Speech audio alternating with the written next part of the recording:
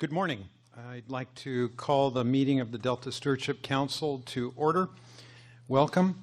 To establish a quorum, we'll begin with roll call beginning on my right. Tatian here. Fiorini here. Eisenberg here. We have a quorum. We will now recess to closed session.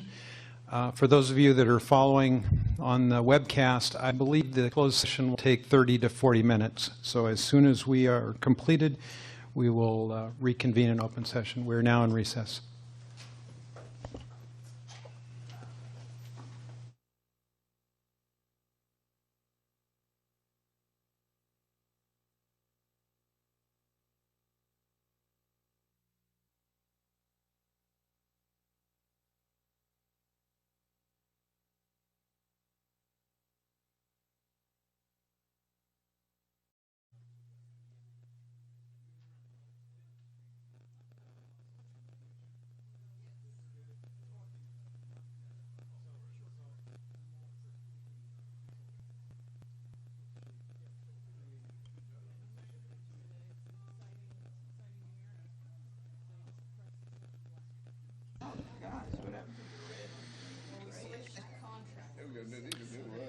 Good morning. Looks like we're live. We will now reconvene an open session. There was no action taken in closed session. And we will move now to file item number 5, the chair's report. And I have 3 items to mention. Number 1, as we've probably mentioned before, the term of the tour of duty of our lead scientist is generally 3 to 4 years. And since Dr. Goodwin is now in the midst of his 3rd year, the plan for succession needs to be implemented. And there is a position description. An advertisement is now posted on our website. The Independent Science Board is serving as the recruiting group to identify an internationally renowned lead scientist to succeed Dr. Goodwin, and we expect that this process is likely to take a year. So just wanted to bring you up to date, and from time to time we will update you on that process. Second, a couple of changes in future meetings. Our August meeting is going to be a one-day meeting, but instead of meeting here in Sacramento, it will include a tour of the Delta with a visit to the Oakley area in Contra Costa County. We will be caravanning there on a Wednesday evening and spending Thursday, August 28th in the Delta.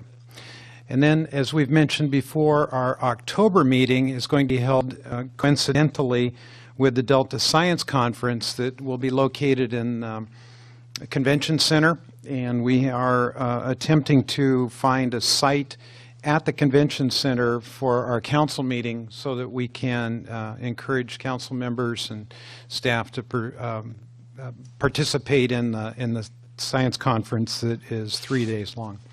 So that's an update on future and current activities. I will now move to file item number 6, the Executive Officer's Report. Jessica? Thank you, Chair. Good morning and welcome to those of you in the audience and joining us online.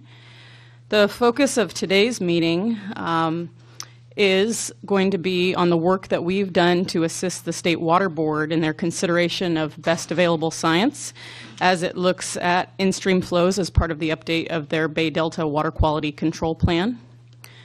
We're also going to look at the impacts of drought and reduced flow on salinity in the Delta and what water managers are doing to deal with that.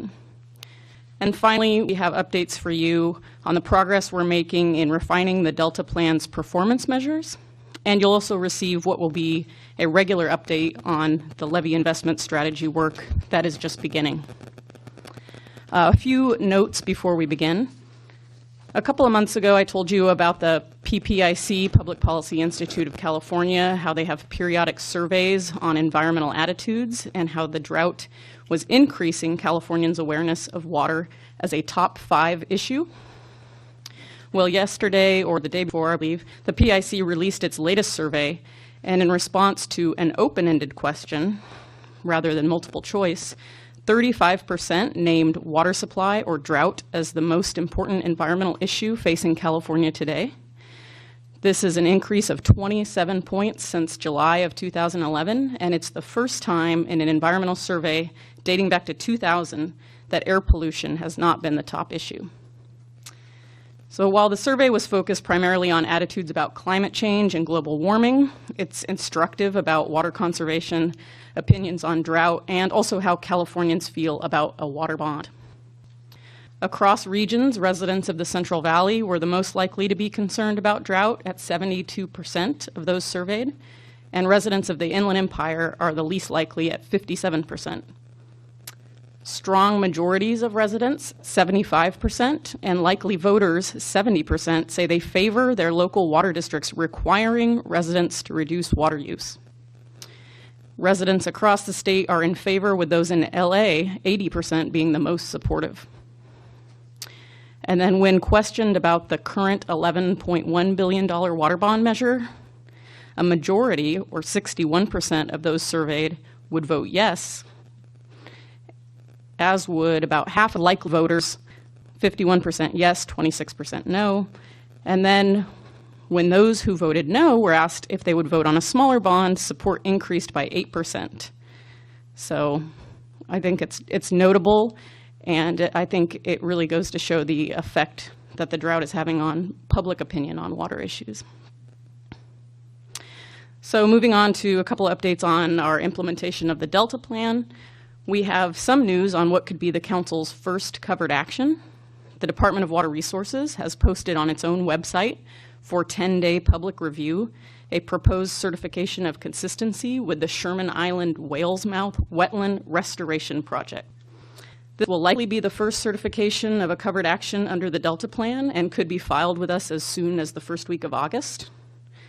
Once that filing occurs, notification will go out to our entire Delta Council listserv, and council members will receive notification through that route as well.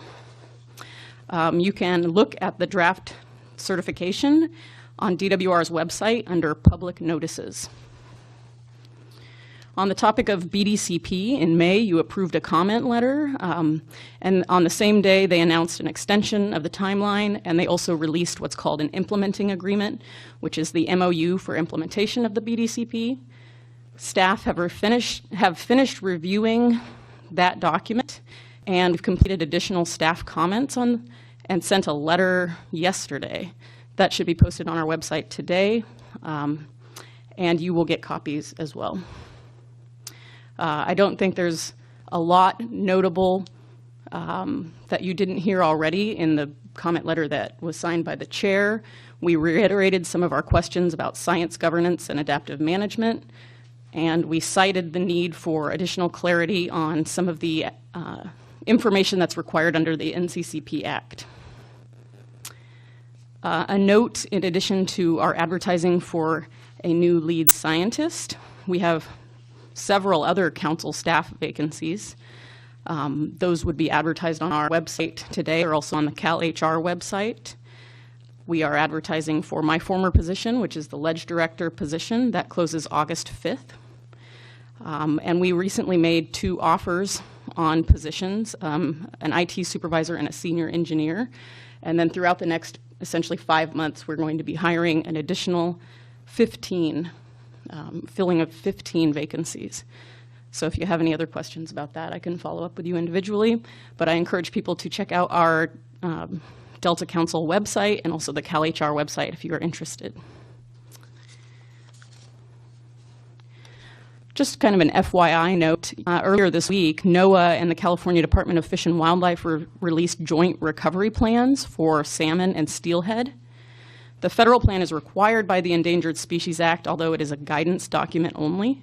Our staff are reviewing these reports now. The plans identify high priority projects which are expected to contribute to the recovery of species. And the plans received high marks in the press from the Nature Conservancy and also from the Golden Gate Salmon Association. The good news is that there's nearly $40 million in this year's governor's budget to go towards these types of projects. So we'll be updating you on any relevant information as we review those plans. So now I'd like to hand it off to our executive fellow, Elizabeth Marcellet, who will be updating you on a few items. The legislature is out of session, but she's got some good information to share. Welcome, Elizabeth.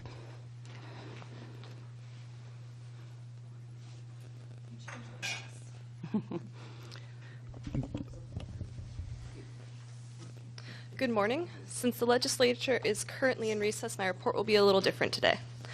First, I will briefly summarize the State Water Resources Control Board's emergency regulations on urban water conservation that were approved last week. After that, I will briefly present on the current developments in groundwater legislation. On July 15th, the State Water Board approved emergency regulations on urban water conservation to reduce outdoor urban water use. The regulations prohibit the application of potable water to any driveway or sidewalk, using potable water to water outdoor landscapes in a manner that causes runoff, using a hose that dispenses potable water to wash a motor vehicle unless the hose has a shutoff nozzle, and using potable water in a fountain or decorative water feature. Violations of these prohibited activities are punishable by fines of up to $500. Any peace officer or employee of a public agency charged with enforcing laws and authorized to do so by ordinance may issue citations. It is important to remember that these emergency regulations are intended to provide more options for local agencies. It's an additional tool for them to use. It is unlikely that the Water Board itself will be issuing fines. It is up to local agencies if and how they want to apply the fines. The regulations also require urban water suppliers to implement water shortage contingency plans at a level that triggers mandatory restrictions on outdoor water use. Urban water suppliers that do not take these mandatory actions could be subject to cease and desist orders, and violation of the emergency regulation triggers civil liability of up to $10,000 per day per violation.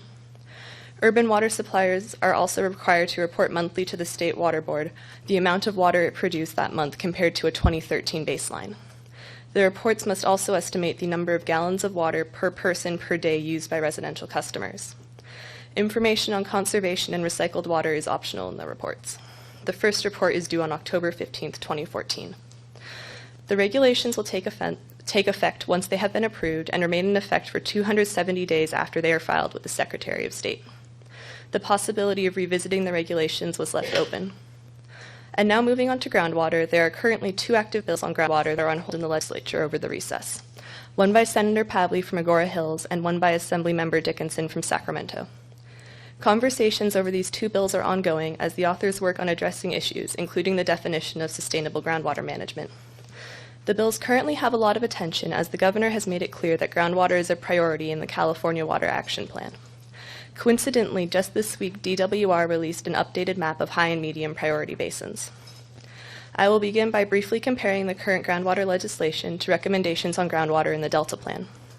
As a reminder, the Delta Plan recommends that DWR update Bulletin 118, and right now one of the groundwater bills contains language that is consistent with the Bulletin 118 update.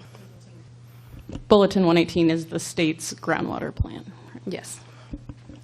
The Delta Plan recommends that groundwater basins in critical condition should develop and implement a sustainable groundwater management plan, and that the State Water Board should take action if local or regional agencies fail to do this. The proposed legislation contains similar provisions regarding high and medium priority basins. The Delta Plan also recommends that areas that receive water from the Delta watershed implement groundwater management plans. The proposed legislation currently requires sustainable groundwater management plans from basins that have been identified as high or medium priority by the Department of Water Resources. Low and very low priority basins may but are not required to submit sustainable groundwater management plans. Recently, the California Water Foundation released a report on groundwater management in California that examines 120 groundwater management plans. The purpose of the report was to assess the current state of groundwater management in California, provide a way of tracking progress in groundwater management planning, and finding ways of advancing groundwater management planning.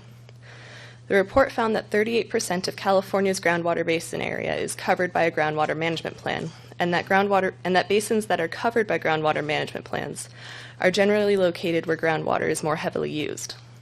The plans were scored out of a total of 45, and the average score for a plan was 22.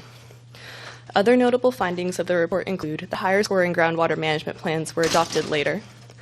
The groundwater management plans contained varying levels of commitment to implementation. Several of the plans lacked basic data about the basin, and that plans with well-established governance structures tended to have better implementation plans. The report also provided recommendations to improve groundwater management planning in California, including establishing a statewide goal that groundwater plans achieve sustainability, organizing and empowering local groundwater agencies to manage groundwater subbasins, requiring the development and enforcement of groundwater management plans by local groundwater agencies, providing local agencies with technical guidance and financial support from the state, and empowering the state to oversee implementation. To wrap up my report, the water bond discussions are expected to continue when the legislature reconvenes in August. Some deadlines that have been mentioned for the bond are August 11th or 15th, because the Secretary of State does need to send ballots to the printer. Other upcoming legislative deadlines are August 15th, that August 15th is the last day for fiscal committees to report bills to the floor, and August 31st is the last day for each house to pass bills. After that, the fall recess will begin. Then the governor has until September 30th to act on bills passed by the legislature. That concludes my report. I would be happy to take any questions. Any questions for Elizabeth? I have a comment. I just want to recognize Elizabeth. This is her last meeting at the council as our executive fellow. For those of you who don't know, the Executive Fellowship is part of the prestigious Capital Fellows program, which also places Assembly and Senate Fellows as well as Judicial Fellows across the state for a 10-month program. It's jointly sponsored by Sac State and the Governor's Office, and we were very fortunate to get Elizabeth. She doesn't know what her exact next steps are. The fellowship ends mid-August, but she's been a tremendous help in doing bill tracking, giving these ledge reports, and doing special policy work for the executive team, and I really appreciate her. So I just wanted to recognize that. I want to echo it. I've had an opportunity to observe Elizabeth over these several months, and I've watched you grow in your position. And it's been a real delight for me to watch the interaction between you and Jessica as she has mentored you through this. Your future is bright, and wish you well in whatever path you pursue. So thank you for your very valuable service to the council. Well, thank you for letting me work here. Aw, shucks. Okay, now we will move on to item 6B, the legal update with Chris Stevens and Adam Silva. Thank you very much, Mr. Chair and members. As you know, periodically we give legal updates, and we have been actually very fortunate to have Mr. Adam Silva from McGeorge Law School volunteering. He does this for free. He's spent the entire summer here putting up with Jessica talked about mentoring, or Randy talked about mentoring Elizabeth. I haven't mentored Adam at all. In fact, he puts up with my eccentricities, so it's a complete opposite. And I'm hoping that he learns something out of this. But he's been a fantastic addition to our team, and has taken the burden off of tracking a lot of non-Delta plan related litigation. This is his last meeting. He's going back to school after taking a few weeks off. But before he goes, he had a few cases that he thought were worthy of this council's attention. So with that, I'd like to turn it over to Adam. Thank you, Mr. Stevens. Yes, there are several pertinent cases. Is that good? Okay. Well, thank you, Mr. Stevens. Yes, there are several pertinent cases that we would like to draw to your attention at today's meeting. The first involves CVP contractors' CEQA obligations when entering into CVP renewal contracts. So you may recall that the Westlands Water District is the largest agricultural water district in the United States and originally contracted with the CVP in 1963.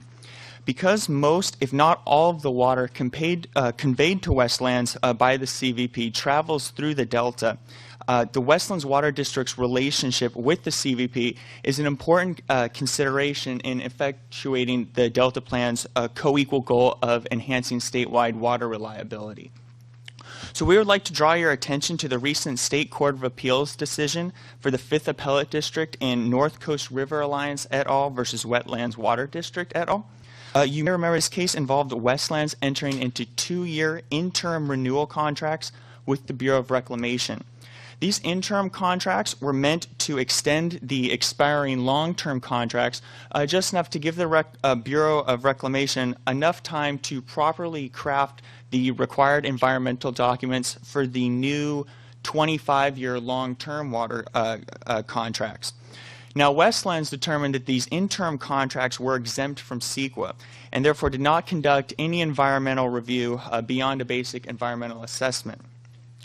Now, the CVPIA provides that the Bureau shall renew existing long-term water contracts only after first completing a programmatic environmental impact statement examining the long-term contract's effects on the environment. The petitioners, however, contend that these interim renewal contracts also require a full environmental review. So the primary issue in this case was whether the interim contracts are or not exempt from CEQA. Now, CEQA applies to only to discretionary government actions that qualify as projects, meaning the whole of the action that has the potential for resulting in either a direct physical change or a reasonably foreseeable indirect physical change to the environment. So this case specifically discusses statutory and categorical exemptions to CEQA. Statutory exemptions are created by the legislator and are absolute, meaning they always apply as long as the project in question fits within certain parameters. Now, the applicable statutory exemption claimed by Westlands in this case is the pre-CEQA ongoing project exemption. The CEQA guidelines recognize a statutory exemption for a project approved prior to CEQA's effective date of November 23, 1970, that is still being carried out by the public agency. The court here held that this exemption applies in this case, as substantial evidence in the record shows that the district's right to receive roughly 1 million acre-feet of water per year through CVP facilities in the interim agreements was no different from the ongoing project of the original pre-CEQA water agreement. Now, categorical exemptions are certain classes of projects exempted by regulation from CEQA because they have been determined not to have a significant effect on the environment. The categorical exemption discussed in this case involves the continued use of existing facilities at the same level of use. A categorical exemption is recognized for the operation, repair, or maintenance of public or private structures, facilities, mechanical equipment, or topographical features involving a negligible or no expansion of use beyond that existing at the time of the lead agency's determination. Here, the court noted that the interim contracts were a 2-year continuation without any changes to the structure or operation of existing CVP water facilities. Therefore, the court determined that the continued use categorical exemption would apply in this case. Now, it's interesting to note that this is the second contract renewal case in recent months in the state of California. The Federal Ninth Circuit Court of Appeals held in Natural Resources Defense Council v. Jewell that in renewing a 40-year settlement water contract, the Bureau was required to engage in Federal Endangered Species Act consultation because it retained, one, some discretion whether or not to renew the settlement contract, and if so, to shape the financial structure and the new terms of the contract in a way favorable to the Delta smelt. Now, however, there are some differences between the Jewell case and the Westlands case at hand. First, the cases played out in different arenas, with Jewell being heard in the Federal Ninth Circuit Court of Appeals and Westlands being litigated in the State Court of Appeals for the 5th Appellate District. The cases also involved different bodies of law. Jewell involved the Federal Endangered Species Act, while Westlands featured CEQA, which is the state law of California. In the end, though, it appears that the reading of Westlands simply boiled down to what was practical. Since the new impending long-term contracts would be subject to a full environmental review anyway, it would be impractical, at least at this point, to require a full review of each artificially short interim renewal agreement. Now, Mr. Stevens and I also have several updates on cases we have presented in the past. The first involves the United States Eastern District Court, Judge Lawrence O'Neill denying the plaintiff's preliminary injunctions regarding Delta water transfers. At last month's meeting, I reported on the case of Aqua Alliance and California Sport Fishing Protection Alliance versus the United States Bureau of Reclamation.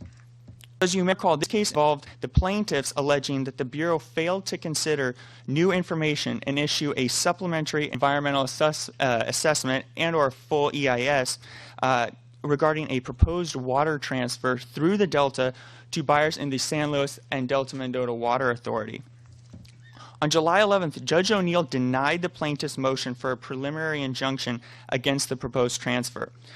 In a nutshell, Judge O'Neill determined that the U.S. Fish and Wildlife Agency appropriately incorporated and relied upon a 2008 biological opinion, which indicated that the adverse effects to the smelt from the pumping would be minimal, even in this dry year.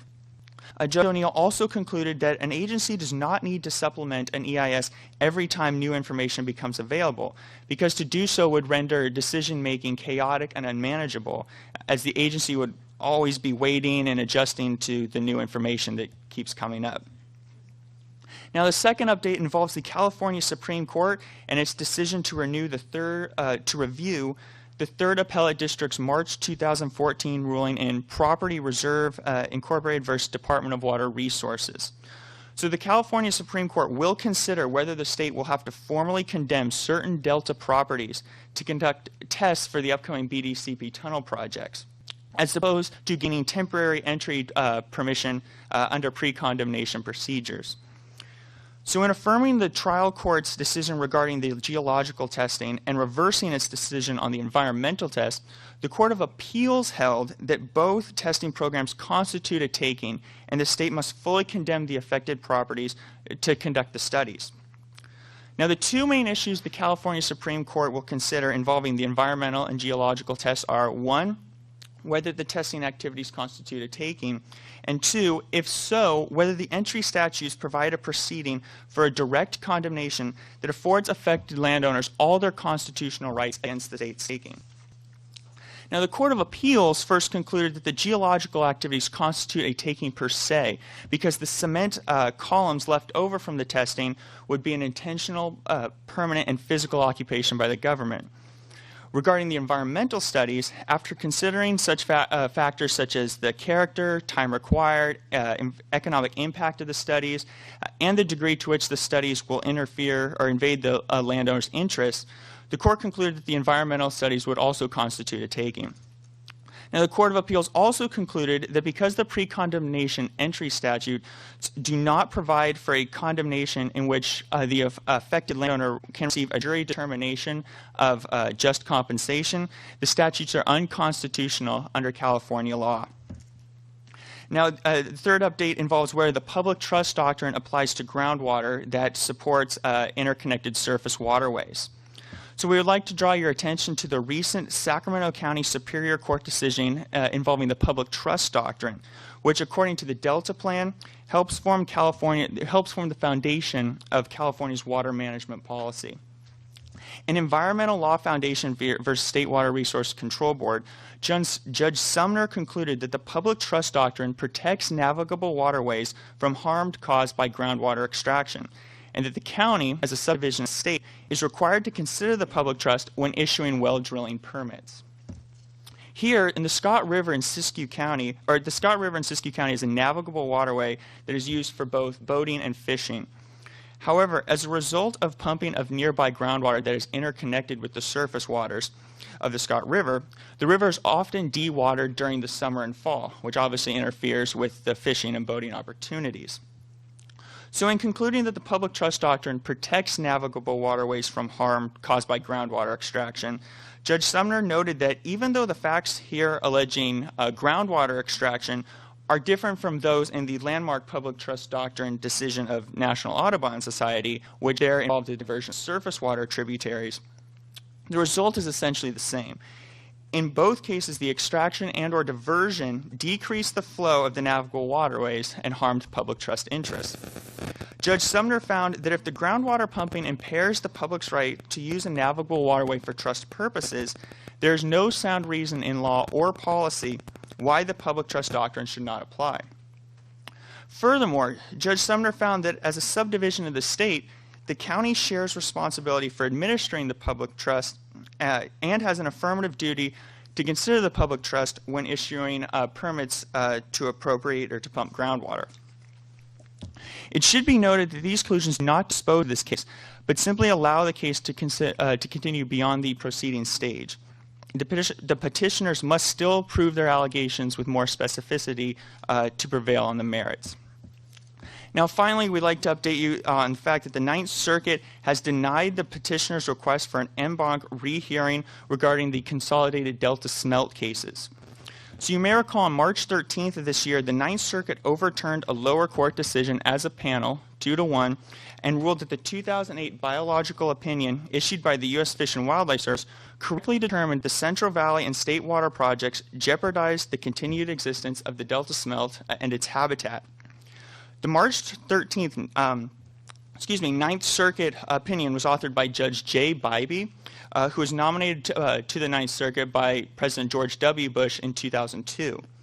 Now, the petitioners, including the California Department of Resources and the San Luis and Delta Mendota Water Authority, requested an en banc rehearing, claiming that the Ninth Circuit's ruling resulted in less flexibility and fewer options for water captures and deliveries, especially during the current drought. So on July 23rd, the Ninth Circuit denied the petitioner's request for a rehearing. However, the petitioners may still appeal to the United States Supreme Court if they so desire. So thank you very much, and I apologize if we took up a little too much time. No, that's great. Any questions of Adam? Judge? There we go. Adam, that was terrific. You're going to be quite a lawyer. Oh, thank you. About it. But I just one small item. When you quote the decision of an appellate court, the author of the decision is important, but so is the concurrent opinion, or the person that joins in the opinion, and the dissent, and naming who they are. There was a dissent in the taking case, in the third DCA, which I think would be very persuasive to the Supreme Court. It's good just to mention that, who wrote the decisions and who dissented in the decision. That's all I have. Otherwise, you're terrific. Oh, you really are. Thank you. Outstanding lawyer.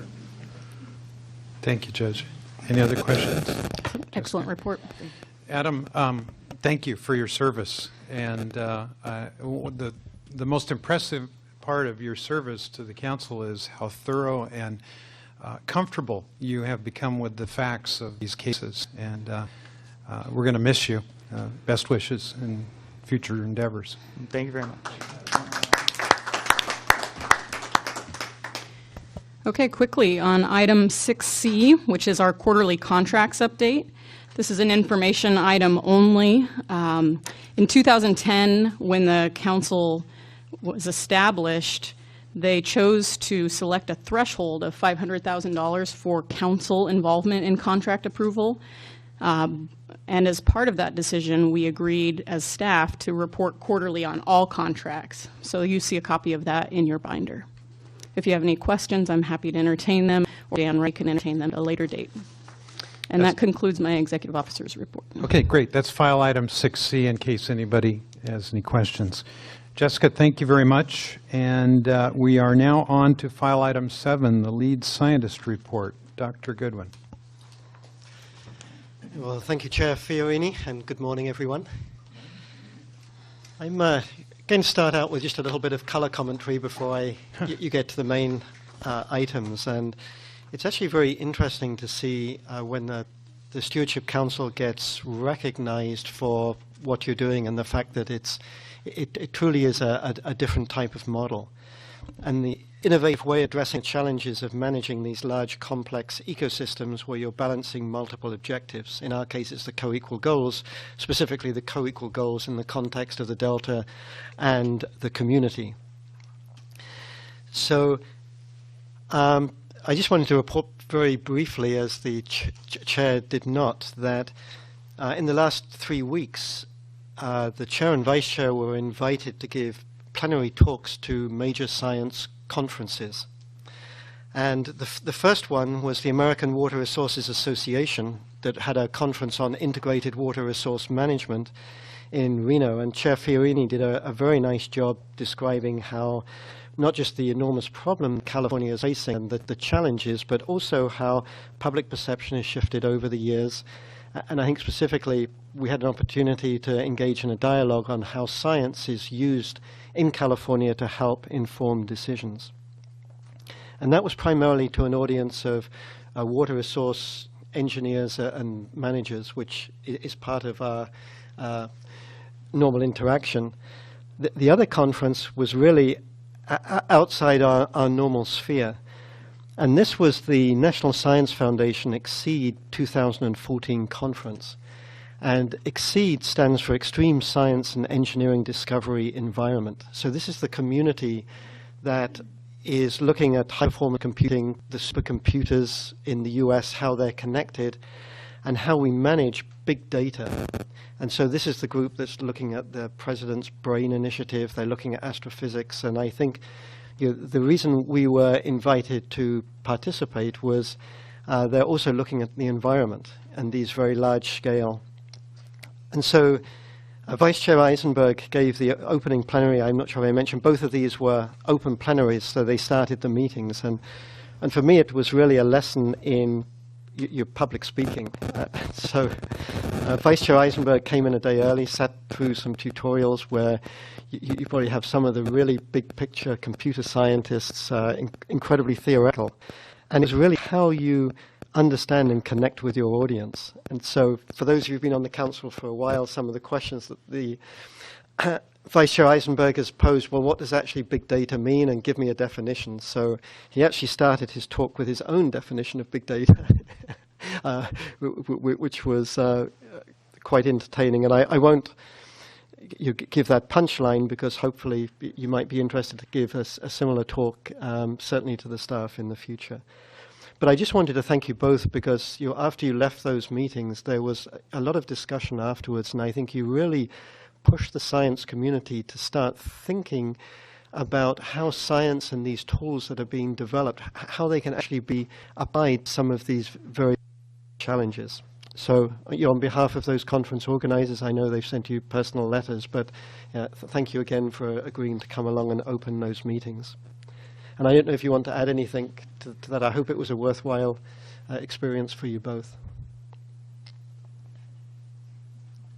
Well, Peter and I did a plenary session to 600 computer geeks and public and private agency types who are centered around whatever big data is.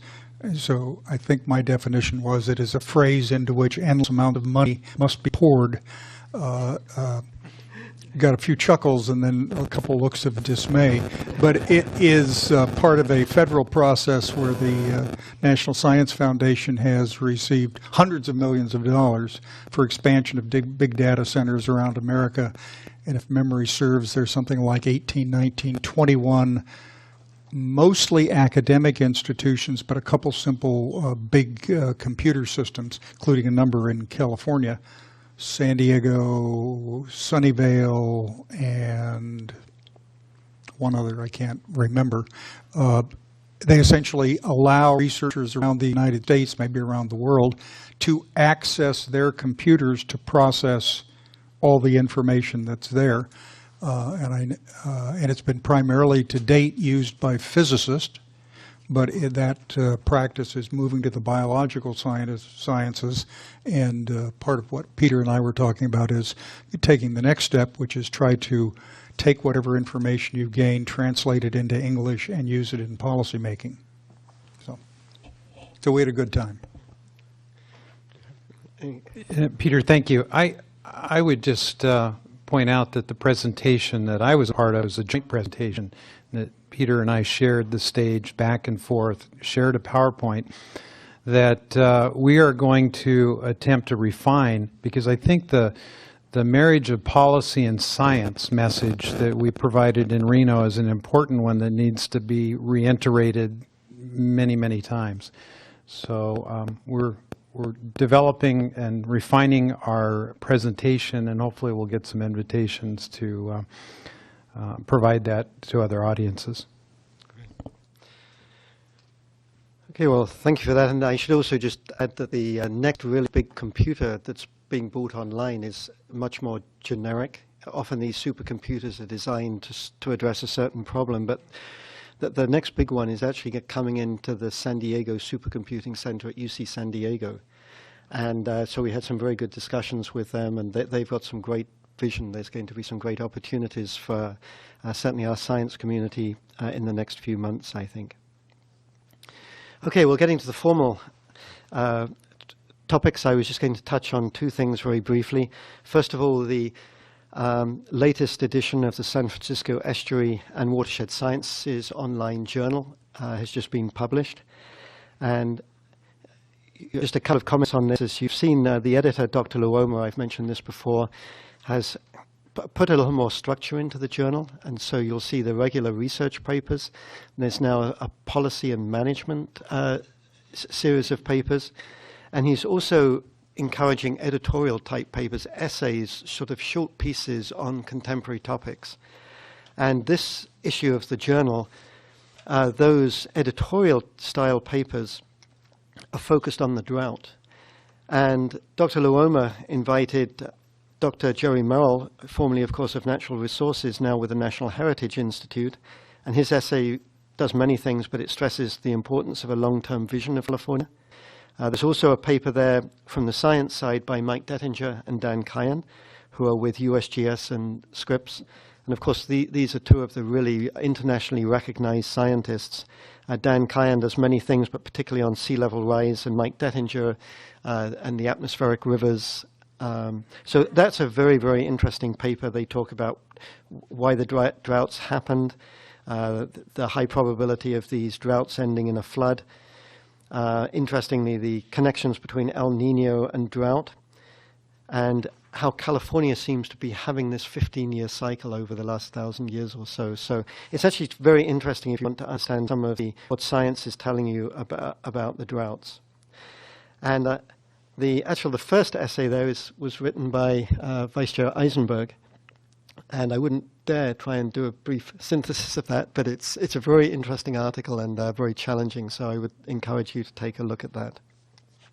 There's two research articles there, two research papers, one by Steve Deverell and Judy Dreckler's team at USGS, which is looking at how what's the potential of reversing subsidence in the delta in impounded islands or wetlands. And just as a side note on this, the science community here were really the first group to look at the possibility, when you restore wetlands, of using that as a mechanism for carbon sequestration. And the community as a whole, led by ESA and many of the federal and state agency folks, really encouraged the UN to start considering wetland restoration as a viable source for your carbon trading and things like that at the global scale. So that's an example where our science community here has had an influence way beyond the Bay Delta system. So in this paper, it's interesting that they developed a model to look at the rates of vertical accretion and then look back over historic records about 4,500 years to validate the model. And then they make projections looking forward over the next 50 to 250 years to see how long would it take with certain management strategies to bring the marsh elevation up to sea level. So it's a very interesting paper. It's well written. It describes the model. The actual rates, I'm sure, are going to be very controversial, but the beauty is the model's out there. The assumptions are very clear. And so I think it's going to be a very important paper looking forward at our ability to not only keep up with sea level rise, but to recover land. The second paper comes out of the Rumberg-Tiburon Center, and that's looking at another non-native species, an invasive species in the San Francisco estuary. It's the sea lavender, and it first showed up in the bay here in 2007. And it's a summary paper looking at where this invasive species seems to be outcompeting where it's doing best against some of the native species, and that's above mean high water. And they're looking at the rate of colonization, just how fast are we likely to see this plant move into the system. The third paper is in the policy and program analysis paper. It comes out of UC Davis. And the concern here is there's been such dramatic habitat alterations within our watershed that it's actually changed the ecological forces that are guiding salmon evolution. And you're probably aware salmon is an incredibly adaptive species. It's been able to adapt remarkably quickly over the last few hundred years. But the concern is that due to the very massive changes that have occurred in the habitat, there's now beginning to be interactions between salmon populations that used to be separate and distinct. And so the concern is that if these salmon species, the more diversity you have from genetic pool, the greater the chance is to adapt. But as these populations begin to merge and you begin to get hybrids appearing, it's going to reduce the genetic diversity, and there could be potential very major implications. And so this paper explores different genetic management strategies that could be considered in the future. So that's the new journal article. The other thing that I was going to cover, I'll make this very brief. You'd asked just for an update on where El Nino was. And if you recall, at the beginning of this year, it looked like things were going to be setting up for an amazing El Nino year. The pool was the biggest it had ever been. And gradually, over the last few months, that strength of the ocean temperatures has been dissipating quite dramatically. And of course the ocean temperature is important because that interacts with the atmosphere and has a very significant impact on the atmospheric circulation, the timing of storms, the direction and intensity of storms.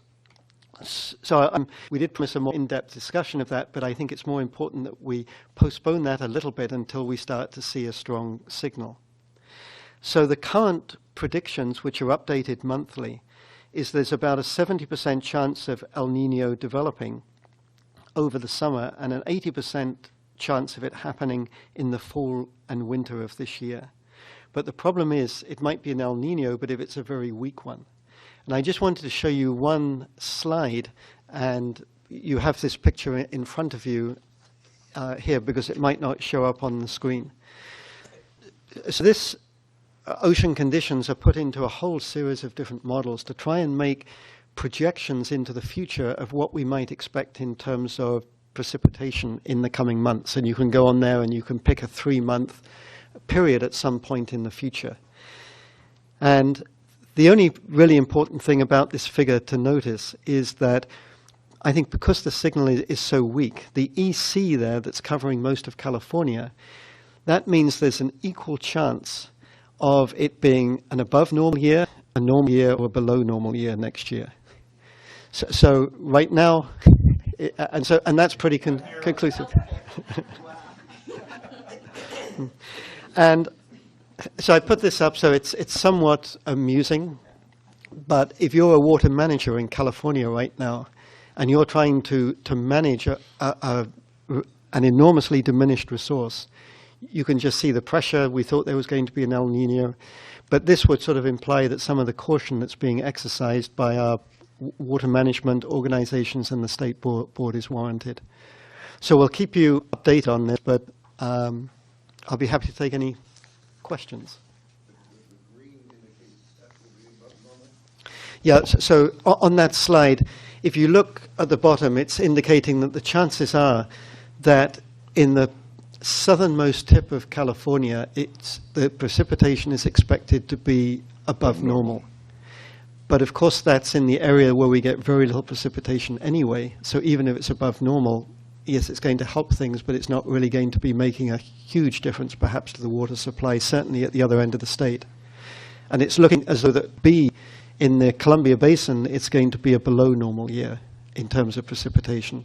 But in our area, right at that interface, it's the signal's too weak to predict. And if you're interested, the essay by Dettinger and Kayan actually describes that right across the Bay Delta system, the El Nino signal is not as strong as it is elsewhere on the West and US. So we'll keep you updated monthly if this continues to be of interest. Okay. So thank you. That's all I had, except for by the numbers. So Mei Ling, if you would like to come give us an update. Welcome, Mei-Ling.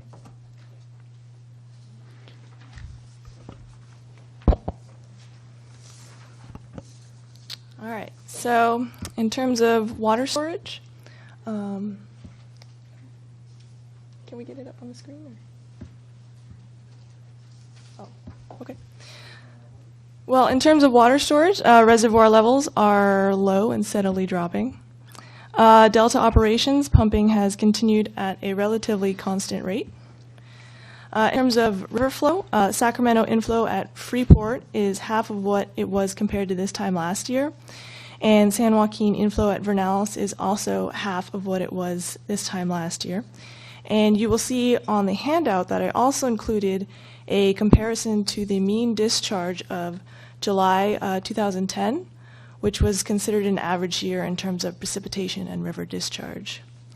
In terms of fish, the 20 millimeter survey for Delta smelt for this year is much lower compared to last year's index. And then the spring Kodiak trawl for adult Delta smelt is slightly higher this year than it was for 2013. And then water quality is not much better than it was last month. Compared to this time last year, some of these locations had lower ECs and a couple had slightly higher ECs. And there will be more information on the topic of water quality in a following presentation today, so I won't get into too many details. Any questions? Questions of Mei-Ling? No? Thank you very much. Thank you. Peter, the smelt index, we had a conversation recently about the significance of the low numbers, and I think you indicated that in a future meeting you will, or the science program will provide us some information on what that means. Yeah, we can. Yeah, we will definitely do that. And I think actually one of the things when you look at these low numbers, in fact, as Sam's here, we were just discussing this yesterday, the fact is these are really low numbers. But because there's so few smelt actually being caught, it's hard to say if this is second lowest, fifth lowest, sixth lowest. The numbers are just low. And so putting the ranking on the years probably is of less significance because there's so much noise in the sample and our ability to just detect this very small fish in a large system. But I think it would be worthwhile. It would probably be a lot of interest just to talk through you maybe the sampling, what the index means and where it comes from. Good. We'll look forward to that. All right. Thank you very much for your report. Moving on to file item number 8, adoption of the June 26th, 2014 meeting summary. What's your pleasure? Eisenberg moves. Gray seconds. Any discussion?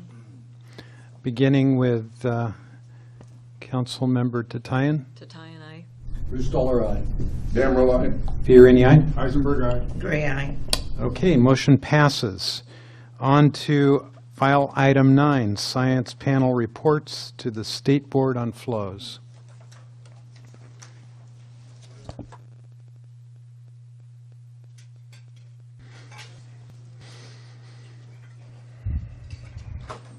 I no longer have to advise our panelists red button down. It's now black button down, red light on. I can figure this out. I think I got it. Well, good morning, Chair Fiorini and members of the council. This panel presentation is an information item on a couple of workshops that we did for the State Water Board on flows. We have helped the Water Board over the last couple of years with expert panels on several of their workshops, and this effort was a follow-up to work that the State Board did in fall of 2012. So with me today is Les Grover with the State Water Board. He's going to talk about their process, where they are, how they're going to use this information. Also with me is Denise Reed. She was the chair of the Outflows and Related Stressors workshop panel. And next to Denise is Dr. Ken Rose. He's representing the Interior Delta Flows and Related Stressors workshop panel. So These workshops were conducted by the science program, kind of following up with the state board, and we felt that we could help to add some kind of clarity to some of their initial workshops on these topics. This is part of their process for reviewing their Bay Delta flow objectives. We followed our process for the science program that's outlined in the science plan. We assemble a planning committee that includes stakeholders and folks from agencies. The planning committee helps us to provides input on the charge to the panel. Those are the questions that we have the panel to answer. The planning committee helps us to select panel members, provides input on that, and also provides advice on the materials for review and what's presented at the workshops. Now, as with most of our reviews and our workshops, we leave it to the lead scientist to have the final word on those topics, and that kind of helps us to maintain that independence and that authoritative view of the science and these topics. So these two workshops, we actually took the flow objectives for the state board and we kind of split them into two parts. So the outflows part of this is related to how much water flows out of the delta to Suisun Bay and to the rest of the estuary. And that's primarily related to fish habitat and the productivity of the estuary part of the system. The other part, the interior delta flows and related stressors workshop, was really dealing with flows within the delta, flows across the delta, and is related a lot to entrainment, but also how fish move through the delta and how that affects their migration. I think I'll probably leave it there. And first up on this presentation is going to be Les Grover, and he's going to talk about the State Water Board's process. So, Les. Welcome, Les. Thank you. Good morning. Thanks for having us here, and thank you very much again for your continued support, your science support, because the sound science, scientific basis for what we do is really foundational. I have a brief PowerPoint, if that could go up, where I'll just spend a couple of minutes just to provide context for, just context for how we are using this information, or how this information will be used. So this activity is really central to the board's dual roles of water quality protection and water rights. And those things, two things, come together in our water quality control planning activities, and specifically here with regard to the Bay Delta Plan. All of the regional boards do water quality control plans where we identify what are the beneficial uses that need to be protected, what are the water quality objectives to protect those uses, and a program of implementation to achieve the objectives. The water quality and water rights really come together with the Bay Delta Plan because it's the choke point for a lot of the water of the state. So it has both a water quality nexus and a big flow and water right nexus. A couple of points to hit here, because we're now talking about the scientific element here. But ultimately, when we do these water quality control plans, we have to do the balancing of not just the science, but what are the policy implications of any water quality objectives. So this is really the expansive role when we're developing the science upon which everything else will be founded. A couple of points. These plans are periodically updated. The last big update was in 1995, and the last updated plan 2006.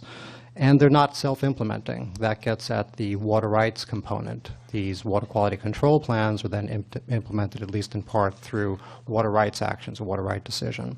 So a little bit of a history here, because this has been going on for quite some time. When I say this is kind of, well, what are the right flows? What's the right mix of flows for other beneficial uses and for the environment?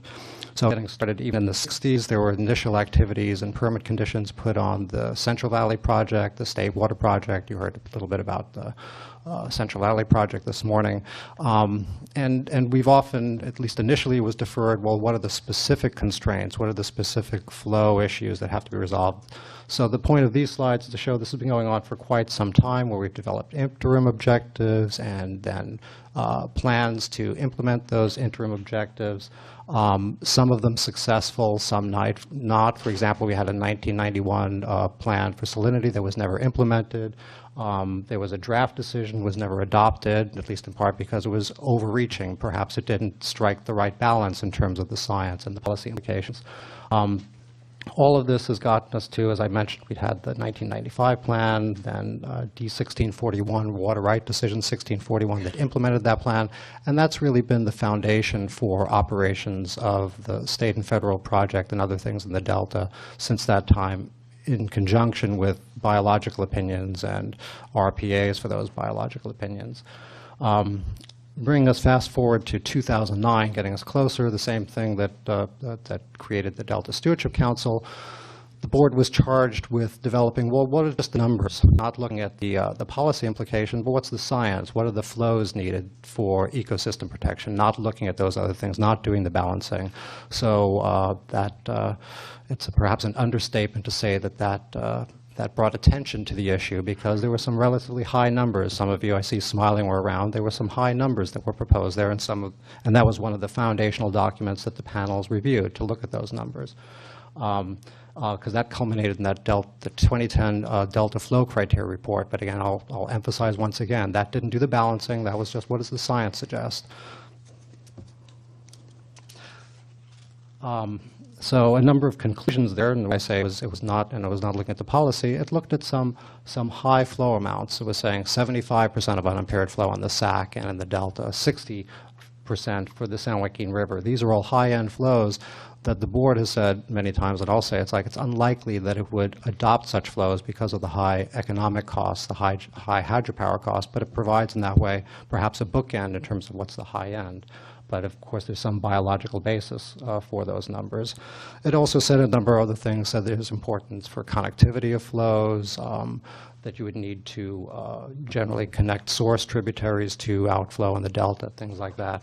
And I'll leave it to the panel to go in more detail about things they've determined from that report.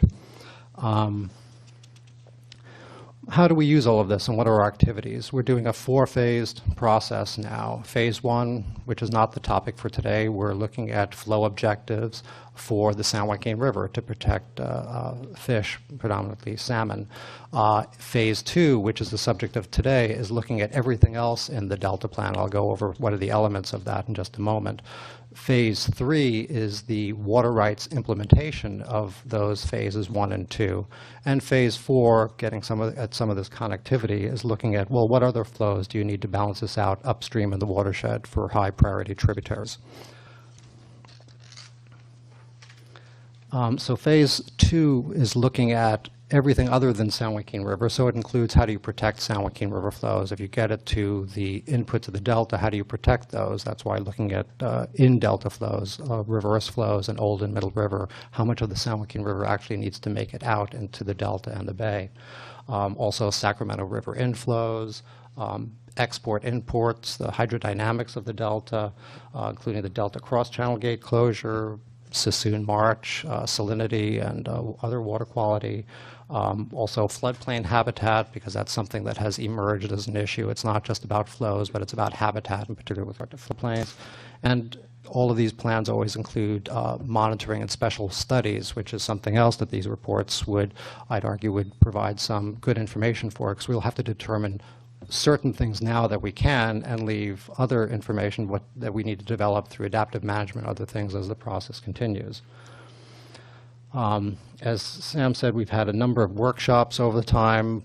We had in 2012, from which came out a report prepared by a consultant. What do we know? What don't we know? And from that is really what stemmed the charge to these panels. It's like, well, foundational to our phase 2 effort, what do we know and what don't we know about X2 and the low salinity zone and hydrodynamics and Delta, and all the right things to be looking at. So we've had now these 2 workshops, and where I'd like to spend, a little bit more time is like, well, what do we hope to get from these workshops? What's it going to do for us? And as we expected, and not as a criticism, but there's a lot of work to be done. And that's, of course, helpful in terms of, we know it's not a simple problem. It's been referred to as that wicked problem. And I heard also this morning earlier just big data, and you could study the delta forever and not necessarily get a better answer. So what we're going to have to take from these reports is say, well, what do we know now? And me being an optimist and trying to kind of promote and project that optimism onto the next steps is like, well, we didn't hear, and I'll say a few words after these presentations, but we didn't hear that you're completely on the wrong track, which I see as a good thing. These are some of the proper metrics, some of the things to look at, and by the way, you can improve what you're doing by looking at these things. But our ultimate goal is to, what do we know? Perhaps we know more than we think. So the next steps are, when we look at this information, everything else, all the information we provided to the panelists, we're going to release what is called a scientific basis report. It doesn't do the policy stuff yet, it doesn't do the balancing, it's not the economics, but it's a synthesis of everything that we have in front of us, including the reports from these panels that we'll be releasing sometime later this year. We hope to do it a little bit sooner, but drought activities have kept us quite busy. So towards the end of this year, and with a workshop on that report early next year, most likely. So I think I've covered, and that report in itself will be peer-reviewed per state statute to see if we've got the science right. And I also see, as we've done in the past, we might avail ourselves of opportunities to work with the Delta Science Program, Independent Science, but again, to review their critical elements. So that finally shows it all on a timeline where we are today, and getting to here after the release of the report and a workshop on the scientific basis in the beginning of 2015. We would have a hearing on the adequacy of the environmental documents that are being concurrently prepared by about this time next year. At this point, that might be optimistic because, again, of diversions to some drought activities. And for the board consideration into late 2015, early 2016. There are benefits to the drought because we understand that it's another thing that we need to be evaluating as part of our long-term planning, so to prepare for a year like this or perhaps worse. So with that, I'd like to maybe make a few additional remarks after the panelists, but that provides the context for what we're looking for, unless there's any questions. Les, I don't have a question now, but I'm going to let you know that after the presentations, I recall when we were about to kick off these panels, you came to us and you presented a report that identified flows as the critical item that was under consideration, but you also had a list of 10 or 12 other stressors that you asked us to help you add rigor to this report that you will be in the findings to include some of those other stressors. So not now, but after the presentations, I'd like to hear from you how well these panels helped you add rigor to those other stressors. Thank you. I can work on my answer then. Yeah, that's what I'm going to give you a little extra time for that. All right, Sam. Thanks, Les. Next up is Dr. Denise Reed. Dr. Reed is the Chief Scientist for the Water Institute of the Gulf. She's a nationally and internationally recognized expert on coastal marsh sustainability and how human activities affect those marshes. And she was the chair of our Outpost panel. So with that, Denise. Actually, excuse me, Mr. Chair, can I interrupt just for a second? Would it help the speakers if we just flip the screen around so that you're not looking over your shoulder, or are you okay? You're okay? I'm quite happy to lean forward and let Kenny look behind me, if that works for Kenny. Bob, if you've heard the request, if we could flip this monitor around so the panelists can view it, I think that would be helpful. Thank you, Peter.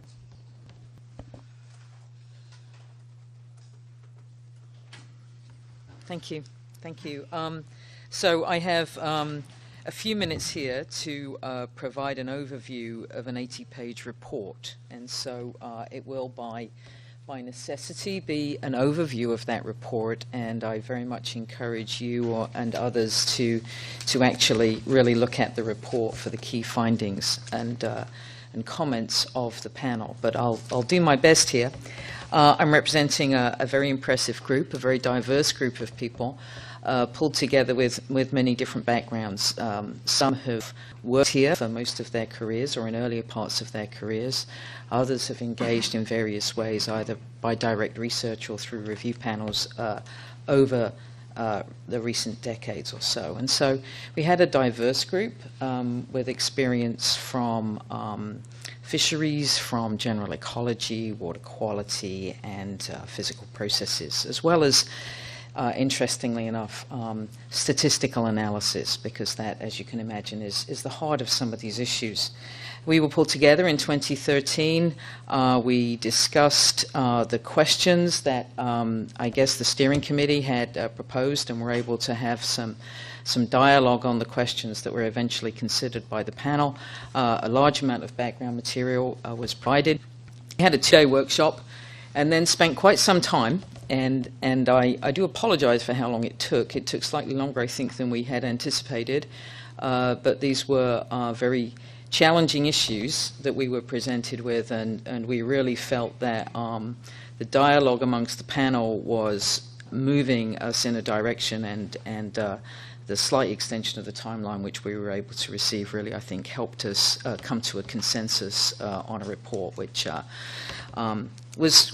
took some time to come together. We heard in the workshop from a number of people with different perspectives on the issue. It was a very impressive array of information that was presented.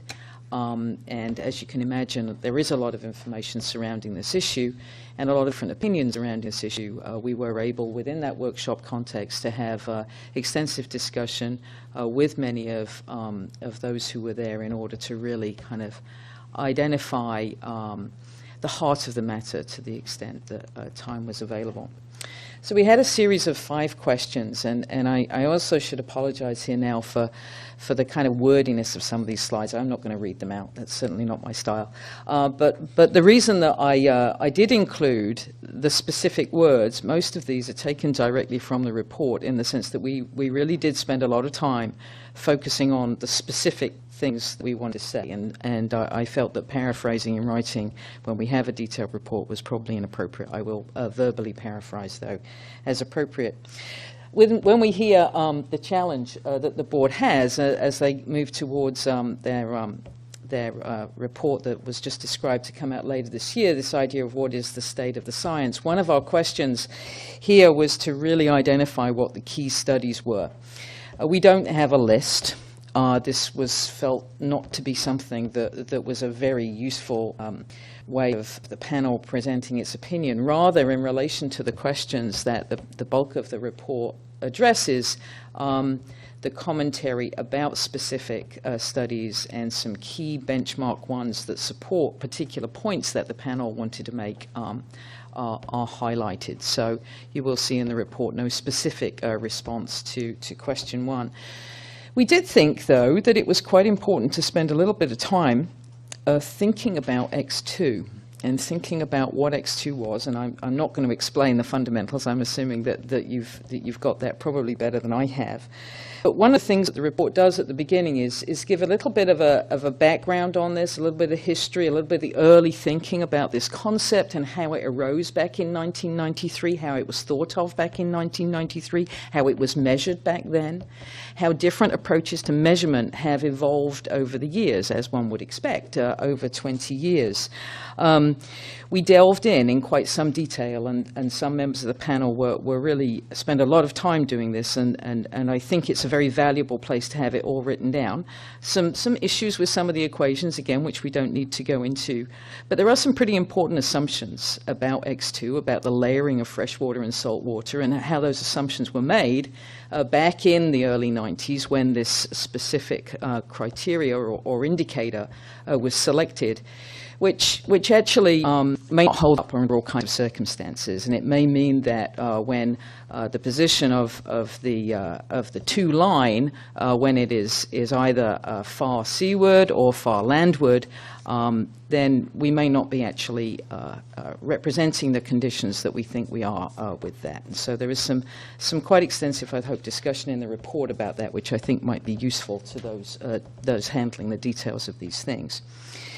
One of the important things here is that, relative to X2, is that it's very frequently used in relation to, as the independent variable in these regression analyses, where the dependent variable is some index measure of some population abundance. And I think that we feel that anybody who is interpreting those types of analyses or diagrams, they're frequently just shown up, and we think about where we are, to really think about what those represent, and that they represent multi-year collections of seasonal sampling across multiple stations, and they're really an aggregation of data that is very complex. I won't call it big, it's complex. And Dr. Goodwin referred to that earlier. We also have a very gross measure of the indication of the position of the estuarine salinity gradient. So we have this gross measure of how the estuary is working, and we have one number that represents a complex distribution of animals. And so while, as you know from our report, and you'll have seen later in the presentation, we feel that X2 still has some value, the idea of fine-tuning our use of this tool and really working out, is it here or is it here, or is it in this general area, we don't think that these fine-scale use of this tool is really appropriate, certainly when you think about the data that goes into those kinds of regressions. So there's a lot of words on this one, but essentially this is really about fine-scale management of X2. The idea that our measurement techniques in 2014 really allow us to tune this kind of thing down very, very well. We can tune it down, we can measure it very well, but should we use that as a management tool? I think that was the question that we spent some time considering, not second-guessing whether the measurements could be made, but whether or not that was the appropriate way to use this particular management tool. And so in the report, we talk about how one might think about that, and the idea that if one can identify a reasonable biological rationale for that type of fine-scale measurement, and of course these coarse regressions based on indices representing the whole system, in our opinion, don't represent that, then it may be reasonable to start thinking about using this as more of a fine-tuned mechanism. But it's important to remember the bottom point there, that in their current form, the relationships don't support that. So there is an extensive part at the beginning of the report that discusses these larger issues about X2 measurement, how it's calculated, and those kinds of things, and makes some observations about how that could reflect on its use. Getting into the more specifics of the questions here. Basically, this question, should we still be using the X2 relationships? Are there other indicators that might be more reasonable? I think generally the panel would like to really communicate very clearly that a single indicator for a system as complex like this is really an unrealistic thing to expect, and that a suite of indicators that could include X2 is probably a more reasonable approach here. The idea that there are specific species that are represented in some of these relationships that X2 is measured towards, but there are other aspects of the ecosystem that we know that we're all interested in, and so a suite of indicators is more appropriate that could include X2. Using X2 needs a little bit of, perhaps, my words, not the panel's, tightening up, perhaps.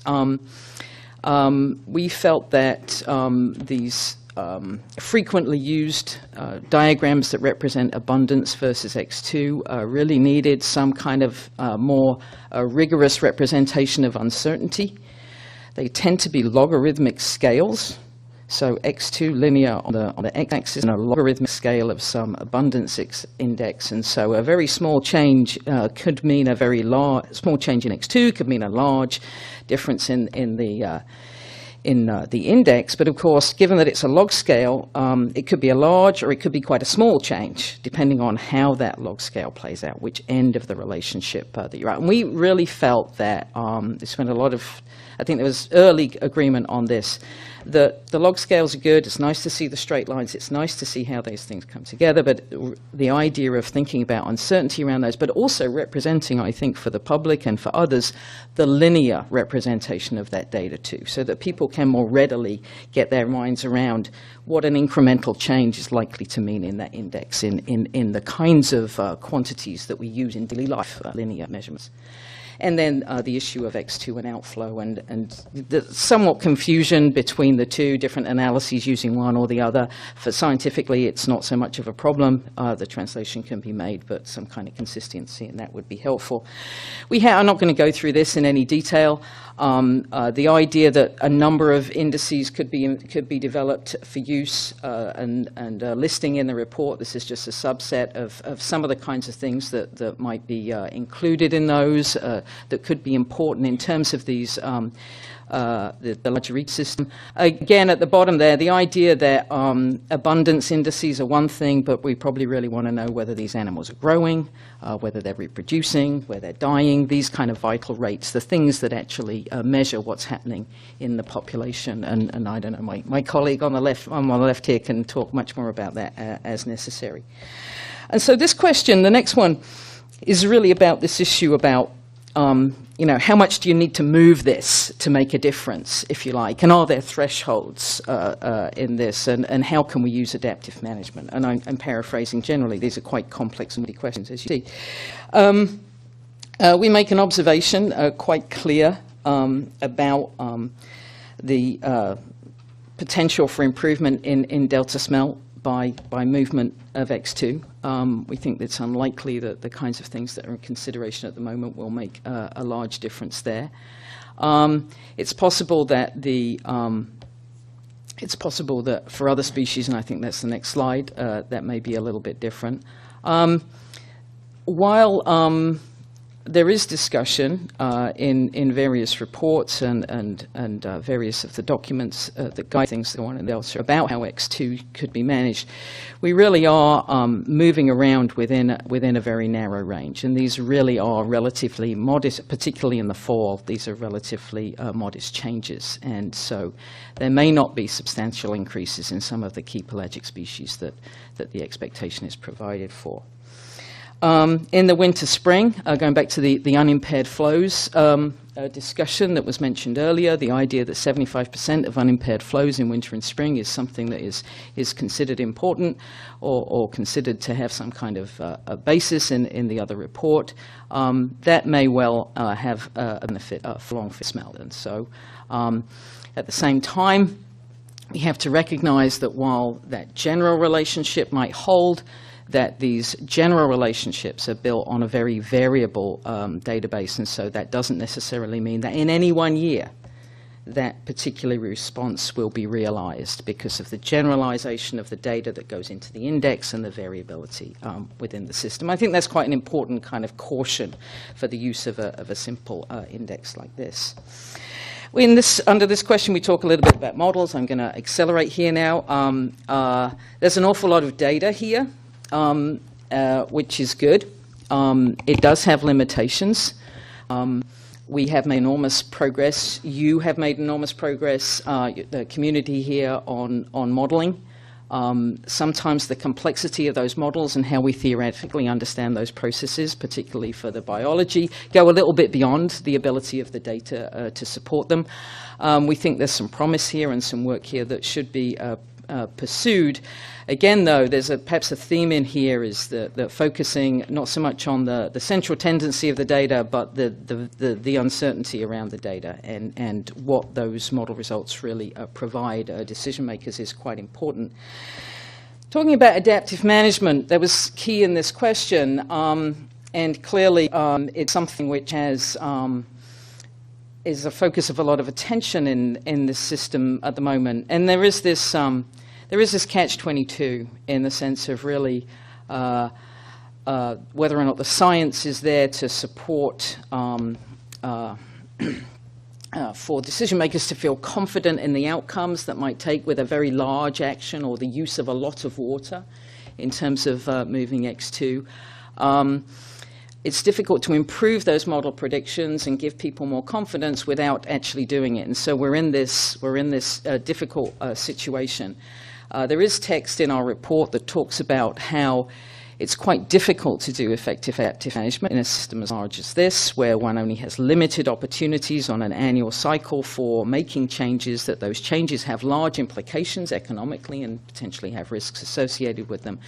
And so I do think, I'm not sure that the report speaks to it specifically, but there are other approaches to dealing with these kinds of uncertainties, thinking about scenarios rather than particular adaptive management approaches that might be more appropriate in a system like this. Perhaps some of the principles of adaptive management, but perhaps not some of the more kind of stronger theoretical discourse on that. It might not be appropriate to carry that forward in a system like this.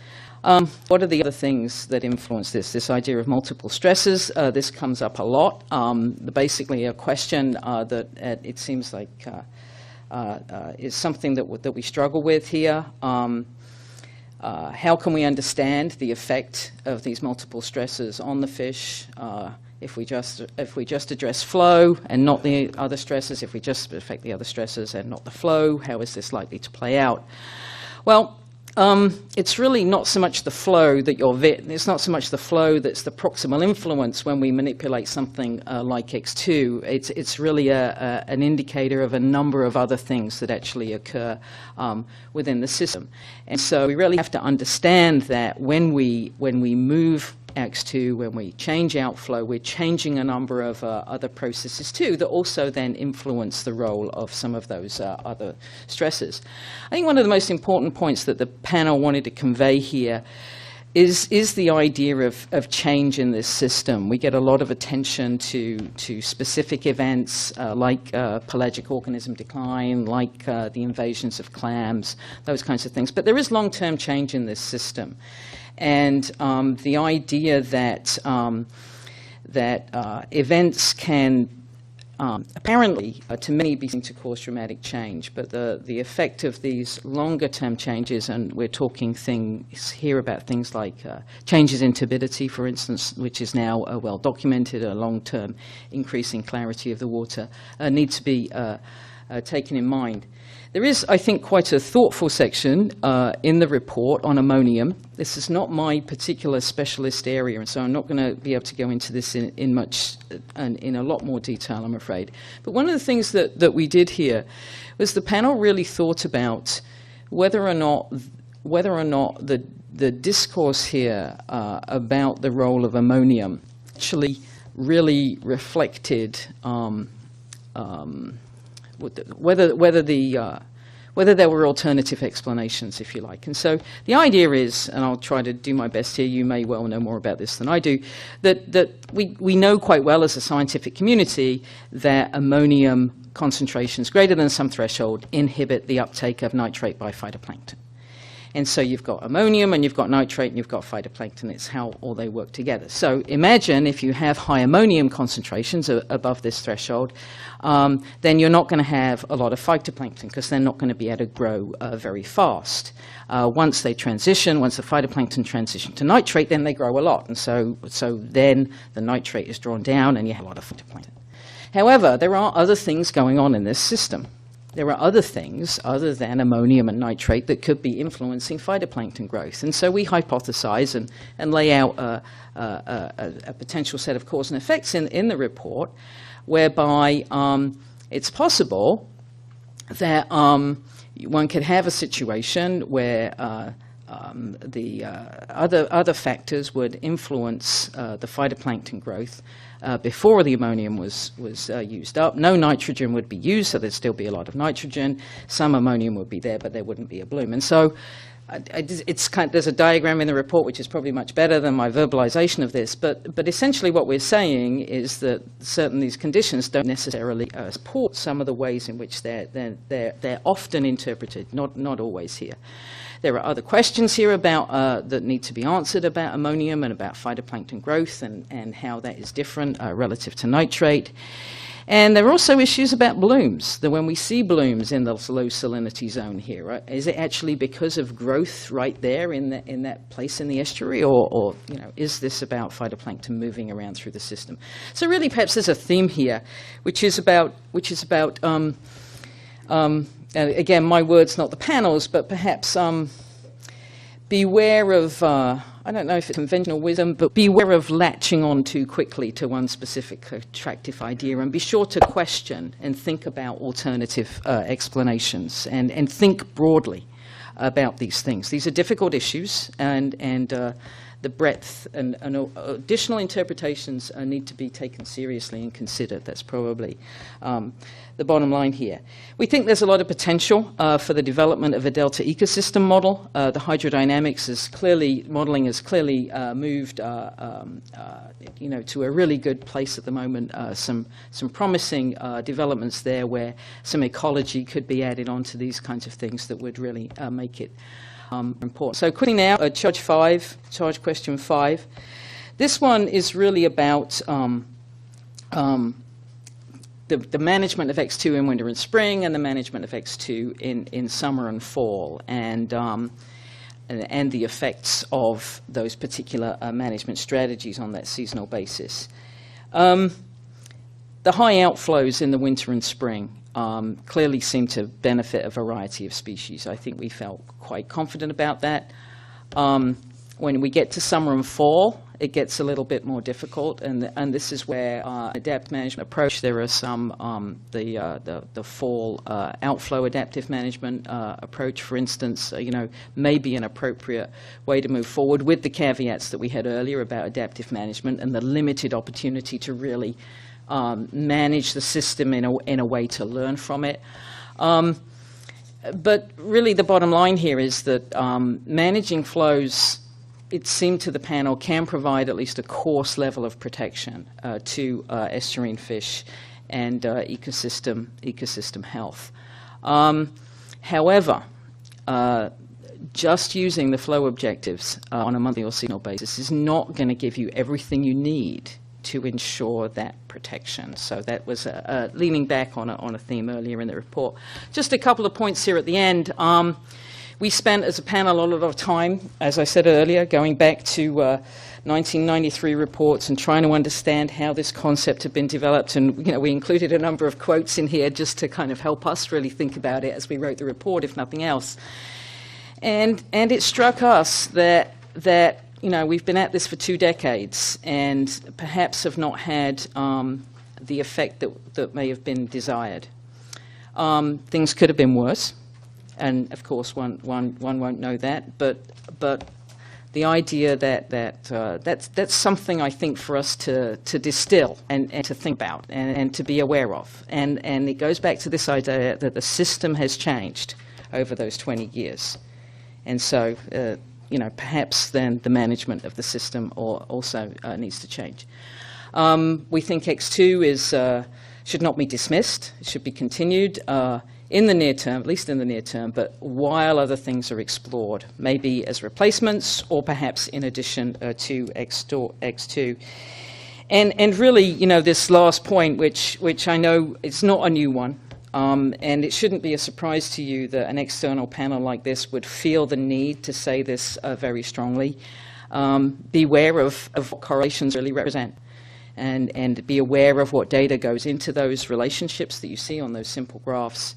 Think about cause and effect. Think about the mechanisms, and we do know quite a lot about those, but don't forget that information. And really this idea of change over time and how our management practices and our policies can adjust and be responsive to that change and anticipate change in the future. A comment from me, this is very difficult. And I don't think anybody on our panel comes into this or makes any of the remarks in this suggesting that there are easy solutions here. But we hope that what we've laid out is going to be helpful as things move forward. Thank you, Denise. Questions? Phil? Dr. Reed, my congratulations. I thought your written report was actually very interesting, in spite of some of the impenetrable parts that I did not understand. One of the things you did is remind us what the real and unreal expectations were back in the 1990s when X2 was developed, and I thought that was frankly refreshing. I focused, however, on page 22 of your report because I tried to figure from, you'll recognize Excuse this. me, I'll have to take a look at that. Well, Yes. this is sitting as a, what are our colleagues and friends over at the Water Board going to draw from this panel report? That, after all, is the practical reason it was put together. And you won't like my shorthand, but I'm going to give you my public policy shorthand. The panel essentially looked at a bunch of options and alternatives, but said, stick with X2, but add other things that try to further explain, amplify, refine, whatever the qualifier is. So it's too much probably to call it X2 on steroids, but it's probably not too much to say X2 plus. And it seems to me that that is a remarkably useful concept for the Water Board. You know, people walk in, they must tell the Water Board all the time, well, here's something else you should use completely as a substitute for everything you've been doing and start all over again. But this is both a scientific process, a regulatory process, and a public policy process. And the existence of an admittedly imperfect measure is still a powerful tool not to be dismissed lightly. That just kind of stood out from your report, and I thought was one of the strongest features to it. I was puzzled, though. I couldn't jump from that to say, okay, what are the 1, 2, 3, 5, 6 things that the panel thinks are most important to add to an X2? And the closest I came was your discussion at the end on the 5 conditions, factors. I forget what word you use. What are the 6 things? If you had to pick the 6 things, the panel had to pick. What are they? Well, add on. Well, perhaps in the slides, but in the report, there are a number of things listed. I certainly don't think that we spent time trying to prioritize those. I would suggest that one has to have slightly more specific management objectives in order to identify what those things should be. X2 is a very elegant measure that represents, is very simple to understand. That's one of the great things about it. And it represents, in a general way, lots of the processes going on within the estuary. But the challenge that we have is that we have a number of management objectives. In the questions posed to the panel, there is a phrase that talks about important species and other important ecological attributes. You know, there's a general term of art, if you like, that is all the things we care about relative to this system. And I would suggest that a suite of indicators need to make sure that they represent in some way all of those different things that you as a society and the policymakers care about that system. And then, you know, they have to be balanced in some way.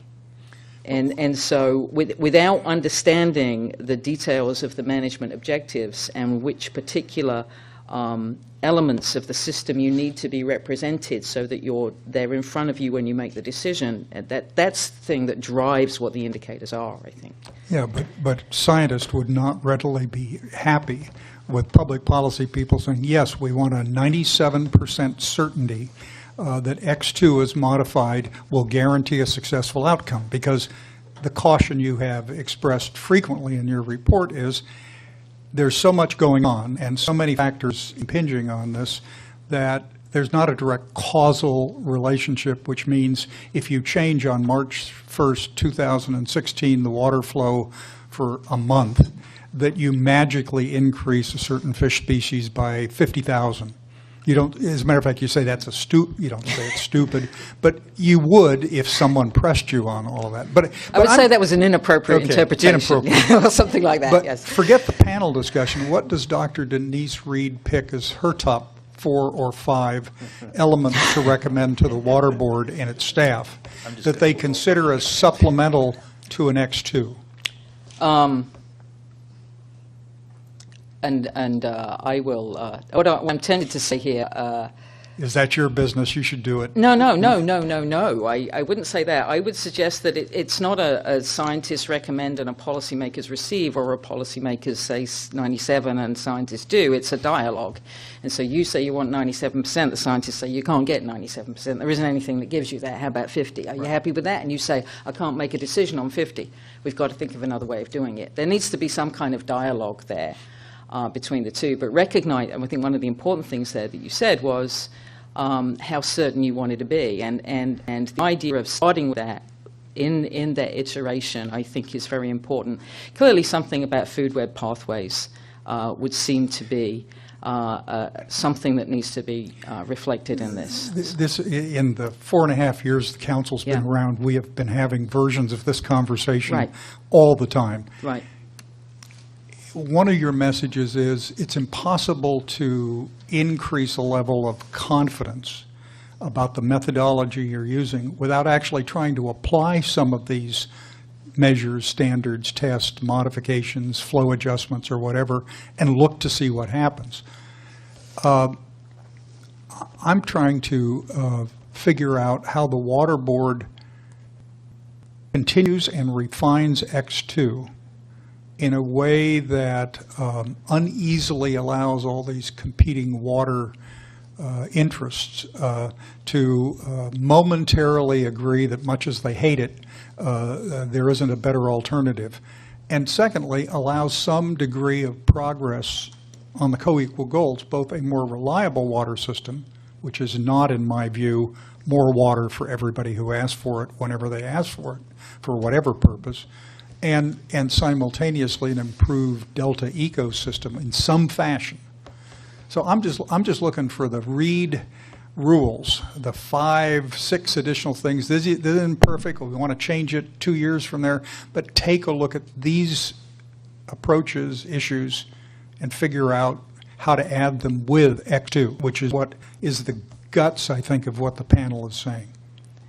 I don't think I could really provide you with a valuable answer on the spot this morning. I would suggest, though, that, again, that having a pretty clear idea of what the management objectives are is going to be really important for anybody tasked to do that. I will say that I work primarily, my day job, as it were, is working on the Mississippi Delta in coastal Louisiana. And I think we've been able to improve this relationship between how we use the science that we know about the system to inform policy decisions by getting a little bit of clarity about what's really important from the policy side, and then trying to work towards the science to really inform that specifically. And important ecological attributes just, frankly, doesn't help. What do you really care about, Mr. Eisenberg?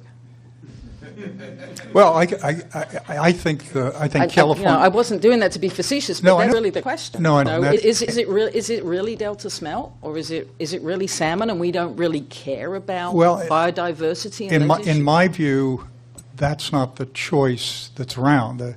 We've got a statute which sets up a co-equal goal as state policy, more reliable water for California collectively. Not for each named individual or county in the state, but collectively, and an improved, protected, restored delta ecosystem, further undefined. I mean, there's some legal statute. But the question then is, scientists do have opinions about areas of possible, where you say, yeah, we could probably come closer on that than other things. I don't think you'll ever avoid a process where most of the competing voices aren't simply standing up and saying, me first. Me and mine come first. I think that's true in all resource allocation. But the scientific discussion is to give regulators like the Water Board or modest regulators like us the issues, the recommendation, say, well, here are 4 or 5 things you ought to consider. It's not perfect, it won't solve all your problems, but at least it appears that you might have a manageable way of approaching some of these things. Now, Mr. Fiorini's into the other stressor issue, but you guys have already said that there's so much going on. You don't discount other stressors, but it's so complex that there's no cause and effect you could guarantee. This is a classic kill striped bass so we can save salmon. It doesn't quite work like that. So you've had 3 attempts to try and get the list of 5, and you've been unsuccessful. So I'm going to. Could you put her under oath? I'm going to take this in a different direction. You mentioned the food web. Yeah. Clearly, X2 has led to an increase in invasive species population on the freshwater side and the saltwater side. Did the panel consider fluctuating X2 as a method of managing invasive species and thus improving the food web as something that the Water Board should consider?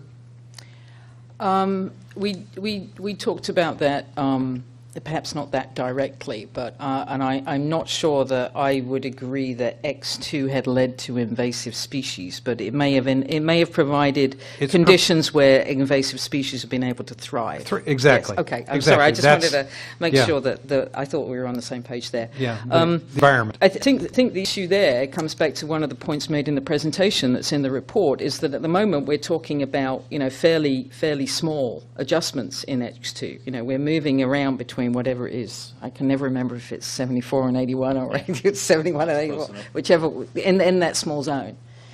And that really pushing it way out into San Pablo or letting it come with these extremes, right? These extremes are really the place where some change might be affected.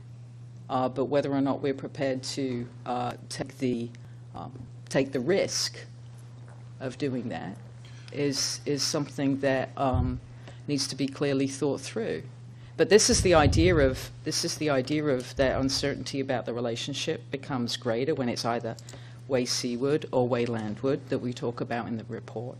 It's this idea of being in this catch-22 about there are no guarantees is not a word that should even be in the conversation, because certainly from the ecosystem side there won't be any guarantees. And so there's a risk there in doing that, and everybody has to buy into that risk. Well, those conditions exist today. Salinity has intruded into the delta further than it has in a long, long time. Are we missing an opportunity to study this effect and the potential impact on the food web? I think it's. I would say there may be an opportunity there, not only to study, but to really understand and inform our management practice. I mean, the issue of reliability for me is not about it being the same all the time, but it's about knowing when there's going to be more and knowing when there's going to be less, and with a reasonable level of assurance. And so the idea that we collectively, the policy framework, may allow a lot more water use in some times than in others, seems to be something that has some potential within this system. Now, what you lose and what you gain from that has to be considered in a much larger picture. And so it was very clear, actually, as we had a presentation at the beginning of our panel from the Water Board about how about how this process kind of lays out and how the multiple beneficial uses of the water are ultimately considered. And I think the panel is very much aware of the fact that there are real issues on the non-ecosystem side here that have to be taken into account. And so whether or not those can be appropriately, this word is very it doesn't go down well in Louisiana, but I can't find another word for it. Can be appropriately traded off within this room or within the state legislature is something that is not a technical decision. That is not a scientific decision. What the scientists can do should be able to help you understand what could happen if that occurs, something about our confidence in it now, and that will be the information that will go into the decision. And so I'll tell you that we face back in Louisiana very similar kinds of issues with moving fresh water into areas that are a very productive brown shrimp habitat that rely on a certain salinity, that people's livelihoods rely on it, that their banners are outside the door, they're protesting in the streets on these issues. But science doesn't resolve those. Science is just going to be able to say, you put that water out there, this is what's going to happen to the shrimp. It doesn't tell you whether or not you should do it all. And so but why do you do it? Because there are other things that you want to resolve, you want to achieve. And so I know this isn't very useful to say it's difficult. You know it's difficult, but I don't think that science there's an expectation that science can provide you with a tool that you can use. Science could probably come up with some indicators for you, multiple indicators, but how you then use those in making the decision is really about societal preferences and priorities, not so much about how the ecosystem works. Very good. Thank you. Thank you for your work, for the report, and your presentation. Thank you. Sam? Okay, next up, Dr. Kenneth Rose is going to talk about the interior delta flows and related stressors workshop. I will point out that you don't have the report for this yet. We just got the final draft of that this week, and we're working on polishing up a few things. We have some editing to do. We hope to get it out and to you next week, and we'll do our best to get it to you very soon. I will also point out that Dr. Kenneth Rose was on both panels, so he's the link between interior delta flows and outflows. And Dr. Rose is also a nationally and internationally recognized expert. His areas of specialties in fisheries and modeling, and he's had quite a bit of experience here in the Bay Delta system. So. Thanks. Denise and I had a conversation who should go first. I'm glad she did. So this is the second panel on interior flows and related stressors. These were the members, and Mary Fabrizio, Mike Healy, you might remember, former scientist here, Steve Mono-Smith, John Nessler, John Van Sickle, and myself. And I did want to note that I was both on the outflows and also one of the earlier workshops on fishery resources. Similar process as the first workshop, again the distinction being outflows versus interior delta as the major distinction. You can see the timeline there. We spent some time after the meeting together going over issues and conclusions. Our editor-in-chief Healy collated and edited, and similar process of iterative among panel members. The report's organized differently than the first one, so you can see I didn't have that much influence in being on both of them. We have an executive summary which summarizes the responses to the charge questions, but then our main text, as opposed to the first report, which maintained the charge question structure, we organized it by topic. And while it's an ecosystem problem, the papers and presentations, reasonably so, we always go to salmon, steelhead, and delta smelt, which are some of our favorites. You don't know our charge questions yet, but this will help you understand that the report, when you see it, is organized by topic, and then this is cross-referencing to how those topics relate and how information from those topics were used to answer the charge questions. The second group felt that they were more comfortable by topic and then cross-referencing rather than answering the questions alone. Although both reports are of similar length, so I'm not sure if that was helpful or not. First charge question was almost, I believe, the same as the other panel, except substituting interior delta flow for outflows. Surprisingly, this seems like a straightforward question. For scientists, it's actually difficult because we're always faced with the question of what papers do we trust more than others and what are more convincing than others.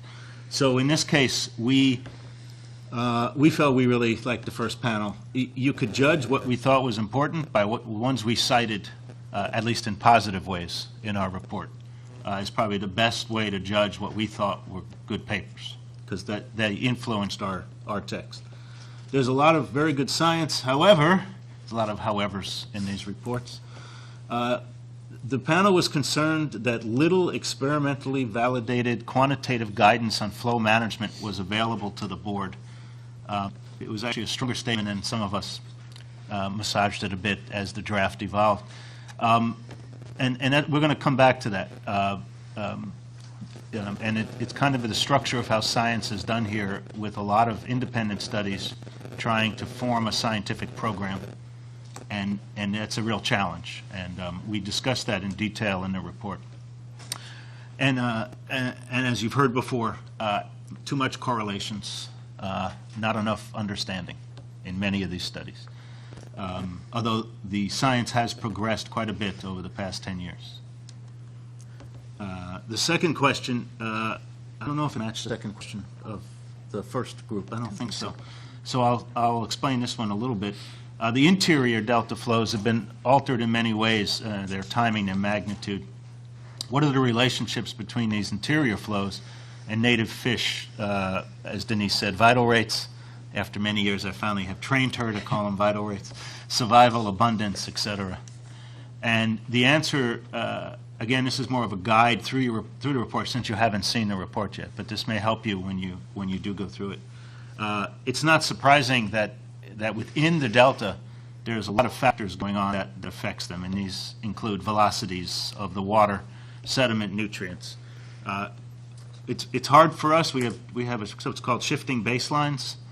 We only remember our generation or one generation back, and in this case for the fish, they live on evolutionary time, what they're adapted to, and so you really have to think what they became adapted to before pre-1900, even earlier than that, and so the delta is very different from then, and that has affected their vital rates. There's been a huge decoupling of flow from how flow used to interact with available habitat, and that's been said many times before. And so one of the sidebars there is it's not just flow, and I don't think that's headline news to a lot of people, but we wanted to emphasize that. Seasonality is very important, and as well as the low salinity zone, which of course is not within the delta most of the time, but is greatly influenced by what goes on in the interior delta. For some reason, there were questions, sub-questions A and B, as if that first question wasn't difficult enough. And again, these were the major themes that we touched on.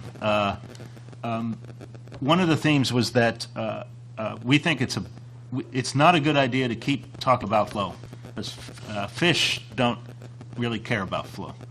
Fish care about the components of flow, velocity, depth, those things. So we thought it would be very helpful if we stop making vague statements that say, how does flow affect fish? For scientists, that's not a very meaningful statement. What do you mean by flow, and what do you mean by effects? And particularly those things and what fish can perceive becomes very important then. Fish are very good at sensing, as well as other organisms, cues, and they're responding to them in their movement and behavior. It's not flow, I can tell you that, but they have pressure sensors, they understand or can detect gradients, really fine scale gradients in salinity, velocities. So it helps to, at least it doesn't solve the problem, but in communication it helps to be very clear what you mean. Understanding fish movement and migratory patterns is improving within the delta, but it still needs to be improved more because of the time scales, space scales. The good news is that technology is rapidly improving and is being used more and more, and that was good. The third question, how do non-flow stressors affect all those things in question two? And here, this was a little tricky within the delta.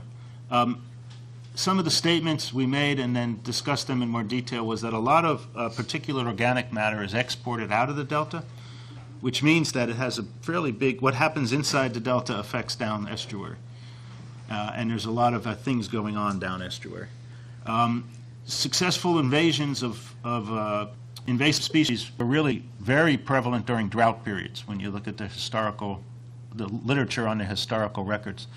And it needs to be an extra sense of caution during drought periods about, well, in a sense, where X2 is located and things like that. There tends to be correlations, although, of course, we don't like correlations. But in this case, there was... Except when we do. So you notice I haven't cross-referenced my slides here. But we do know that, that there's some pretty good mechanistic understanding of why those correlations with drought have occurred. Predation is important as a non-flow stressor, but we just don't know what proportion of total mortality is due to predation because so many other things have changed that affect the mortality rate. And so it's hard to know what proportion is predation, but it's likely, despite being difficult to isolate, it's likely still significant. And of course, entrainment it continues to be important, but probably not as well qualified as it should be.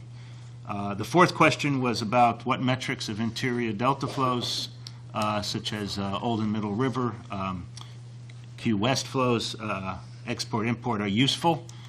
And here we look a lot at the literature, and we become very cautious about many of these metrics that are tidally averaged because of the great influence of tides on the velocities that you see in the system. These things that average that out always make us a little nervous. On the other hand, there's pretty good evidence that entrainment of delta smelt, and remember there's entrainment of salvage, there's a bunch of things going on there, seems to be related to OMR. It's hard to define a particular threshold, a lot of uncertainties that deserve respect, but the panel said they were surprised, given all the uncertainties and measurement problems, there still was a relationship there. So there's something there similar to the X2 argument. It's withstood the test of time, although at times it may be overused because of the not paying attention to the uncertainty and where you are on there. But there's something there. Now, you were worried about ammonium. I was worried about the OMR. Oh, okay. Charge question 5. What changes to the interior delta flows or other stressors would be effective? And this, I think, paralleled the other charge. Several key points, and again, these are all expanded on quite a bit in the report, but one is you must consider the hydrograph over the entire year. This is not a spring flow problem. It's not a summer flow problem. It's an all-year-round flow problem. And there's always some critter somewhere who is using this environment and habitat someplace. And so there's a tendency for us to focus in too far on particular seasons or perhaps particular locations, and you really need to consider the hydrograph over the entire year. We were kind of surprised. We were not able to figure out from the literature, again, this is a synthesis, not a workshop, if you route things differently within the interior delta, what comes out and influences the low salinity zone, which is a key habitat area, we were not able to find a lot of good information on that. We were a bit surprised by that. That may be a good area for some study. Science group has to have an area for more study. But the other thing was we don't like this ranking of stressors. Which one's more important than the other? We don't. They're too interrelated, and they're not. They're really confounded. They're not that separable. This notion, flow is related to some of the other stressors, as you already pointed out, in terms of invasives, for example, or it could be. So this ranking, we don't find it to be helpful. We do think that that OMR and delta smelt entrainment can be used with proper caution as a management tool, was one of the conclusions. And then we have a great deal about adaptive management, to answer question 5, and I'll go a little faster now. It's a great idea and a concept. Our opinion was we have yet to see it be done effectively in the system. There's some examples where parts were done well, but I don't think we've seen the full package done as effectively as it could be. And so therefore, we're also thinking there are problems that adaptive management is not ideal for. And so you really need a weight of evidence approach, and Denise mentioned scenario analyses and other things that probably could be used as a tool, broader toolbox. There are certain problems where adaptive management is well suited for, but it's not a tool that fits every problem. Finally, remember we were organized by text, so we answered the questions relying on the text. I'll very quickly go through some of the things that didn't show up in those answers to questions, but were still in the text. It's a wicked problem. You've heard that before. Tides are very important. You can link interior flows to some of the local responses of the fish. Going to the population level is more of a challenge. It's doable, but you end up dealing with models that people can argue over, particularly population models. What is the best scientific information? We're not going to tell you what the best papers are, but we did tell you, we hope that's informative, how you go about judging those papers. Two-day workshop, we can't do a lot beyond seeing how to do things, and in some cases what the science tells us. But evaluating that broad literature requires a separate effort, is what I'm saying. We go through a lot about the scientific method and statistics, and we were critical of some of the papers that are out there. They fall short on following what many would consider best practices in analysis, and others were very well done. We think it's time to take all these studies and put them into a formal approach to try to estimate overall effects of flow, overall effects. This piecewise collation of many, many studies has gotten to the point where your head could spin a little bit because there's contradictions, where there's agreement. It's not clear how to go navigate through that. And so one way to do that is to actually put a structured approach together. Meta-analysis is one that's used in medicine quite a bit, and that could be done here. Finally, precise thresholds are challenging, and we talk more about best practices. I think there's a few more slides left. This is a good one. We think that use of unimpaired flows is informative but not definitive. And that may have some interest. I'm going to keep going on that one. Timing and volume of water is important, but it's not just the water, right? And you've heard that before. It's what's in the water, it's what the water's doing, it's how fast the water's moving, and it's how water gives you access to other places to go. We don't like this turbidity is a catch-all term, and really you have to think about what does that mean, how is it measured, how to perceive that, and not just fish, but other the food web in general. Please move away. I added the please. Move away from only considering flows and ratios based on correlations to velocities. Move away from only considering flows and ratios and think about what those components of those flows and ratios are doing. Velocities, transport. How does it relate to the behavior? It's not clear how interior delta actions affect production down estuary. And the interior delta is still too much of a black box for fish in terms of survival following their routing paths, how they would progress. We're thinking salmon as well as delta smelt, as well as other species. We have to keep reminding ourselves this is not a two-species system. But my training's in fisheries, so we end up doing that. But the panel was very clear. This is a multi-species food web problem. Much progress is being made with the tagging studies and this CFD, the computational fluid dynamics, and using those two in tandem to understand how fish are moving and what are their local conditions, but from me to you, how is velocity changing in these as they perceive it, as well as other components of flow. And it's very encouraging. That area is I think going to show.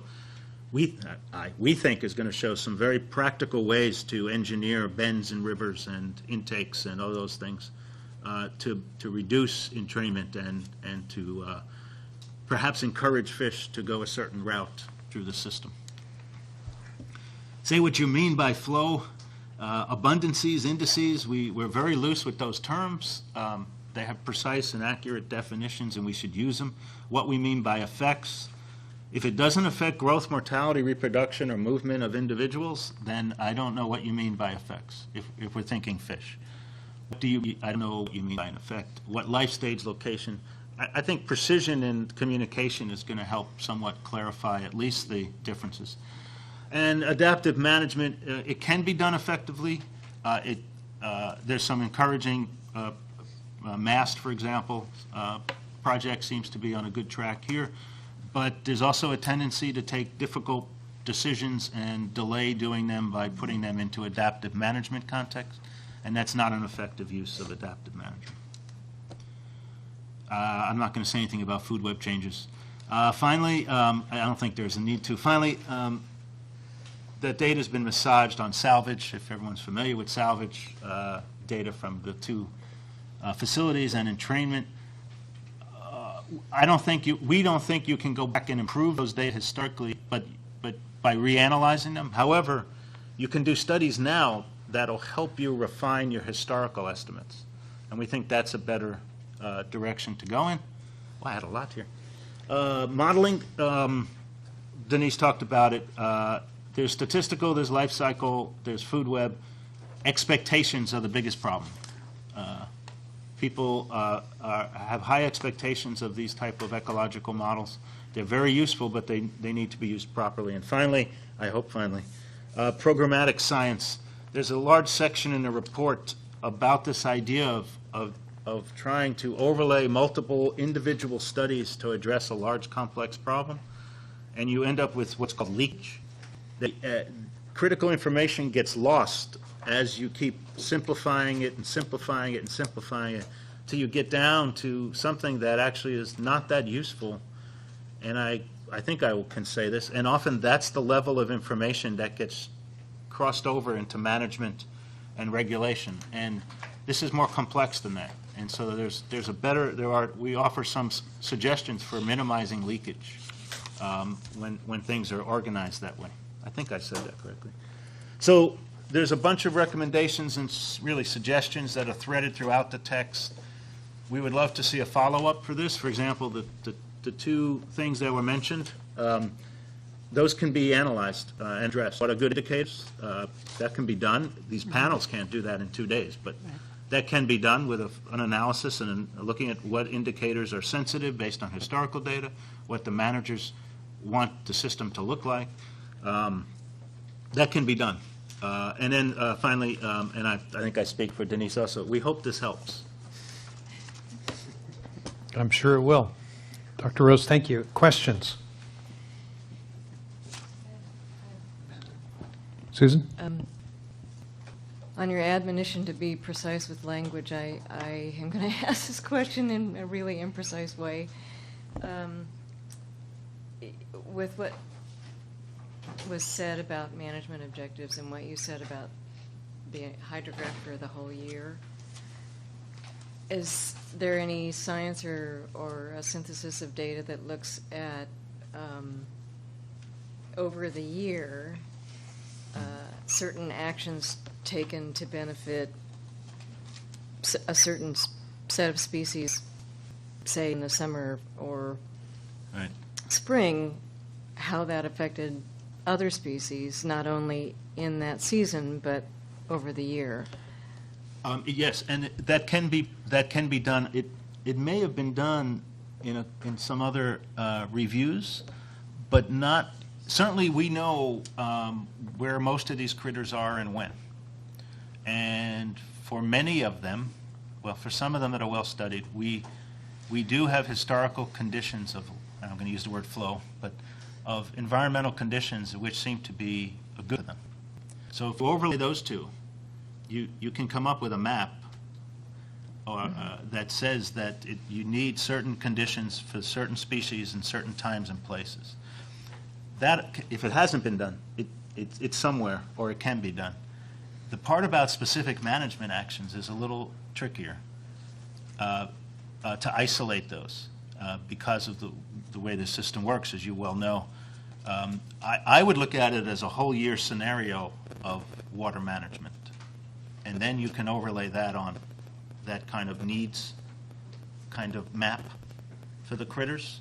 It would be semi-qualitative. It won't be numbers, exact numbers, ranges perhaps.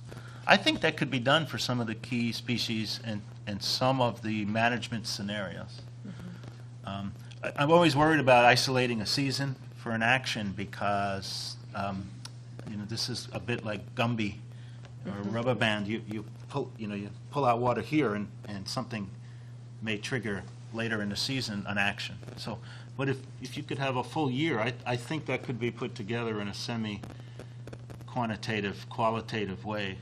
I think it may have been in one of the reports, the State Water Board. No, Yeah, and the Delta Flow Criteria report actually had it maybe synthesized, not exactly, but it synthesized. I mean, we did Yeah. that in just a few months, but we tried to I remember synthesize that information. That's pretty good. I remember that. So it could be done in a way, and it's probably a little different than what's in there, but the basis is there to do that. What I'm getting at is, for policymakers and decision makers, if we better understood the trade-offs of an action taken in the spring or summer, later in the year, or even 2 or 3 years later, I think it would inform the management objectives. Yeah, I think it could be massaged from the work they've done already. I think the questions may be a little different, but it could be done. Thank you. Other questions? Dr. Rose, I may be wrong, but I think the body of scientific opinion has convinced most California water regulators that timing, magnitude, variability, net direction, the pulsing, I mean, all this variation is in fact the more realistic, that's not quite the right word, but the preferred approach to the public policy old approach of setting some level that's supposed to exist somewhere every day of the year at some level that'll solve all the problems.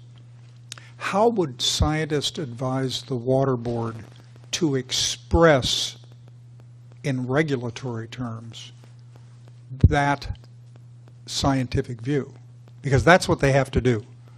They have to incorporate. And you've said take a year because you need a broader perspective than minute to minute.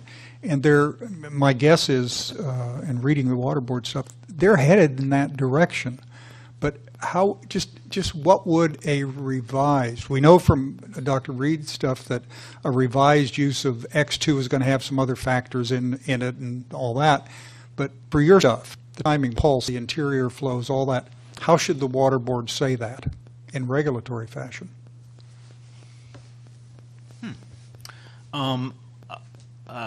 I think the answer to that, or one answer to that, would be that you look back historically at what conditions, given the current configuration of the delta. I don't think it's useful to go back too far because the other factors like habitat, wetlands are not there, right? So, and see how organisms were doing then. Are there certain years or conditions that they did well in?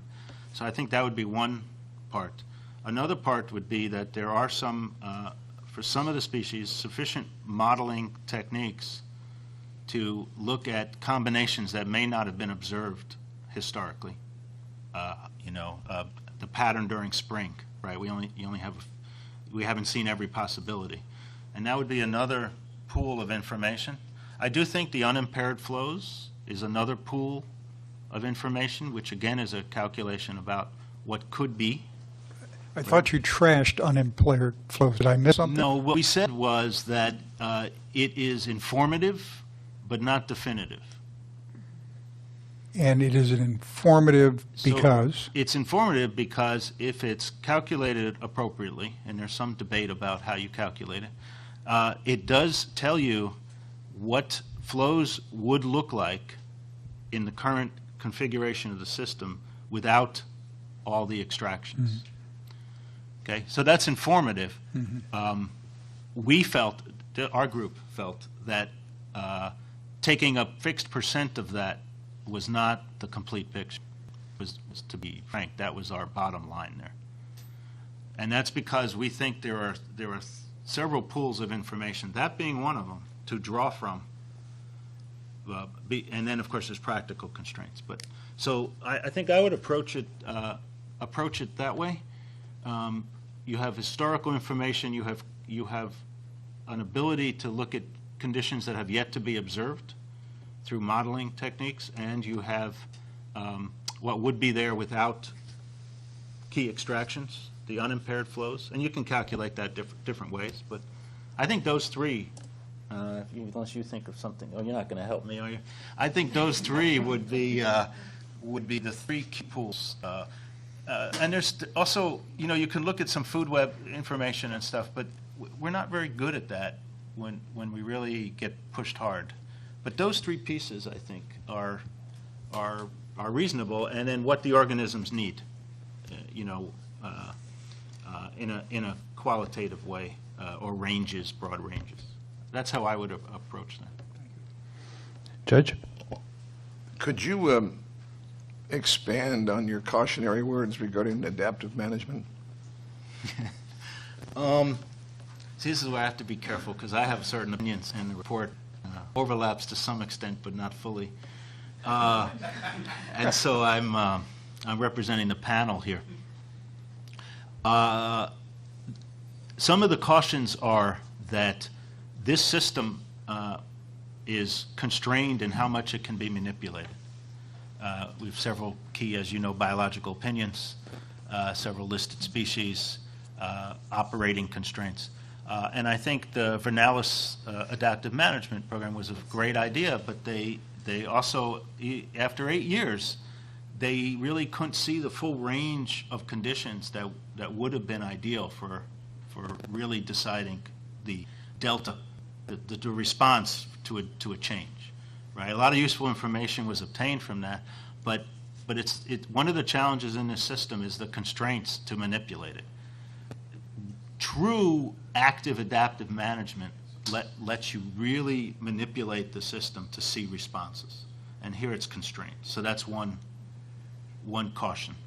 A second caution would be that, and I'm not naming a particular project around here, but the monitoring is often not sufficient to detect the kinds of changes that these relatively small perturbations are doing. So there's a measurement of the response side of it. It can be done, but it's expensive. It's a complicated system. It'd be easier in a bathtub to work, right? A third limitation is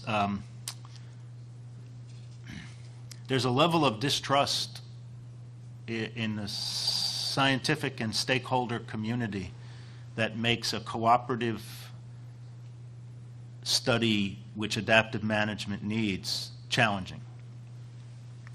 And that's a people problem, that people go along with it until they decide that well, there's a great degree of distrust that needs to be dealt with in order, I think, for adaptive management to be really effective. It can be effective, but to be really effective. And maybe that's enough on the negative side. The positive side is that in a system that's this complex, that is really well measured. I mean, the monitoring is very good here in general. I think it's one of the most monitored estuaries I've had the pleasure of being involved with. It's very good. The IEP, all that is very good. So there is an opportunity here to use adaptive management to address some of these questions. A lot of the baseline measurements are available that you may not have on a new system, or sometimes called before-after study, BACI design, that type thing. There's a lot of historical information here which helps you in adaptive management. And I think some of the problems are well suited for it because they are manipulable. In coastal Louisiana, we have a little more of a problem. Some of the knobs are not there that we can control. You can here. So there are many positive things to it, but there are some major challenges to it as well here. Is that? Yeah. Okay. Other questions? Gloria? You may not be able to answer this, but one of the things you talked about in terms of your response to Frank was there's distrust in the scientific community. How do you address that? How do you bring that together? I shouldn't call it distrust. I should call it it's less than an optimal level of trust. I don't know. You're right. You were right in your first introduction to the question. I may not be able to answer that. Part of it is, I think, this is meant to be self-serving or anything, but bringing in outside people into the community, and also bringing young scientists into the community, and because there's people who are pretty set in their opinions in this system. As well as getting some of the universities more involved that are not involved now, which always kind of surprised me here. There are an incredible number of PhD dissertations and postdoc opportunities in this system, and it just doesn't seem to be being used. And what that will do over time is have turnover of ideas, and I think that's one way to do it. And maybe I'll leave it at that. Unless do you have something, you can interject if you have something. Dr. Rose, just one question. At what cutoff age would you like to shoot all scientists? Above that age? My age -1. I would like to hear Denise's response to that. I guess one thing about this adaptive management piece, and one of the reasons that I think that the issue that Kenny raised is so important, is that if there was to be an agreement on, doing a large manipulation of the system, there would have to be some kind of agreement by all the parties involved that there was a reasonable expectation of a benefit from it. You don't do it just to find out what happens. You do it because you feel like there's a likely benefit to occur from it. And unless you can get agreement about that there may be that likely benefit, then you're just not going to get to that situation where everybody can agree to get on board. And so, I agree with Kenny. I think the idea of having universities and having researchers involved who are not there, they're not working for an agency or a party involved in whatever discourses are going on in Sacramento, but they're really there seeking and questioning. And the idea that was raised in our report about, think about other options. Really think about, does it really work that way? Are there alternative explanations? And that is actually the kind of thing that students and postdocs and those early in their career are very, very good at, because they haven't got entrenched. They want to make a name, and that's a way of really thinking about a contribution that you can make. And that's very compelling, I think. However, the challenge, and I know this has been said a number of times here, it takes time to do that. And that this is one not in a position whereby one could shoot everybody and start again and get some good results next year. There has to be this transition in how we think about this and moving towards a different way of thinking about it. As the system changes, the management changes, the way we think about it has to evolve too. Well, that does seem to be optimistic, I think. And it's a good thing, because I think time will help, bring those folks together. So I'm glad to hear that time will make a difference, can make a difference. It can, but we have to start. We have to initiate an action so that there can be a time when the expectation of it is fulfilled. And so these things don't happen, without, groups like you really taking some leadership and making it happen. So, Dr. Rose, thank you for your work, your panel's work. We look forward to getting the report. I think that you must have done a very good job of adequately describing it for us today, and we appreciate the effort. Now my question to Les. How have they done in helping you add rigor to the other stressors that you asked help for? I'd like to, before I answer that, I'd like to answer the trust question also, because I think it plays in. If we're going to be successful being in crafting a plan that has some buy-in, because it is going to be adversarial no matter what, because the trade-offs here are huge. So really our charge is, how do we do this in a public manner, a transparent manner, and earn the trust that we can?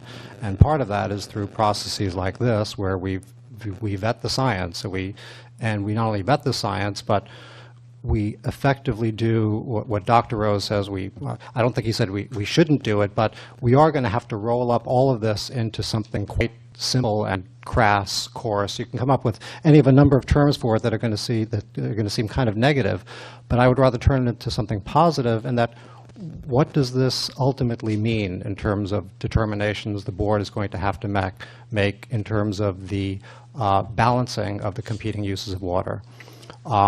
So doing that in a transparent manner, I think, is the way to earn trust, so that anybody looking at this could grudgingly say, well, I guess that makes sense. I would have fallen in this direction or this direction, but here's all the supporting information. I could see why someone would make this decision.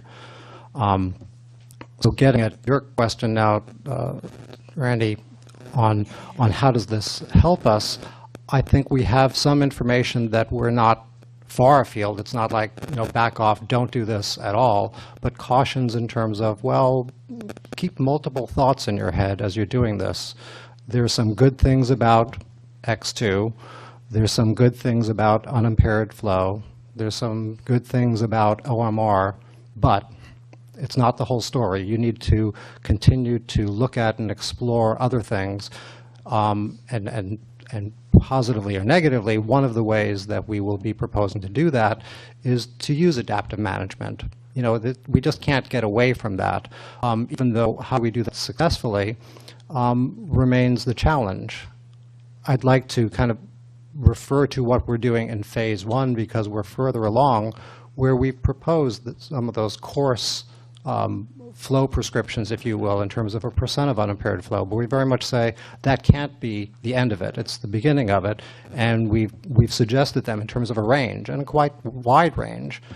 I think what our board has been interested in too, well, there's been a piece missing there. What are you actually trying to achieve? What is your goal?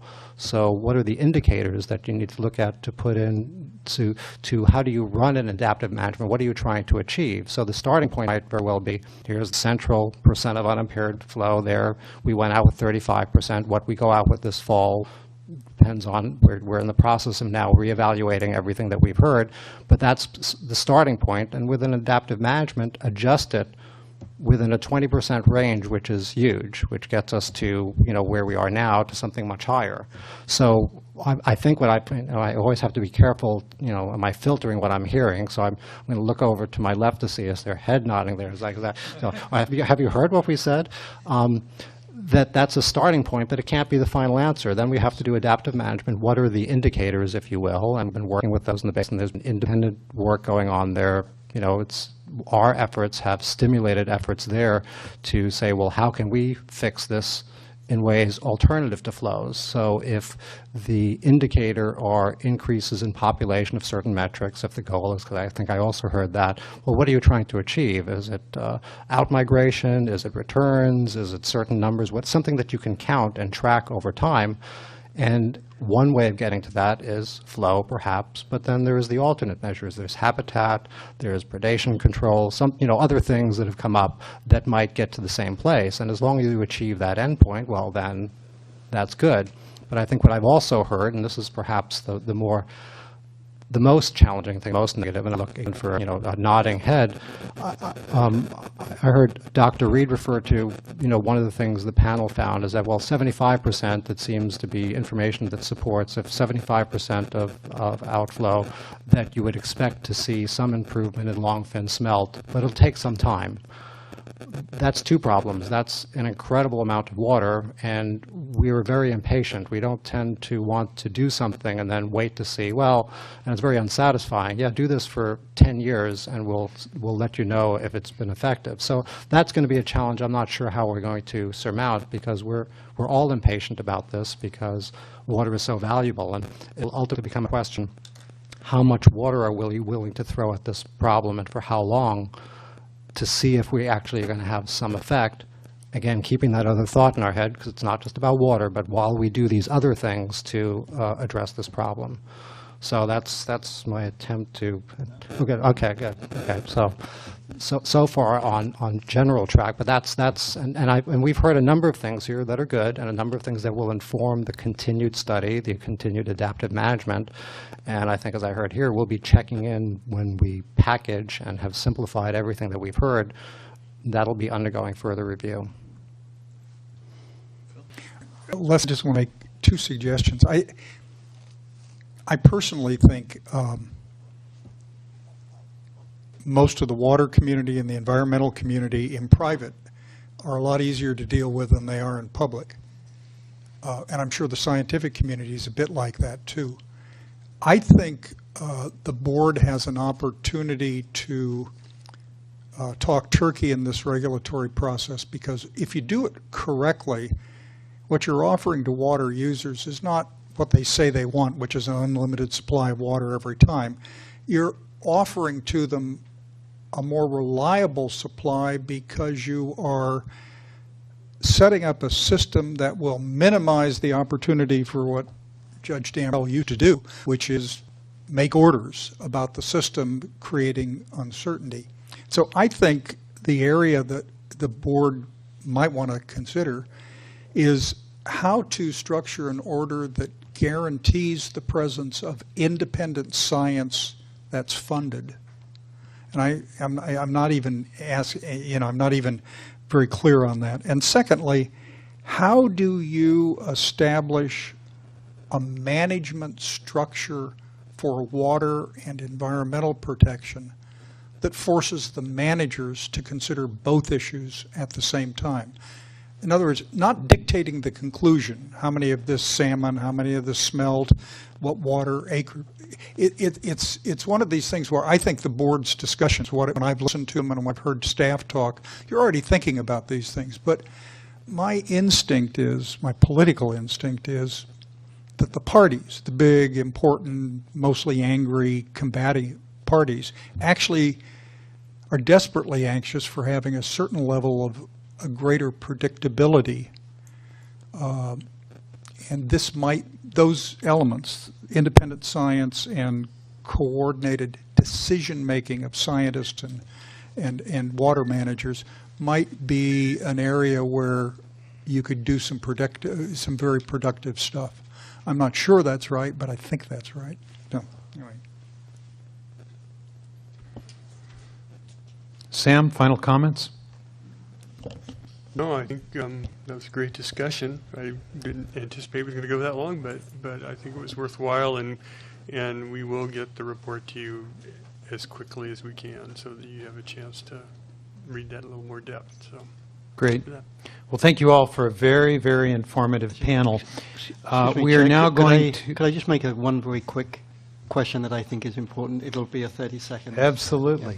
Yeah. Proceed. Sam, you made the comment that the report is sort of going through your review by the science program. I wonder if you would just expound what that actually means. It's not content at all, but just so that it's clear to folks in the audience. Right. When I talk about review, it's really editorial. I mean, we're making sure that we're consistent with use of terms of place and that sort of thing, and the other in grammar and that kind of thing. We added a table of contents and cover and all that kind of stuff. But the other thing is that we always circulate that back to the panel to make sure that we didn't tweak anything that they feel very passionate about. So it's really minor editorial changes, and it doesn't change the content. And the report is that of the findings of the panel themselves. So. Okay. We're going to break for lunch now and reconvene at 1:15. Thank you.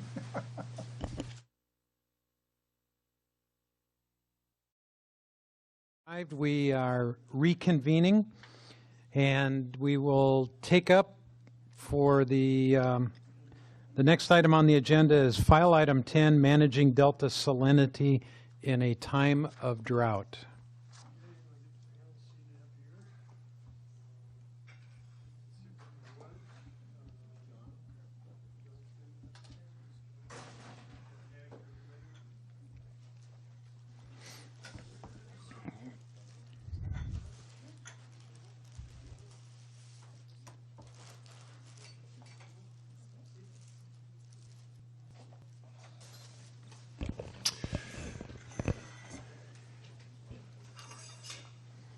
Okay, Chair Fiorini and members of the council, this session is talking about managing salinity in a time of drought. With me today are John Lehigh with Department of Water Resources, He turns all the knobs in the state system, right? I think that's what he did. And then also Mark Gowdy from the State Water Resource Control Board, and Cindy Garcia with DWR's Municipal Water Quality Investigations Program, and John Herrick with South Delta Water Agency. Now I was going to start out with a short video to talk a little bit about some kind of the big picture issues with salinity in the Delta, and I hope this is stopped. Yes. So this product actually came from our data summit, and this is from the Bay Delta Live website. And this is actually a video recording of that website because there's a lot of data and a lot of stuff behind it. We thought this would be the easiest way to do it. So this is really, when I get it started, you'll see it's kind of an animated version of by the numbers for salinity. So it really it's going to show how salinity has changed in the Delta over the course of the year. And I'm going to start it and then stop it. It just takes just a couple minutes. So try to get through it fairly quickly. So Sam, the timeline is 6 months. This beginning is 6 to end. months. Okay. Right. So I stopped already. It's a little hard to see for your app. This is back in January. And the thing that's kind of neat about this is real data. This is based on real data. This program basically adds colors to it to kind of show the different levels of salinity. And this color scheme, this color bar on the bottom, goes from basically completely fresh water up to about 1,100 microsiemens. So this is really looking at the kind of drinking water quality, agricultural water quality range.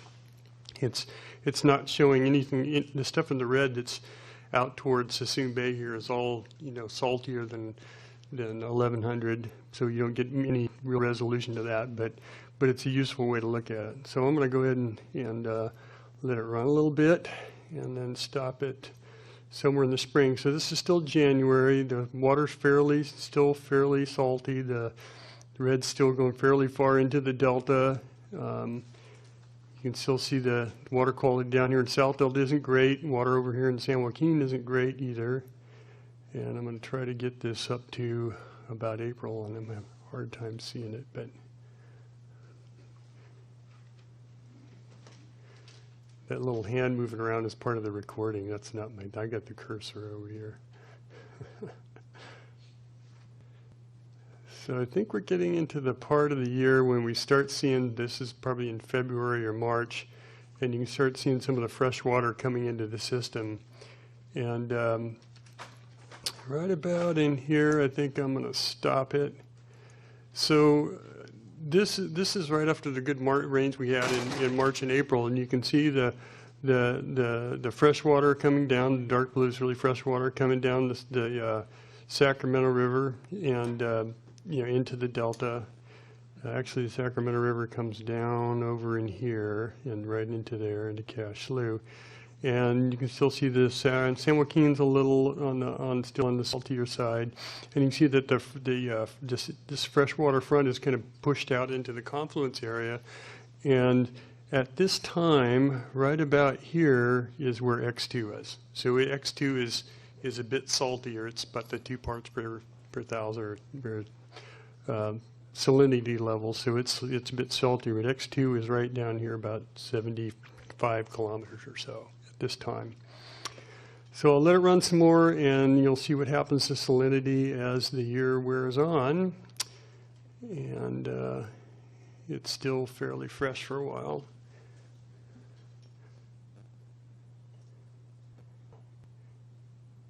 And I think this goes right up to July 8th or so. So you can see it's starting to, it's still fairly fresh for a while.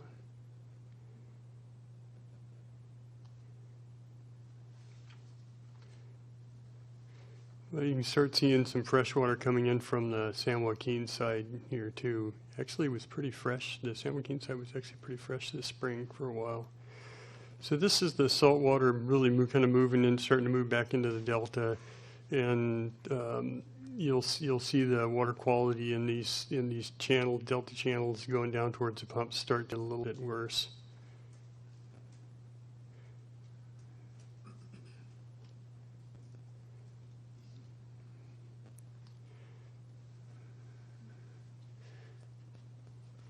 I think I'm going to go ahead and stop it there. I wanted to show this because I think this is kind of a useful tool to help visualize the data.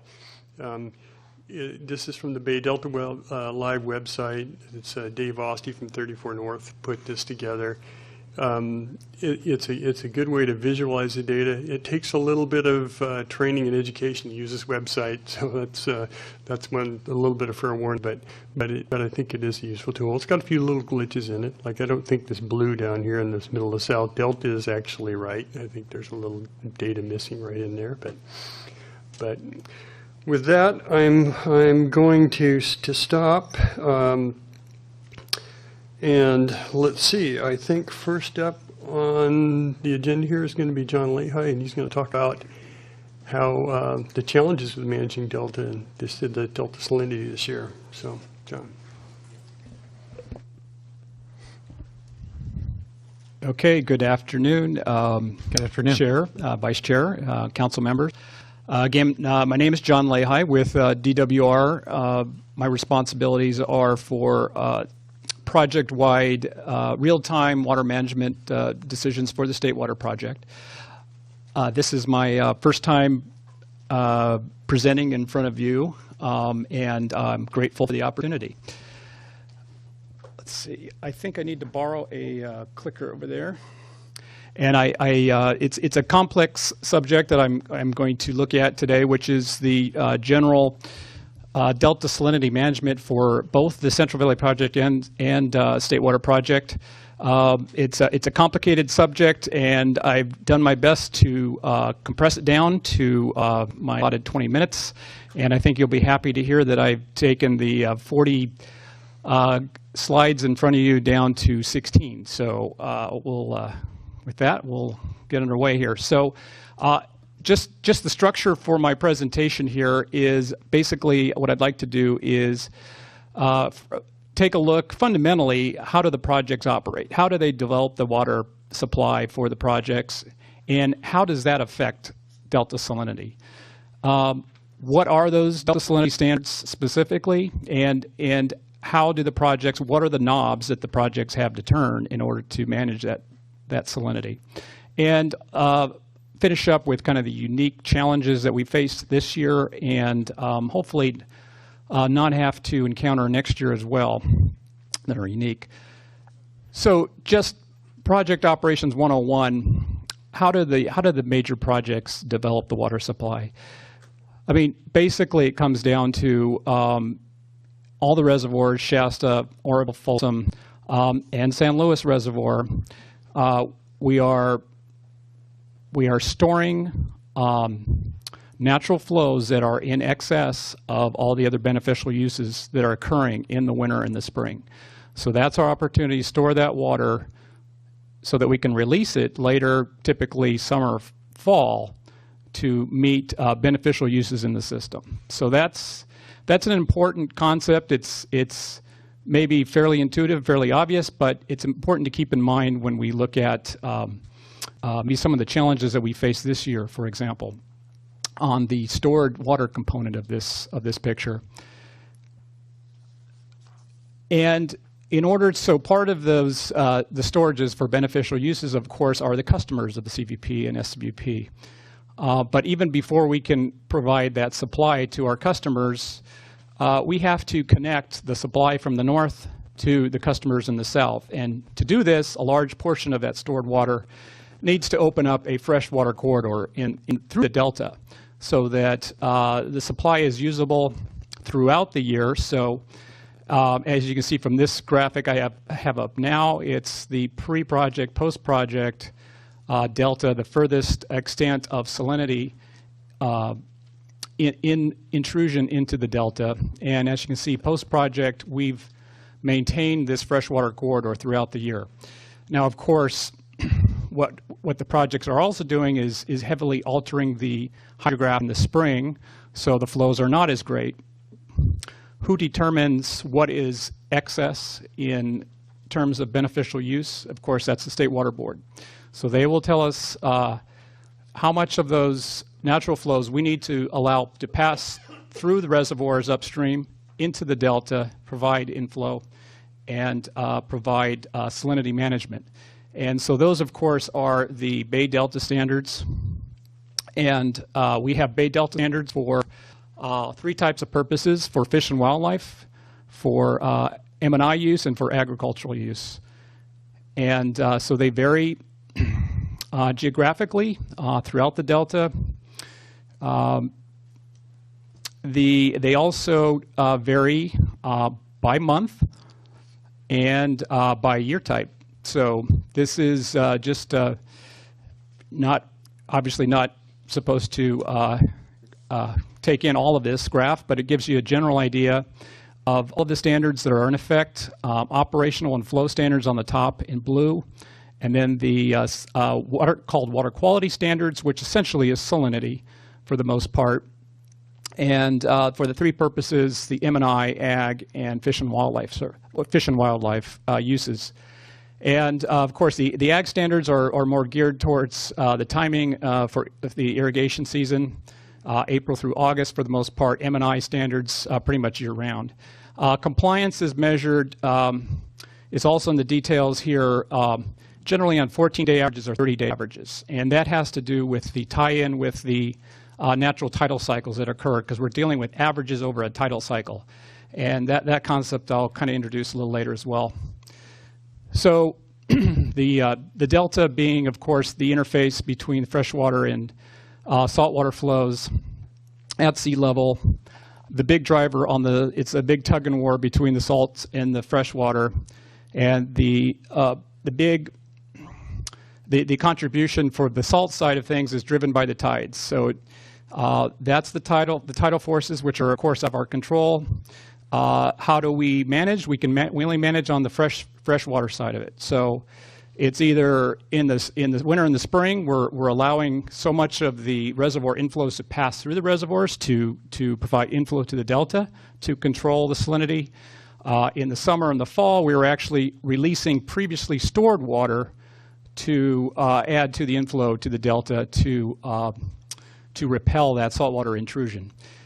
So the releases are the tool number 1. Tool number 2 is the delta cross-channel gate, which makes more efficient use of that fresh water that is released into the delta, and provides a more direct path to the central delta and down Old and Middle River towards the export facilities. So that's a key component, a key knob to turn. The exports themselves, we can modulate those to the extent that we reduce those exports. We can increase the total delta outflow and therefore control salinity in that respect. And that was one of the issues as far as, that was one of the knobs that really wasn't available to us as much this year. The fact that we were dealing with such low exports in June, for example, that wasn't even a knob to turn. We were essentially already down at minimum levels of exports. So it did not allow us to react quickly to salinity events. So we cannot talk about salinity in the delta without salinity management, without talking about the tides. And so there's really 2 components to the tides. In this aspect, as far as timing, we have the 2 ebb and flood tides per day. That this is a graph of the stage at Martinez, so right at the interface between the San Francisco Bay and the Sassoon Marsh. You see a difference of 4-foot stage change, and so you multiply 4-foot stage change throughout the entire surface area of the delta channels. That's a lot. That's a large amount of water that's moving back and forth through that area. And so the result is the huge tidal flux that we see daily, twice per day, into the delta. And of course, the salts follow the flow. So, for example, in March, we're seeing tidal fluxes, reverse flows, positive flows of over 300,000 CFS. So to put that in context, 300,000 CFS, if it were inflow into Folsom Lake, that would essentially fill Folsom in a day and a half. So that's the amount of flow that we're talking about that's occurring on a daily basis. So even things such as X2 position, this is something that's not static. This is something that is moving several kilometers per every few hours twice a day. So when we talk about X2 position, for example, we're talking about an average X2 position. So layered on top of those, the daily cycle, we have a monthly cycle of the tides that deals with the that's driven by the orbit of the moon around the Earth, and so layered on top of the daily flood ebb, we have neap spring cycle. So essentially, there's 7 days of general filling of the delta, followed by 7 days of general draining of the delta. So on top of that daily cycle, there's this monthly change as well. And so the salts tend to creep in more prominently in the spring tides and less so in the neaps. Now, astronomical tides is what I've talked about thus far. Those are predictable because they're based on the movement of the heavenly bodies. So we know that's down to a science. Unfortunately, that's only one aspect that drives the tides. The other aspect is meteorological conditions, which are highly uncertain, highly variable. So you get a storm event, you get storm surge, you get the winds, onshore winds associated with that, you get low barometric pressure. All of those have bearings on the tidal changes. And what I have circled in red, just to give you an idea, there was some storm event that occurred during this time period, and what it did was it overwhelmed the astronomical effects of the tide, and so meteorological effects take over. And why that's important is that projects need to respond to that sort of salinity event that may be created by that. And so some of the challenges we have in operating to this is the first knob releasing from upstream.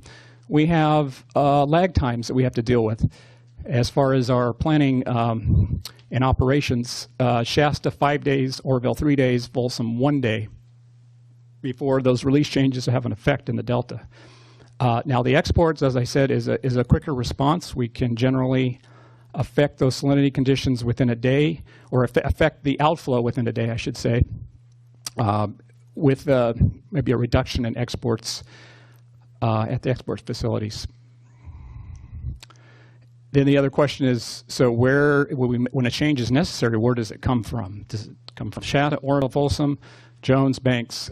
Could be any one of those. So what we have to decide where the contribution is made is from what's you may be aware of, the Coordinated Operations Agreement, or the COA, which is in effect a settlement agreement, a water rights settlement agreement between the two projects as far as sharing the responsibilities for meeting the Bay Delta requirements. So that dictates on a daily basis who's responsible for meeting up any shortages in the system, and if there is excess flows, how do we share the benefits? So that agreement addresses both of those factors. And then, of course, there's always going to be trade-offs with some of these tools or these knobs. So good, prime examples is the cross-channel gate. Better for water quality, have those gates open. Of course, that interferes with the fish migration periods, and so both in the Water Board's Water Quality Control Plan and in the biological opinions, there's certain periods where they're not allowed to have the gates open.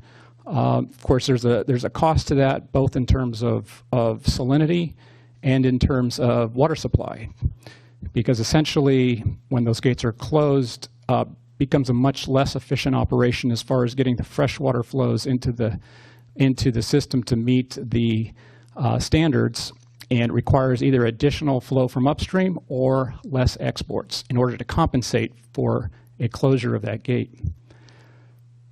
So some of the so I've went over pretty much general challenges to salinity management. The bigger overarching and specific challenge to this year was the lack of storage. So that very first graphic that I showed you, showing the storage that's necessary to be gained in the early part of the year to meet all the beneficial uses later in the year, one of them being keeping that freshwater corridor open, was greatly compromised by the fact that we had as of late January, the driest precip on record for the Northern California. Reservoir levels were extremely low. In fact, not only were we not gaining storage, we were still losing storage as of late January. So that was, of course, a huge concern.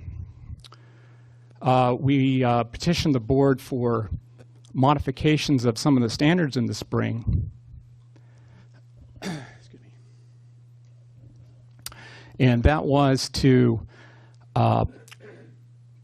lessen the need for releases from the reservoirs in order to meet some of, for example, the X2 requirements in the spring, so we could hang on to as much storage as possible to meet beneficial uses later in the year.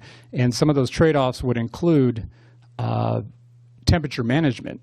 So some of that storage was necessary to build up the cold water pool so that we would be able to make appropriate releases to benefit the salmonid species in the summer and fall.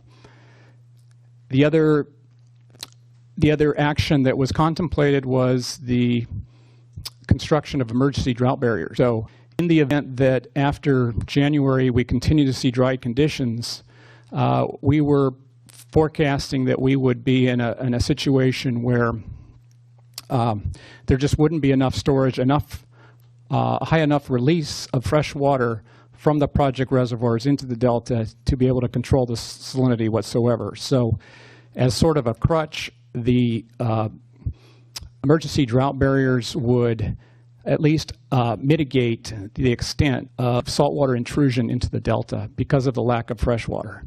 So the two barriers north off of Sutter and Steamboat, the function of those was essentially to what limited fresh water would be coming down the Sacramento River. It would, those two barriers would raise the stage in the Sacramento River and thereby push more of the fresh water through the cross channel into the central delta to make more efficient use of that limited fresh water. The West Falls River purpose would limit the saltwater intrusion from the tides. So those were the purposes of these emergency drought barriers, which of course we did not install this year, and we did not because of basically getting bailed out from the February-March wet period that was actually above average for those 2 months. And this very last slide that I have here kind of maps out how salinity changed throughout this year. And as a surrogate, have here Clifton Court 4-Bay EC. So you can see that conditions, because of the very low inflow into the delta over the course of late fall into the winter, into January, late January, EC levels continued to climb. We actually did exceed 1.0 for a period of a number of days, as was the case at Jones Pumping Plant as well. Now, that was not out of compliance with the 1641 because, as I had said earlier, it's based on a multi-day, it's based on a 30-day running average. So it was a couple days over, but it did not exceed the 30-day average.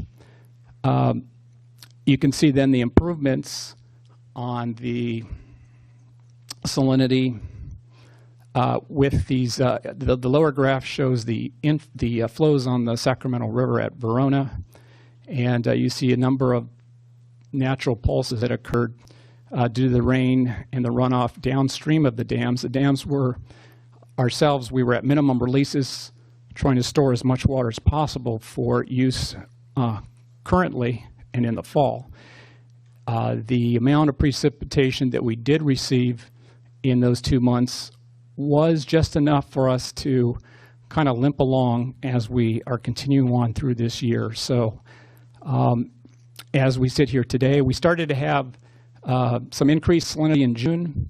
We were able to adjust our releases to ensure that salinity did not get to the level that it did back in January, and that was because of the fact we were able to store sufficient amount from February, March to offset that salinity increase.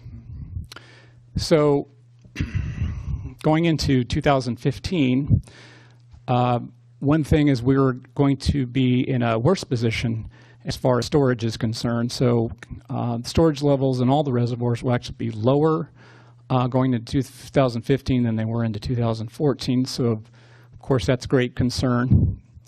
I think the drought management tools that we have on the table are the same ones that were used this year or that were contemplated to be used this year. So we would continue to look at course of very low delivery capabilities from the projects, more likely to be cutbacks or shortages to the settlement contractors this coming year. And we would also probably look at modified Delta standards if absolutely necessary.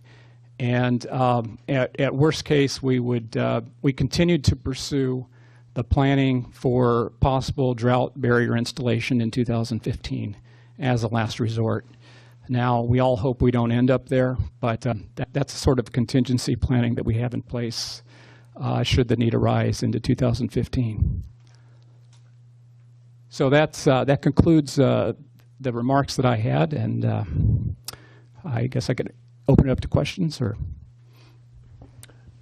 if there are no questions, I think we'll just proceed through all the presenters and then take up all the questions at the end of the presentations, unless somebody has a burning question. Okay. I probably didn't explain this very well at the beginning, but this panel has some flow to it. So John's talking about the challenge operations, and then we're going to shift into kind of what the effects of that salinity are on both agricultural water use and municipal water quality use. And I think the other thing about this panel I realized after we put it together was that this is kind of South Delta centric. It's really a lot about what's going on in the South Delta because that's where the salinity effects kind of land the hardest. So next up is Mark Gowdy, and he's going to talk about agricultural water quality. Hello.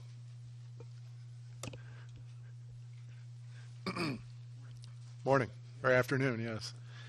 My name is Mark Gowdy with the State Water Resources Control Board, Division of Water Rights. My primary responsibilities right now, I'm a senior engineer, water resources control engineer, working on the Phase 1 update to the Bay Delta Plan, which is focusing primarily on San Joaquin River flows, but also Southern Delta salinity objectives and their implementation. And Sam asked me to give you a crash course on how salinity in irrigation water affects crops, and with a focus on the Southern Delta, and also to describe what's happening with our objectives. So first, a little discussion about units. Salinity as pertains to agriculture is concerned with the concentration of various cations and anions in the water. And contrary to what the name suggests, it's not just about sodium chloride. It's about all dissolved ions, including calcium and magnesium, etc. A very convenient, although crude way to measure these concentrations is to measure the water's ability to conduct electricity. With more positively and negatively charged ions in the water, electricity can move more readily. And so measuring conductivity provides an indirect measure of the ionic concentration in the water. And you'll see why that's important in a moment when I discuss the interaction between these ions and the plants. Units for conductivity are kind of all over the map and is a source of confusion. Historically, particularly in our documents, we have referred to salinity in terms of millimoles per centimeter. agricultural literature uses a unit called decisiemens per meter. And after I finished preparing the slides, Sam reminded me that in the municipal water community and in a lot of the reporting on CDEC, they use microsiemens per centimeter. So, but the units, the numeric values are all the same. One of each of those is one of the other. Total dissolved solids is also a way that people have evaluated salinity, and that's literally if you took a sample, filtered out particulate matter, and evaporated the sample, you'd have the weight of the ions per volume. But that's a rather cumbersome procedure, and measuring EC is quicker and is really the standard for research, objective setting, and compliance. So under the Clean Water Act and Porter Cologne and other laws, the State Water Board is responsible for identifying beneficial uses and developing objectives for their protection. The Bay Delta Plan is the document where we identify those beneficial uses for the Delta and establish the salinity objectives. These objectives are then implemented in the case of the Delta through water rights decisions, the most recent D1641, which makes makes requirements for meeting those objectives part of the water rights for the project. Currently, the objectives for the Delta for salinity, and these are the southern Delta, is 0.7 millimoles per centimeter in April through August as a 30-day running average of daily maximums, and then 1.0 for the months of September through March. Due to a court ruling back in 2006, the State Board committed to reevaluating the salinity objectives, which is part of the focus of the Phase 1 update. And also as part of that, to take a look at the methodology that was used to calculate soil water salinities and the development of the objectives. In particular, to take a closer look at how precipitation should be factored into those estimates. As part of this effort, with funding from DWR and the San Joaquin River Group Authority, we hired Dr. Glenn Hoffman, a nationally recognized expert on salinity, who's retired now from the USDA Salinity Laboratory in Riverside. So just geographically, I wanted to give you some perspective. We're talking about the very southern tip of the Delta. The boundary in the dashed red there is of the South Delta Water Agency, which provided a nice geographic boundary for our evaluation. And then just very quickly, the objectives that I had pointed out to you earlier apply at these 4 locations, which are the San Joaquin River at Vernalis, where the San Joaquin enters the Delta, and then 3 interior locations as shown there. So salinity-related effects on crop kind of break down into 3 general categories. The first is, which is what I'll be talking about more later, it has to do with the way that salt in the soil water in the root zone of a plant stresses the plant. There's also effects that you can have if, say, the ratio of sodium ions to other ions is really high, because sodium can interact with the clay particles in the soil and cause the soil structure to collapse, and it makes it more difficult for farmers to get water to their crops. So it's not affecting the crop, but it's affecting the soil. And then you have direct ion toxicity, where too much chloride, too much boron can actually have a toxic effect on the plant. But the work that Dr. Hoffman did really determined that these second two types of effects really weren't an issue in the southern delta, given the soil conditions and the constituents in the water. So the focus is really just on the first one, which I will describe here. A shout out to John Herrick for this fine diagram of a plant. Yes. So the evapotranspiration needs of a plant are satisfied by applying water to the soil, of which you have precipitation and then irrigation water, to the extent that precipitation isn't enough to meet the needs. Precipitation, of course, really has no salt, and then the irrigation water can have varying amounts of salt.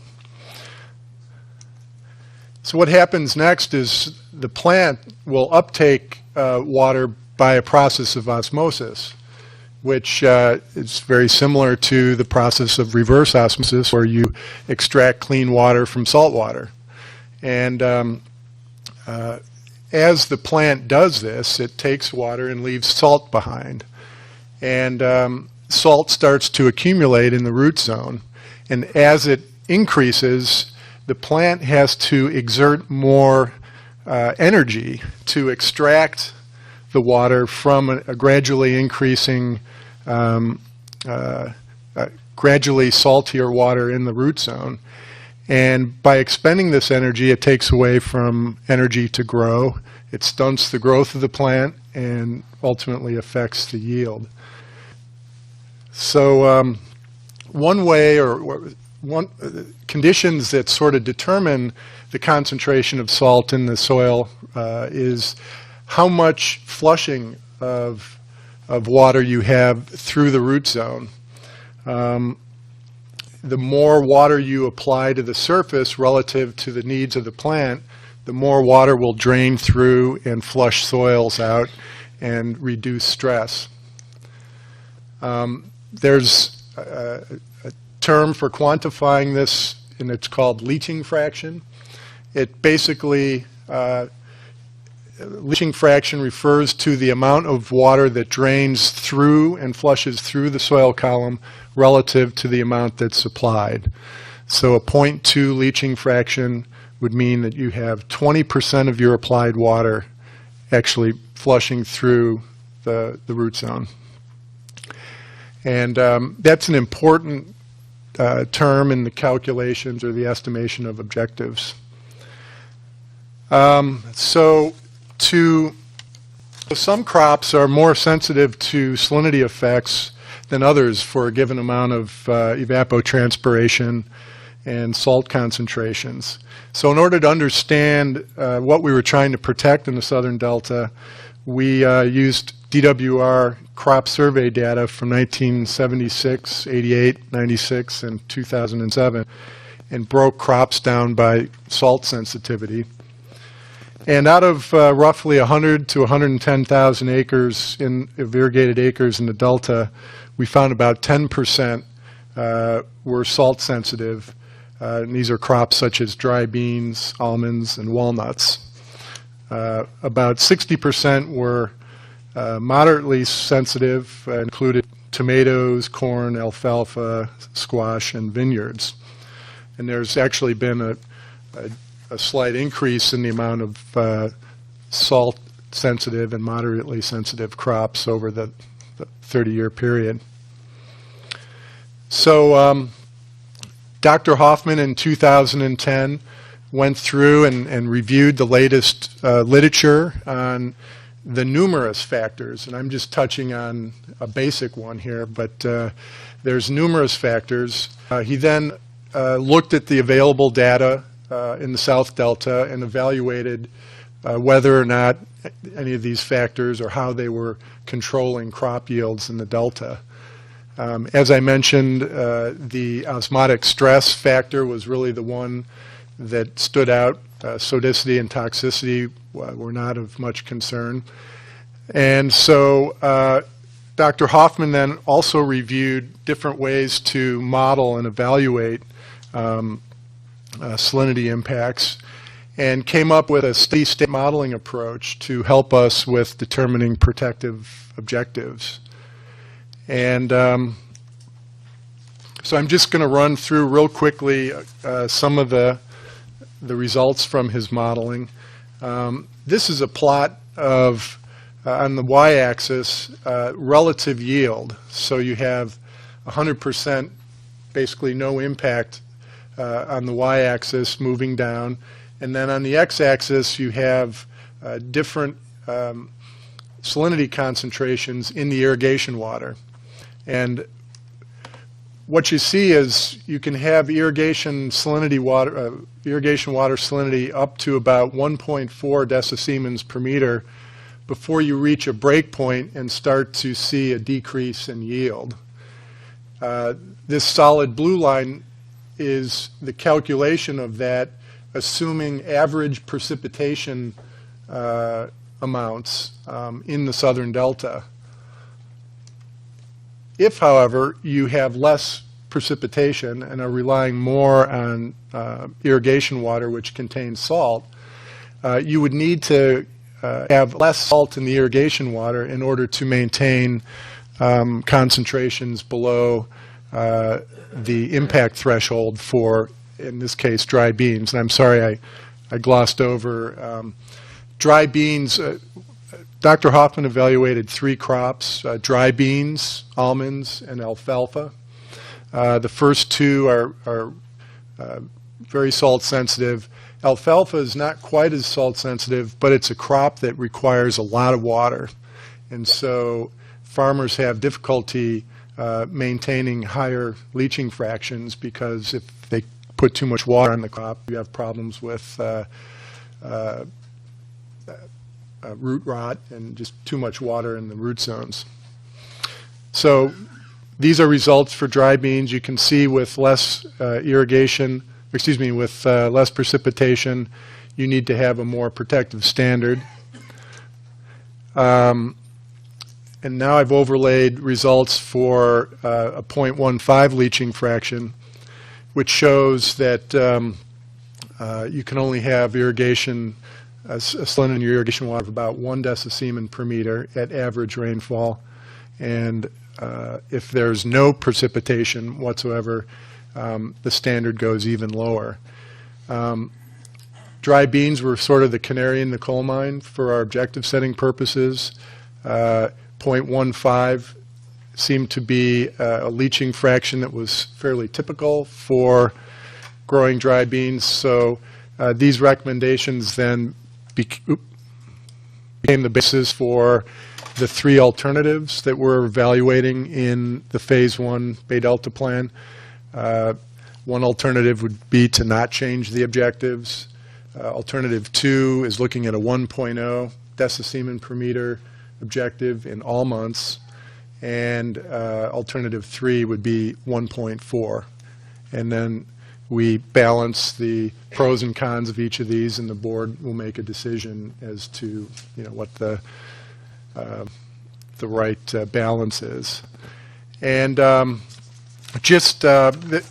we establish objectives, there's a number of implementation measures that we would consider.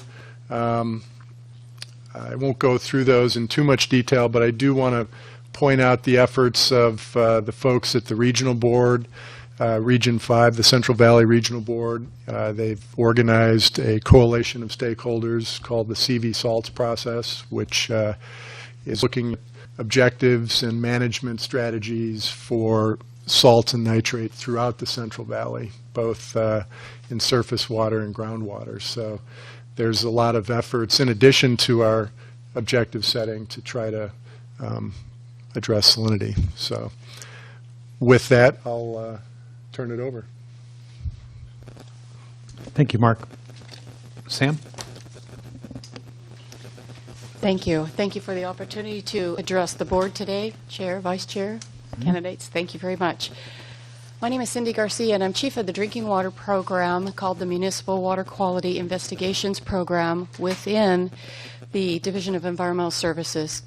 This program was put together a number of years ago, about 20 years ago, to take a look at drinking water and drinking water constituents within DWR, since a lot of other areas within that department were not looking specifically at drinking water constituents.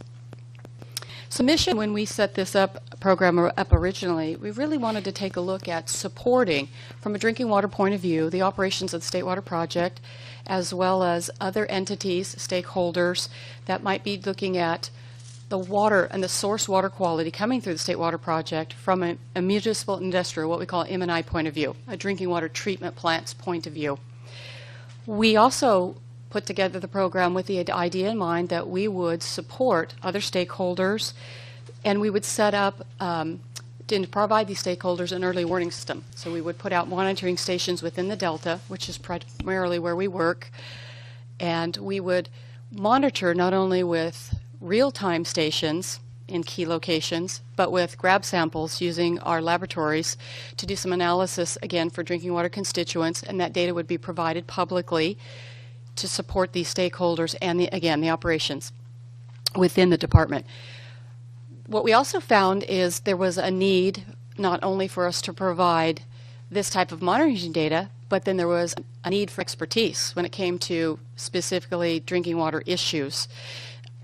Unfortunately, what we found, and we run into this still to this day, is that we do not have drinking water standards for surface water. The drinking water standards were set for treated water. So what we supply then is a challenge to provide data on a daily basis, sometimes an hourly basis, depending on the stakeholders' needs. And we provide predicting trends and forecasting of what trends may be into the future. We provide data for some models. But we always have to put a disclaimer on it to make folks realize that this is not water that is going to meet drinking water standards unless it's treated. So we have some challenges with the regulations being set for chloride in the D1641 standard, for example, at 250 micrograms per liter, but that is a secondary standard on a treated drinking water standard. So we're always trying to put out data, but yet also put out expertise and provide support to those who don't understand, so that we can explain that the data means you're comparing apples to oranges if you're not careful. So with that, it sounds like our program is putting out very confusing data. Actually, we're not. We put out data that is of concern to the drinking water treatment plants. So we're not reporting chlorides according to the D1641 standard that they can compare to. What we are providing is constituents and data. For example, we provide EC, we provide temperature, we provide pH, we provide turbidity. And to the drinking water treatment plants, the constituents of concern that are most important to them are organic carbon, of which we produce in either what we call a total organic carbon or a dissolved organic carbon. There's a TMDL for total organic carbon. There is not for dissolved organic carbon. And when you're a drinking water treatment plant, you don't care about total. You care about what's in the water. You care about dissolved. So primarily, we ask our constituents what they need, and we provide that. We're providing a lot of DOC data and a lot of organic carbon data and a lot of bromide data. This is where we get back to salinity. One of the constituents of salinity is bromide. The maximum amount of bromide that we see coming in through the surface water to our drinking water treatment plants comes from saltwater intrusion. So with the drought and with the non-supply coming down to push that fresh water into the delta and keep the salinity intrusion out, we do see salinity intrusion at our South Delta pumps. This is most profound for our South Bay aqueducts, who will get their water in a matter of hours compared to other stakeholders that may get their water in a matter of days. So the South Bay aqueduct folks monitor and ask us for daily data, as well as sometimes on a frequency of hourly, and we stay in communication with them regularly.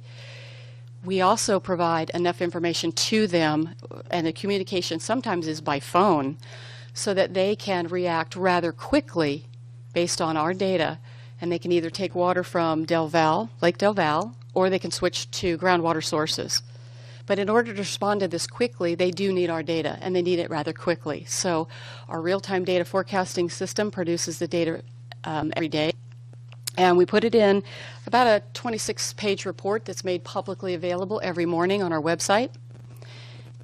We also provide support through anybody else who needs it within the department. John Lehigh and I've worked together on the temporary urgency change petition on the barriers project. A number of other groups have been going on where they have needed our expertise. We provide it when it is needed. So it's a pretty well-rounded program, and if we have a deficiency or a gap, our stakeholders let us know. Sometimes we have that because our instruments go down. We have power surges, but we usually monitor it at least on an hourly basis with our staff. One of the other things we do too, and I'll just wrap this up real quick, is that we provide support services on special studies. For example, with the Drought Barriers project that was going in, we put together and helped supply a barriers plan with a drinking water point of view. We will also provide information and expertise to stakeholders if they have a need. We also provide support in special studies in such a way that we are helping to support not only BDCP but our DHCCP. And with that, I'll wrap that up and open it up for any questions. Thank you, Cindy. No questions. Next. Thank you, Mr. Chairman, council members. My name is John Herrick. I'm counsel and general manager for the Central Delta Water Agency. That doesn't mean anything. It's just me and my part-time secretary. I'll try to make this brief. As you know, I can complain about all sorts of things for all day if you'd like. But just with regard to salt in the Delta, and especially during the drought, a number of things do need to be mentioned. First is that I believe the Delta Plan, as well as the original 2009 Act, encourages us, directs us to improve water quality for all purposes. Various efforts are going on, especially with regard to water quality in most of the Delta, and those are admirable. How they'll pan out, we don't know. But there aren't any efforts to improve water quality in the South Delta. My area experiences a different problem than most other people. When the tide comes in, let's just say it's 5,000 CFS into my area through all the channels. That water is normally, anywhere from 0.3 up to 0.5 maybe at worst EC. Well, that's good for us because that's dilution water for the bad water that enters us from the San Joaquin River. Our problem, although it contains salts originally derived from the ocean, our problem is the San Joaquin River salts that are coming into our corner of the Delta. Now, if they were low concentration or spread out over time, they may not be a problem, but they come in at high concentrations sometimes all year. Now, when I say high, I'm talking about relative numbers here. What we think is bad, other people don't. But when you have flow of the San Joaquin River coming into the Delta containing all this salt, if it doesn't go anywhere once it gets there, then it collects, and that's the problem. Most people don't understand that the San Joaquin River is, for the most part, not connected to the bay. The amount of flow in the river, even in a normal year, sometimes will be 5,000 CFS at most. In many years, it's much lower than that all year. And in summers, we've had recent history of 500 CFS, and this summer, it's right now about 260. Now, that amount of water, just through riparian evapotranspiration and evaporation, disappears before it reaches any part of the Delta. So unless the water which carries all that salt goes somewhere, the salt doesn't go anywhere. The salt stays in our area. So you need substantial flows just to get past normal processes whereby water is lost, or agricultural processes, my clients, who apply the water and the plants consume water but not salt. If you don't have more than that coming in, then the salt doesn't go anywhere. Now, to exacerbate that, and this is not a slight on the projects, but the projects have export pumps in our corner of the Delta, and they remove water too. So even if we have more water than we locally use coming into the Delta from the San Joaquin, it still doesn't leave the area because the export pumps take it. Now, when they take the salt, it gets delivered to various places, but some of it gets reapplied south of us and then drains back into the river, so there's a big circle going around. So our problem is we have salt that doesn't go anywhere. Now, in normal year types, the projects are managed to maintain X2, and so they do various, as John said, they turn various knobs. They try to maintain that at a certain position, you know, over there between Carquinez and the confluence. But there isn't any mechanism that flushes the salts out of our area. There's no upstream storage dedicated to pushing the salts out. There's some upstream storage dedicated to dilute it, but nothing gets it out of the area. So we have serious, serious problems. Now, when I say there's no process to improve South Delta water quality, I want to stress that. We have a lot of things going on. We've got the CV salts process, but that's not going to result in less salt coming down the river unless somebody stores it somewhere else. What CV salts is trying to do right now, I'm on the Lower San Joaquin River Committee, which is developing the proposed TMDL. They're trying to coordinate the salty drainage with river flows that have assimilative capacity so that it all doesn't come down in one slug, you know, trying to even it out. All that means is times that we now have good water quality will be worse, right? Because they'll reschedule drainage to those times of good water quality and make it worse. It doesn't change the salt coming into the area, and it really doesn't change the amount of water coming into the area, because New Melones, which controls the salt by releasing water, if there doesn't need to make releases, it won't. So if it's above the standard, it makes releases and meets the standard. If it's below the standard, it doesn't make releases. Whether you shift that salt around to other different times has no effect on the amount of salt reaching the area. The only thing that matters is whether the salt leaves the area. Now, with that background, I just want to quickly go through the history. You know, the projects have been operating on the Central Valley Project for, 50 years or more. The salt issue has been known from the very beginning, and people have struggled with how to solve it. It's not an easy answer. But in 1978, the current standards were developed, and then it took many years before they got implemented. But in the 1995 Water Quality Control Plan, the state board said, okay, here are these standards at 0.7 and 1.0 EC. And then they said, we're going to have a water rights hearing or decision to implement those. And they did in 2000. I guess 2000 was the final date of the D1641. Well, unfortunately for South Delta, that contained a little footnote that said, if the projects do a certain thing, then the standards revert from the 0.7 to /1.0 back to 1.0 all year. Well, through court battles and everything, the court said, no, you can't do that. If you want to reset the standard, you have to reset it through the water rights hearing, the water quality hearing, not through a water rights. That's kind of complicated, but the court said you can't just change it in the application, you have to change it in the determination of what's good for beneficial uses. So, unfortunately for me and my clients, rather than say, okay, we'll just implement the standard like we intended to, the state board said, well, let's worsen water quality. Let's relax the standard. Now, at the time, in our opinion, there wasn't any evidence for that. Subsequently, people have made allegations in their studies. But so the state board is embarked upon a program to make the water quality in the South Delta worse. Now, that should be contrary to all of our goals, right? The question is how to meet the standards, not how to relax them so you do meet them. Now, there are various things that can and might be done. As you know, the Sacramento River dams release water to maintain salt in the estuary, somewhere X2. They release water. There are reservoirs on the San Joaquin system that could be, under some theories, obligated to do that. And in addition, San Luis Reservoir, which receives export water, its permits are also burdened with these water quality standards. So water that you divert from the state pumps and federal pumps and put it to San Luis could actually be released back into the river to maintain water quality. Now, that's very controversial. Nobody wants to do that. I'm just telling you that's one way of doing this. The reason that sort of a proposal is appropriate is the current situation we find ourselves in, right? And that is, in order to meet water quality standards last year and this year, we're rolling the dice that natural flow will take care of that. And we rolled the dice and we lost. And so as John was talking about, they were losing storage upstream to meet in-delta water quality requirements. And we have to use storage now to meet these requirements. So it shouldn't matter whether the storage is in Shasta or in San Luis.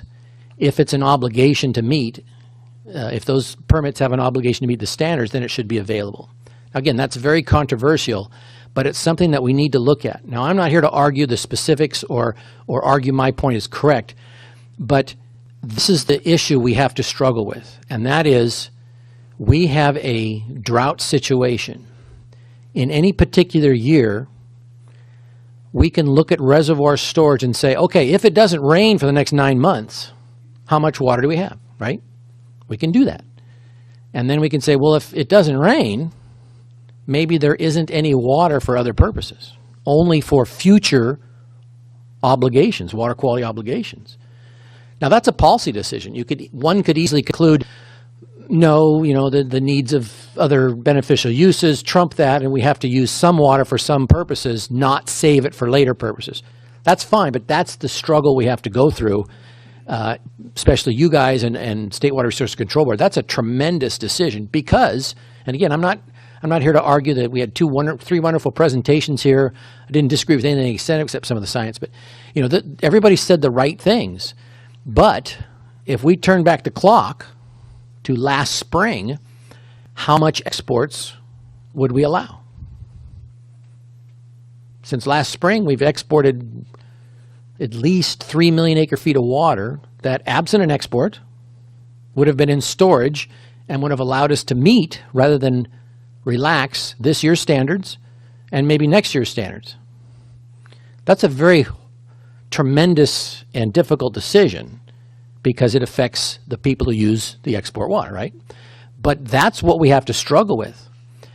I hope everybody is clear that if it doesn't rain for the next 9 months, we're done. Because many of the reservoirs, if not all of them, will be a dead pool, which means there's no water in the rivers. Not some, none. Now, there's a spring somewhere that feeds downstream of Shasta Dam, but there won't be any water in the river. If there's no water in the rivers, the Sacramento-San Joaquin Delta becomes the ocean after a few months. Takes a while. That's catastrophic beyond any description. So that's what we have to struggle with. We have a system that allows us to store water to meet obligations and to meet beneficial use, consumptive use needs. But when we run into dry times, we run out of water. So how much of this year's exports in any year do we have to give up in case the next year's dry or a drought? Those are tremendously difficult issues. Now, I've got all sorts of other things to complain about, which I won't, but I really do appreciate the opportunity to come here. And again, I compliment the co-panelists for their very cogent explanations as opposed to mine. Thank you very much. Good. Thank you, John. Now, questions of any of the panelists? All right. Thank you all very much. You've made it very clear that we're dealing with a very difficult situation that could become more difficult. So our prayers go with you. Sam, any final thoughts?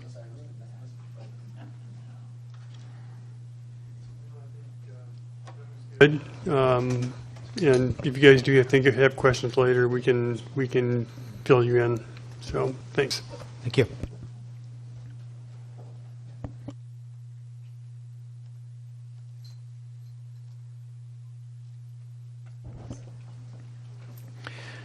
All right, we've had a good dose of science thus far, and now we're going to shift gears. File item number 11, Delta Plan Performance Measures. And I believe Keith Coolidge and Cindy Messer are going to lead the session.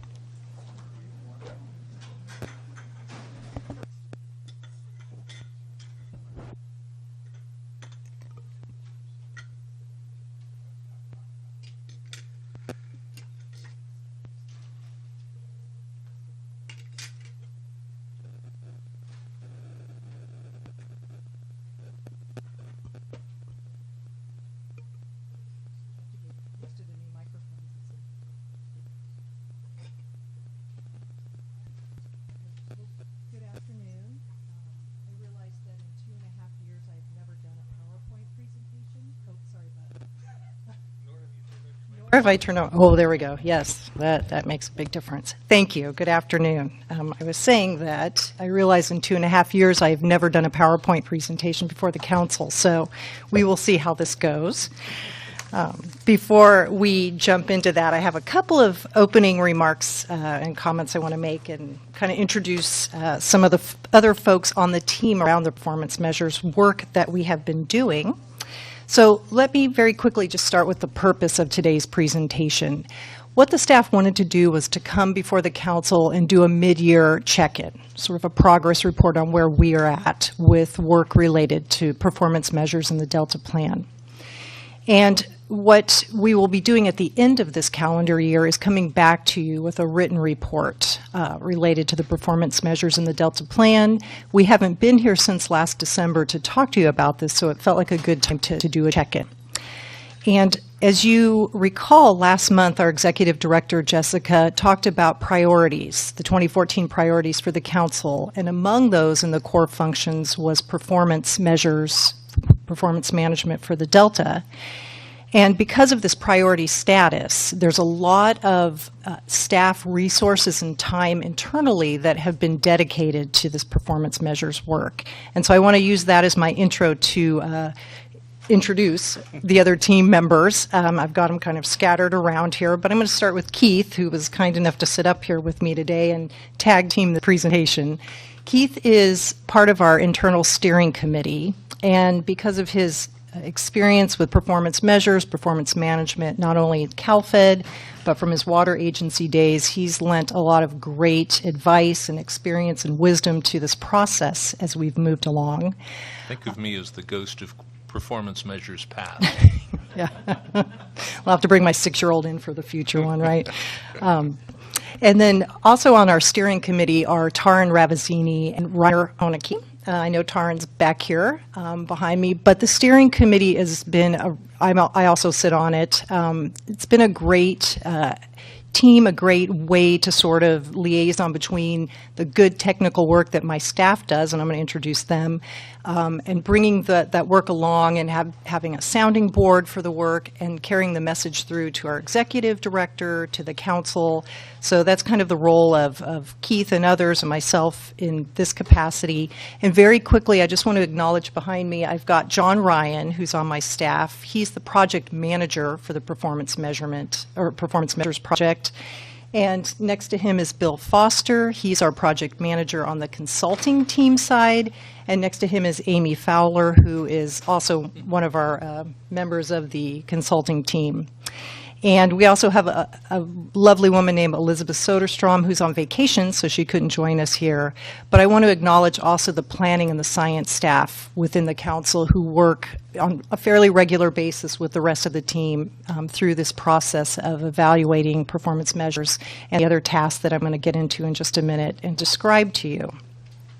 So with the introductions, I want to say that the staff have been working primarily on 2 tasks. The first one is related to the Delta Activities Tracking System, and I'm going to talk about that very quickly, and Keith has brought a nice demo that we'll talk about, and then I'm going to move away from that and focus on the second task, which is the Delta Plan performance measures and the process and the work we've been doing related to those, and that'll be the focus of the PowerPoint presentation.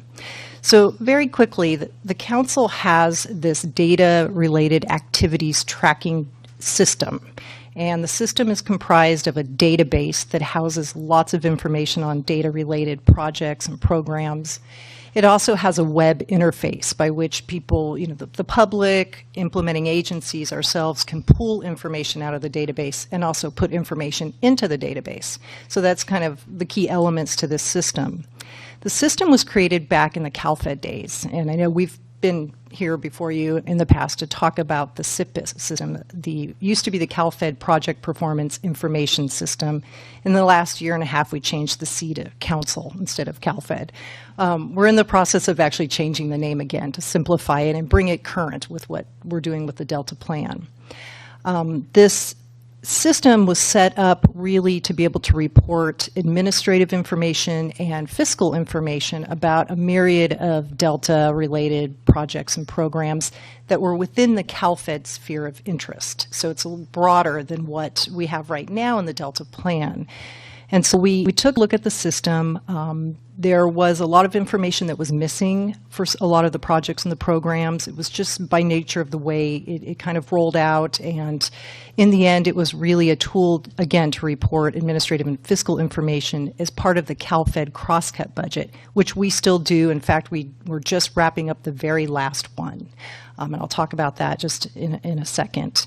But we rolled the system forward, and we decided it needed some updating to bring it in line with the Delta plan, its policies, recommendations, performance measures, to kind of bring it in alignment and narrow the focus of all this information that's currently in the system. And I don't know if we want to talk about this lovely giant binder that Keith hauled down here. What's important for you to know is performance measures have been something that we have been looking at in the Delta long before I became involved in CalFed, so for 25 years. Even in the very early, in the mid-90s, when CalFed was in its first planning stages, we had a fellow who thought that there was a way to have every single project or program online in real time. He came down, saw me when I was in Orange County, and said, you will be able to, on your computer screen, call up any project that is done in CalFed in the Bay Delta. You'll see real time what's happening, what's been spent, what have we achieved, what do we have left to go, and how does that fit into the collective whole. And I thought, boy, how cool is that? And so 25 years later, we are here to tell you that's what we're working on.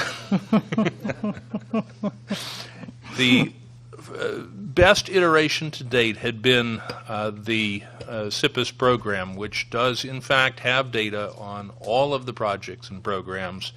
Not as complete as we would have liked it, but it's there, and it allowed us to call up cross-cut budgets to say who's spending what on what projects and programs, how much is going to the Delta, how much is going CalFed wide, what are we, it sort of got at what are we getting for it, but it just wasn't sufficient to give you a complete picture of what are you getting for your investment and the number of projects that are being done.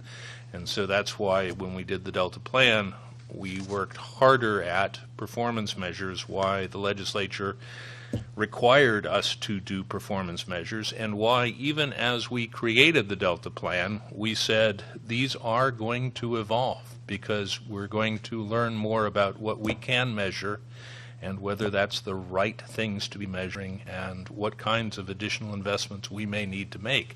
So that's kind of what Cindy's going to go. It's all grown from 25 years worth of effort in trying to come up with performance measures that everyone can agree at least gives us a measurement that we can use.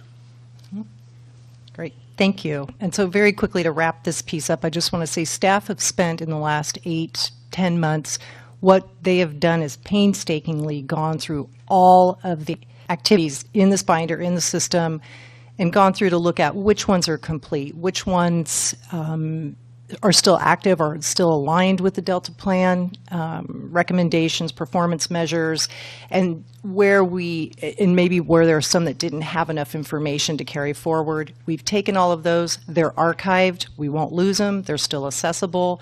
We've got this down from about almost 600 to about 100 projects, programs right now. The new system will, anything that is retained in there, any new projects or plans or programs added in, we've set the bar higher in terms of the information that must be included with those activities so that we can have a more robust reporting system.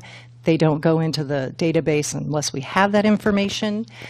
The staff are also looking at, they've been engaging with some of our implementing agency partners to fill in the gaps with the remaining 100, getting that complete set of data together. And as we roll out the new system, just a couple of highlights.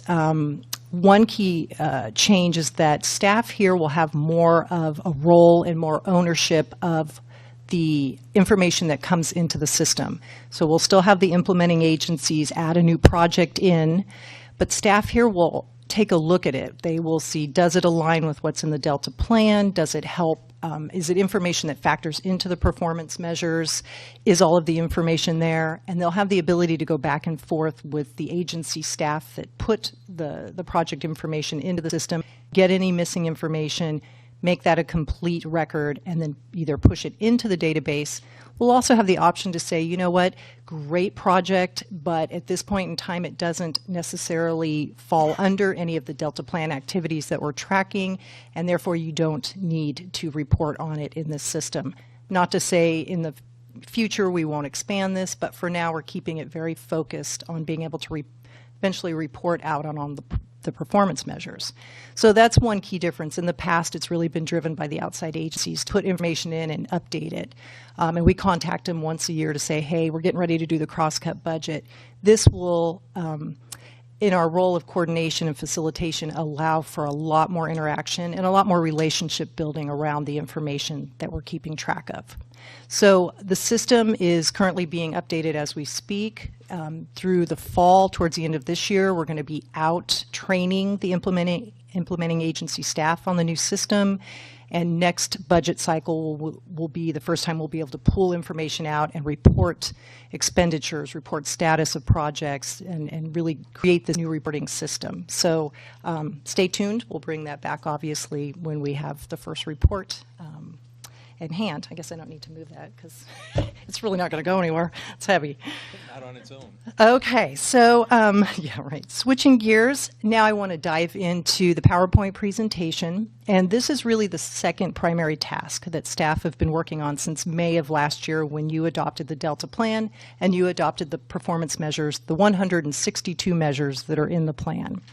And this is really what staff have been focusing on in terms of evaluating the performance measures, just as we said we would do, and I know we provided some text in the staff report about once the plan was adopted, we'd begin to do this evaluation process, and where we thought we might need some refinement. At the end of this year, part of the written report we will bring back are some staff recommendations around those refinements, as well as the results of our evaluation.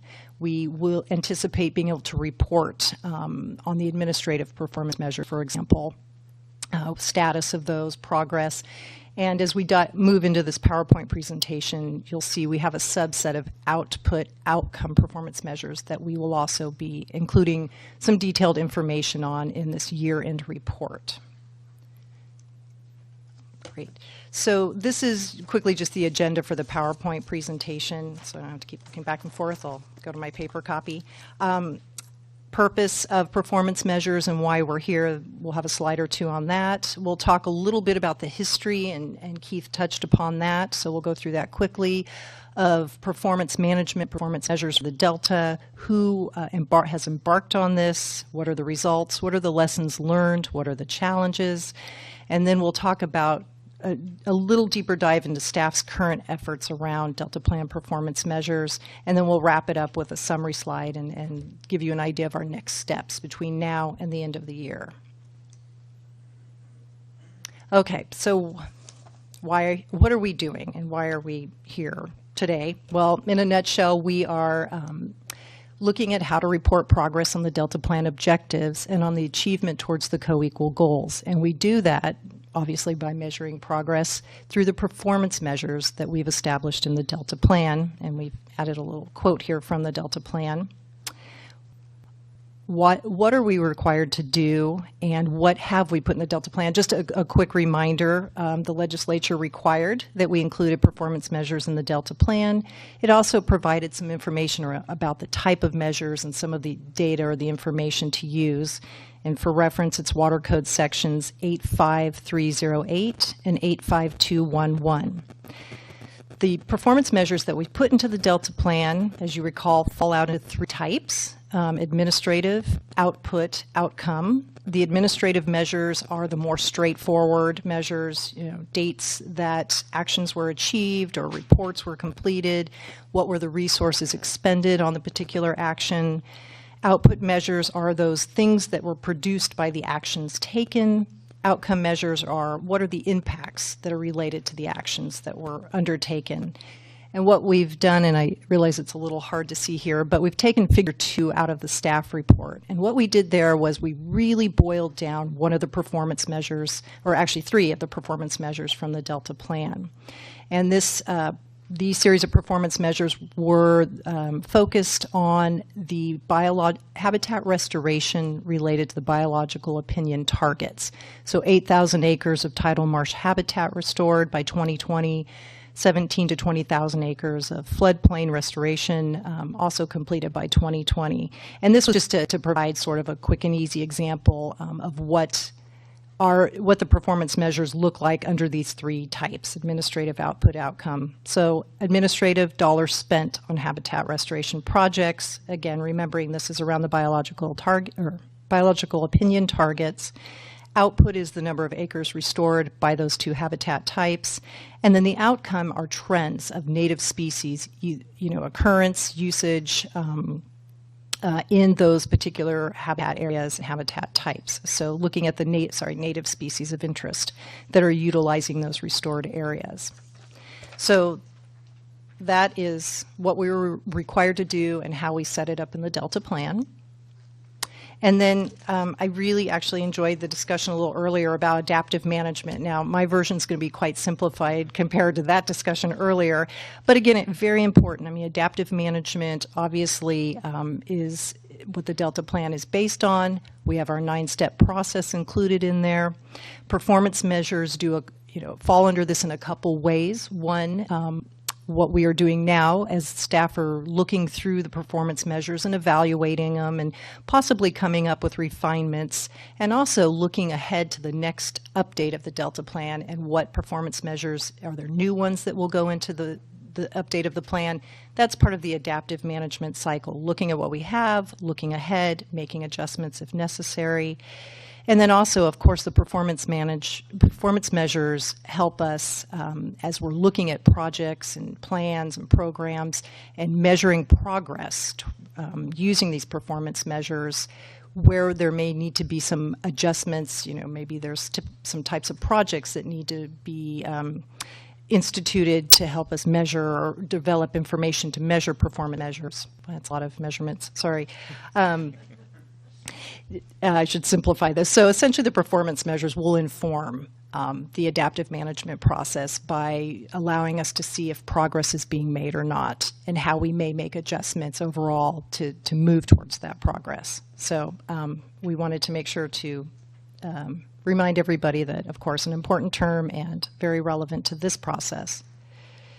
So a little bit about the history of Delta performance measures. Again, Keith alluded to this. There's been significant attention paid to performance management and measures in the Delta, a lot of very programs, efforts spanning several decades.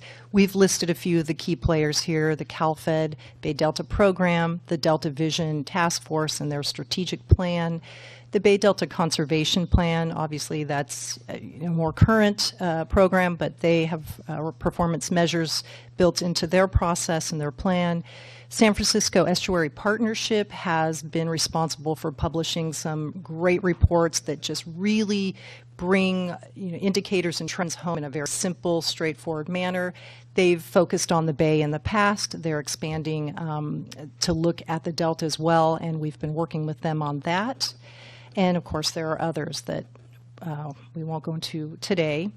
But some of the lessons learned, I mean, despite all of these efforts, and again, this is a lot of what I've been learning and what my team we've been talking a lot about as we've been going through our efforts and our process is, despite all of these efforts, it's a work in progress. There are a lot of challenges. There's a lot of elements that are needed to take this type of effort forward beyond where it's been able to be taken in the past.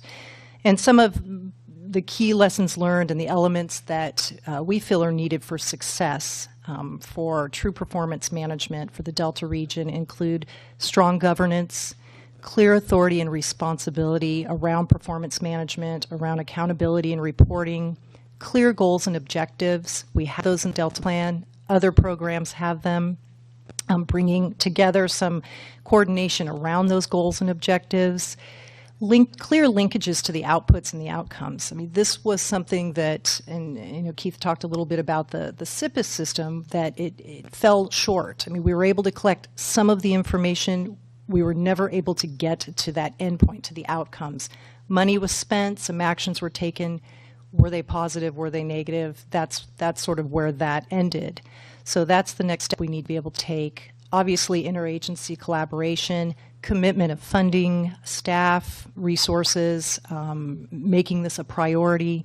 And then last but not least, and we'll revisit this with challenges, but data sharing and integration, making sure that we're standardizing the information and we have the technology and the ability to share it between programs. So significant challenges remain today. I just touched upon data. Is it available? Is it complete? Is it verified? What format is it in? Who has it? Again, this will remain a very priority topic of discussion amongst our team with the other agencies. There needs to be clear targets and baselines around the performance measures and how do we measure what we're working towards? How do we measure what we're working from? And can we agree on what we're talking about? And you've seen in the paper lately as the state board has looked at water conservation reduction, the 5% figure we're using more, and that's because they're doing a year-to-year comparison. The law that was passed in 2009 is a 20% reduction by 2020. That's a different kind of comparison. So you may be on track to do your 20 by 2020, and yet your water use under the state board reporting isn't showing that you're on track to that. We got to continue to talk in common terms, common targets, and common baselines. Thank you. And I think that kind of touches on the next point, which is differing approaches, differing viewpoints, differing ideas around these metrics. And then last but not least, we put the word resistance here. And that is applicable at many different levels, from data sharing to just the viewpoint and perception of reporting out on progress or lack of progress. So switching now to Delta Plan performance measures. This is, again, I'm going to probably repeat a little bit, but just to make sure that hopefully we're clear on what where staff is at in this process and where we're going. So these are the measures in the Delta Plan. There's 162. This is how they break out. Most of them are administrative performance measures, cover all of the chapters except Chapter 1, the introduction. Output and outcome measures were focused on the 5 policy chapters, so chapters 3 through 7. And for the administrative performance measures, staff are looking at all of those, all 119, and we'll be reporting out on those toward at the end of the year. Now, with the output outcome measures, because these are less straightforward, these are heavily data-driven, they're more complicated, there may be different facets or stages to actually being able to report out on these. What we've done is we've selected 10 of the 43, and we will go through the same process for all of the output outcome measures, but for now we're focused on 10, and we're calling these our initial pilot measures. So we set up some criteria by which we selected these 10, and we've got them listed here. We wanted to be representative of what was in the Delta Plan, so we looked at the 5 policy chapters and we selected 2 performance measures from each of those 5 chapters, the policy chapters. We looked for performance measures that had good alignment with the 2014 priorities that the Council has put forth, and we looked at performance measures where we felt there was good opportunity to integrate or coordinate with other agencies because they were working on projects that were relevant. We thought they had information, or maybe they were working on similar performance measures. So that was our criteria for selection.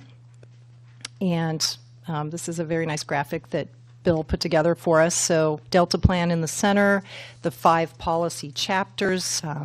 You can see them there. Water Reliance, Chapter 3, Eco, Chapter 4, Delta's Place, Chapter 5, Water Quality, Chapter 6, and Risk Reduction is Chapter 7. And here are the performance measures that we selected for each of those. And the wording in the Delta Plan, as you know, is it's more vast than this. What we've tried to do is really boil this down to the core of what the performance measure is. And so I'm going to run through these very quickly. Obviously, we can talk about them more if you wish. So starting with the reliable water chapter, our 2 performance goals. The first one is the meeting of current water conservation goals. So essentially, this is the 10% reduction by 2015 and the 20% reduction by 2020. So that's what that performance measure is about. The second one builds off of that. It's meeting the current water conservation goals, but also looking ahead to expanded future water supply conservation goals. So those are the 2 performance measures. And of course, with all of the information we've heard today, with the drought, with the work that the state board is doing, these are priority. They're very relevant, obviously great alignment with current events. So these are the 2 we're focusing on for Chapter 3. Chapter 4 are the biological opinion targets for habitat restoration I discussed earlier, so I won't go through those again, but it's number of acres restored out of the 8,000 and the 17 to 20,000 by the time frame, and then trends in the native species utilizing those areas. For Delta's place, these performance measures, as you recall, that chapter covers a lot of territory, so we wanted to pick 2 that were kind of different and sort of bookend the spectrum of topics within that chapter. The first one we looked at is a performance measure around protecting legacy communities.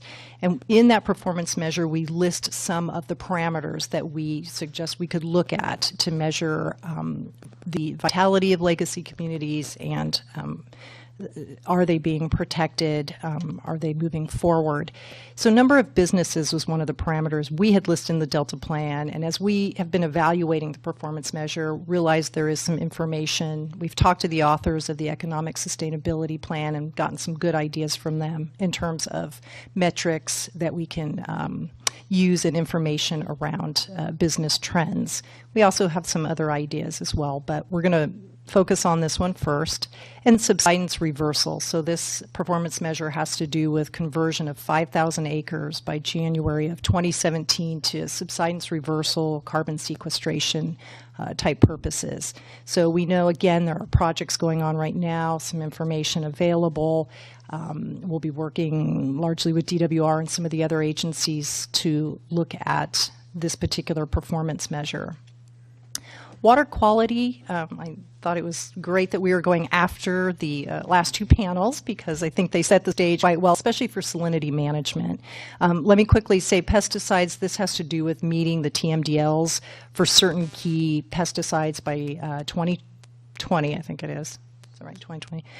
So that's that performance measure. The salinity management is actually not a performance measure in the Delta plan, but it's a key component of the narrative. It's touched upon largely, Chapter 6, but also in Chapter 4, Eco, and Chapter 3, Water Supply Reliability. It is obviously a key indicator of so many things, from ecosystem processes to water quality to water supply reliability. And so what made sense to us, there's obviously quite a bit of information, a lot of work around this, some cutting edge, I think, information and thoughts about moving forward with measurements such as X2, as we heard. So we thought this is a really good parameter to start with in terms of telling a story of a dashboard. I mean, having the ability to take some very complicated information and roll it up in different ways to report it, and just very simple dashboard terms related to specific processes or issues in the Delta. So we pulled that one in first, ahead of some of the others. And then lastly, we have risk reduction. The levees below standard really is about, in the Delta plan, the way it's described is number of acres protected by levees and number of RDs with levees below HMP. And so the goal with that performance measure is progress toward reducing the number of acres and the number of RDs with levees below HMP. With this particular performance measure, we realize there's information available now that we can look at, but it also aligns really well with our levee investment strategy project. And the information that we generate from that will be helpful as we move forward in looking at addressing this performance measure.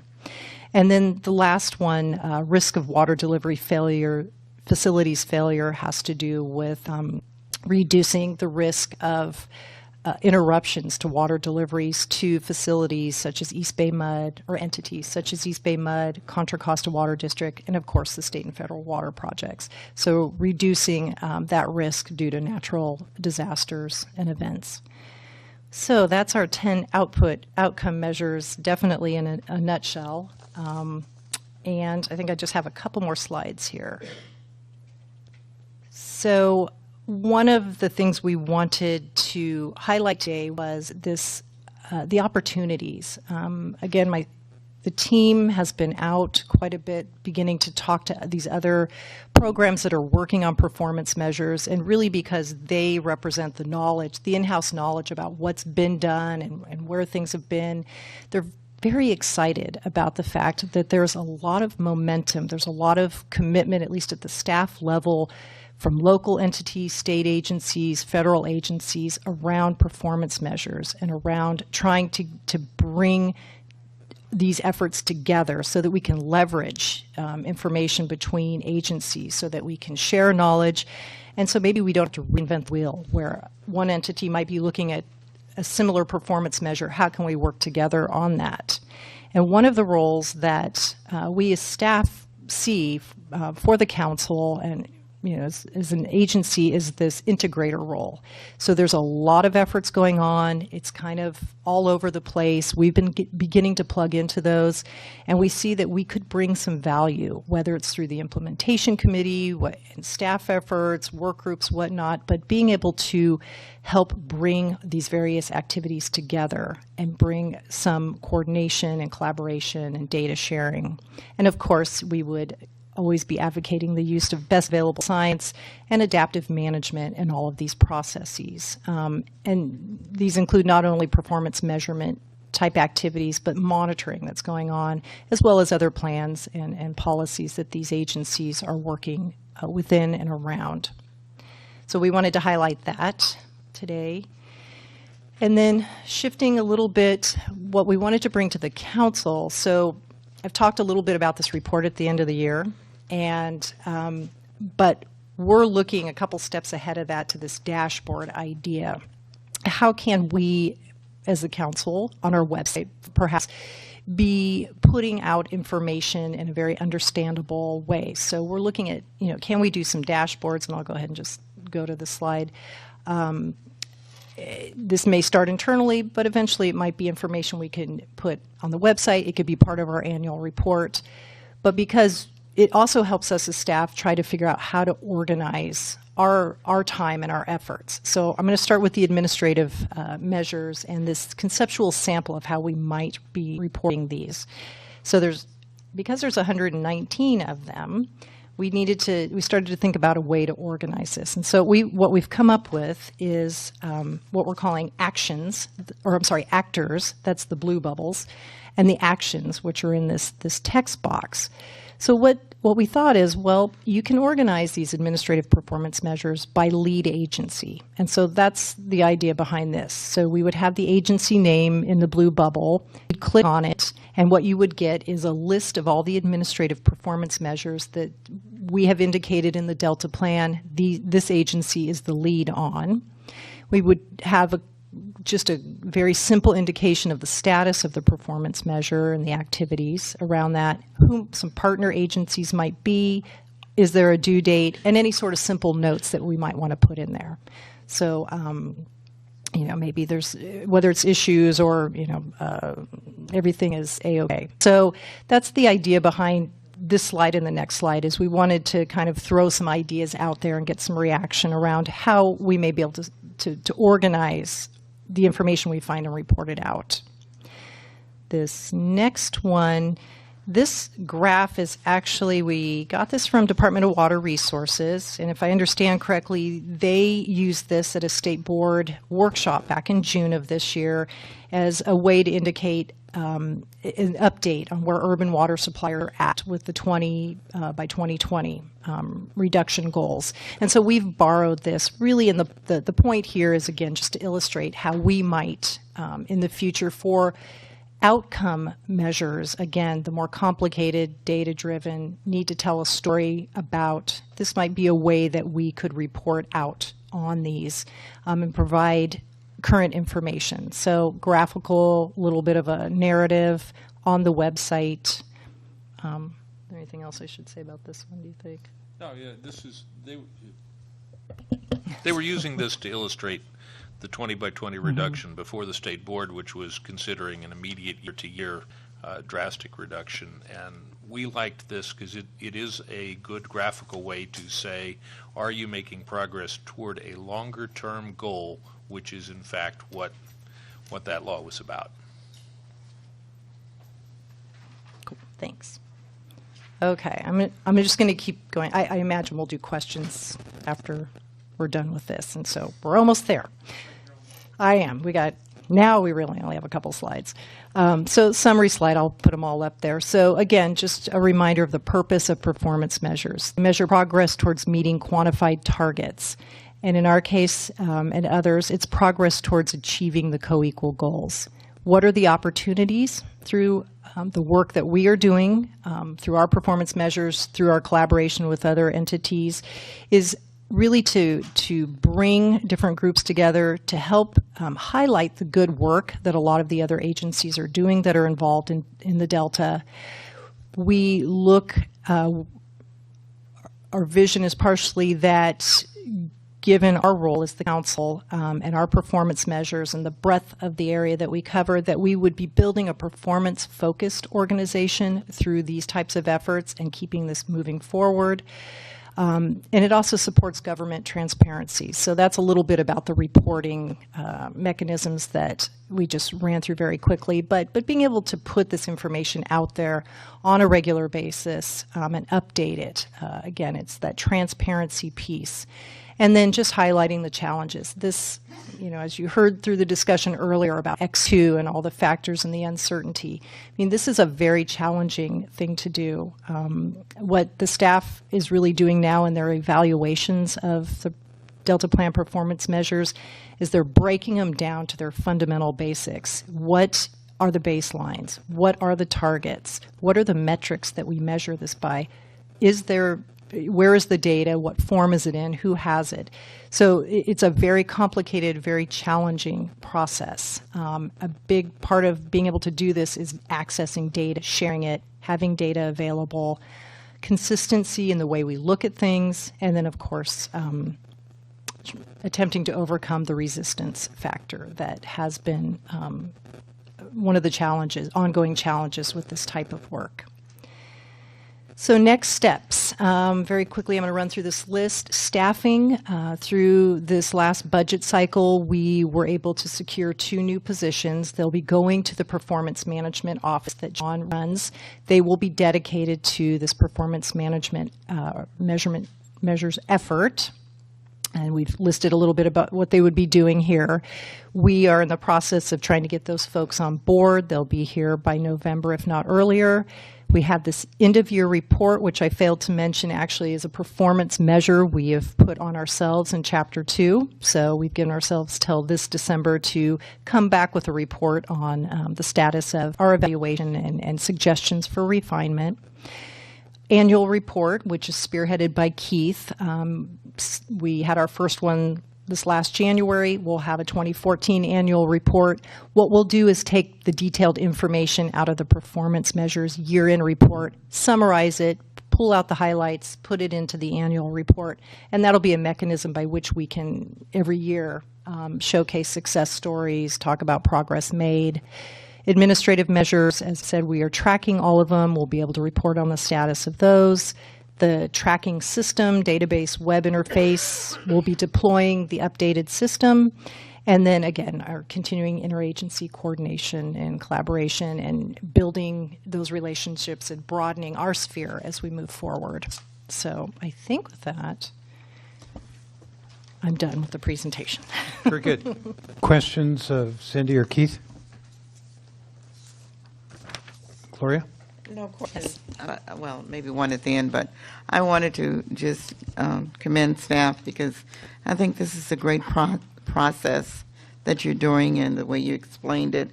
And I really like the purpose of the performance measures to really let us know if we're achieving the co-equal goals and those targets that are quantified. So I really like those two performance measures.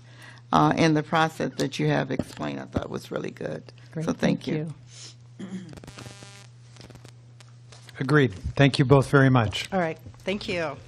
Next item, file item 12. Cindy, I think you can just remain seated. I think I can. Delta Levee Investment Strategy Update. Yeah, thank you.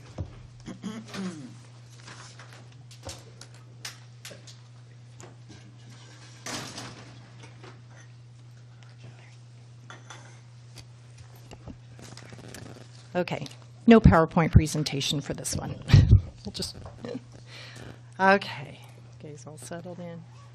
Okay, very quickly, let me just introduce the two gentlemen on either side of me. Dustin Jones, you all know, is our new, or still new, I would say, about what, 5 weeks in?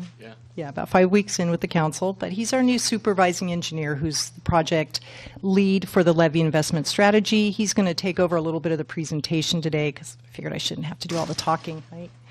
And then Larry Roth, of course, is our project manager from the Arcadis team, and he's here today to help answer any questions that the council members may have. So, purpose of today's this presentation is to provide an update of where we're at. Last month, our executive director reported out on the status. At that point, we were finalizing our contract with Arcadis. That is done. All of the contracts with the sub-consultants are finalized, so we are hitting the ground running on all fronts. Since that time, and even a little bit before the June meeting, council staff were working on several different tasks related to some initial thoughts around stakeholder engagement and outreach efforts, around a risk reduction white paper, and around the formation of an independent peer review panel for the Levee investment strategy. So I'm going to touch on some points about the initial stakeholder engagement, outreach activities. I'm going to turn it over to Dustin to talk about the risk reduction white paper and the peer review panel. And then we'll swing it back to me and I'll wrap it up. This should be pretty quick. So initial outreach. What staff did while we were getting the contracts in place, we were kind of anxious to go. And so amongst ourselves and with a little bit of vetting through some of our key partner agencies, DWR, Flood Board, Delta Protection Commission, we drafted just an initial list of all the key stakeholders and agencies and entities that we thought, we need to make sure we get invitations out, whatever the forum may be, but engage these folks through this process. And not a final list, not all-inclusive, but something we could spend some time around, wrap our brains around, and then work with the Arcadis team to more fully flesh out, and I'll talk about that in a minute. Next step for that, it gets incorporated into our overall communication outreach strategy. So staff have been working on that. Also in your staff report, we put some information about 3 working groups that, again, this is staff-driven, it's draft. But what we started to think about was how to be most effective and efficient. I mean, I want to say we have a very short timeline, we have a lot of work to do, so we've been thinking around how do we form groups that we can vet certain questions through when we hit certain milestones in the project. There would be some documents that maybe people could review and give us some input, in addition to general public input. And so we came up with these groups, and very quickly we thought a technical work group made a lot of sense. And this would be a group made up of technical experts from all the different facets, from environmental to geotechnical, economic, wherever we could pull people in that were really technical experts that we could run questions through and vet some of the concerns and get that kind of input very quickly. We envisioned maybe this group would meet regularly so we could be able to just keep trucking along with the project and put things before the group, have some interaction, and keep moving. We definitely need an interagency project management group, and really the thinking behind this is there's a couple different processes going on here. So we have the levee investment strategy that we are working on, obviously. It's funded through DWR. We have an interagency agreement with them. So they're keenly interested in making sure, we're meeting milestones so they can be checking it off their list as well as part of that interagency agreement. So that will help us keep that communication going.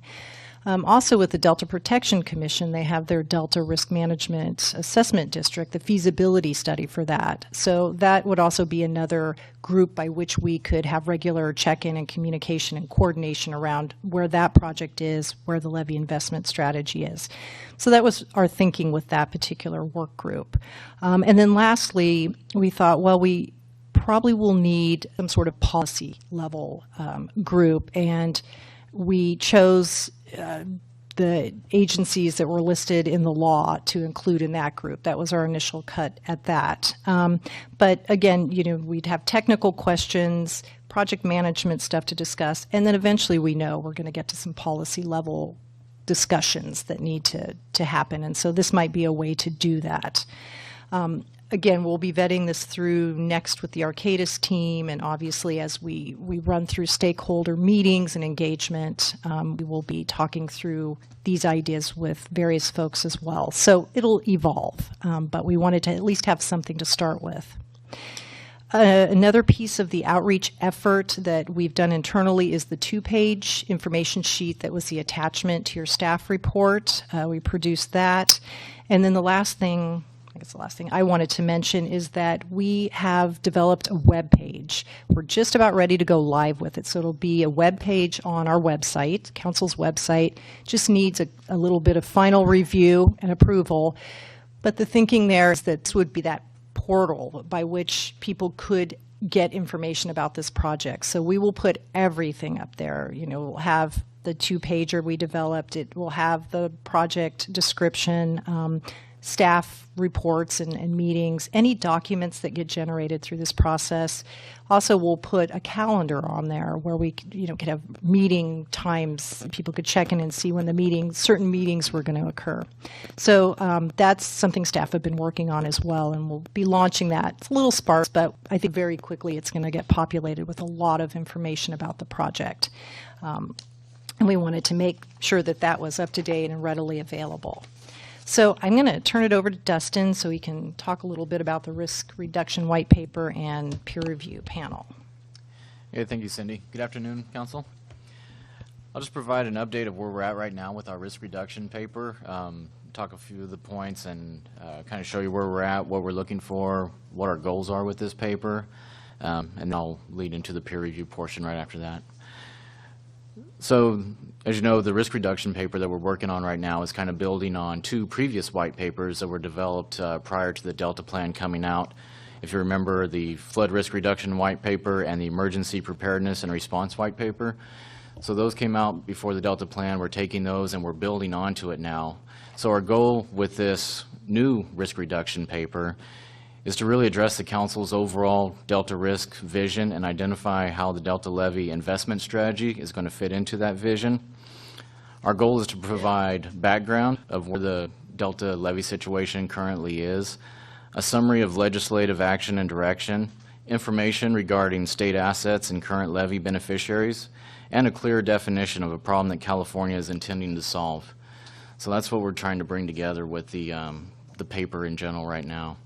Where we're at is currently in our information gathering stage. As you can imagine, there is a lot of information to process and to kind of gather, a lot of other studies that are being done with kind of similar information, a lot of economic available information that we're trying to process through to see what's valuable to us and what can tie in.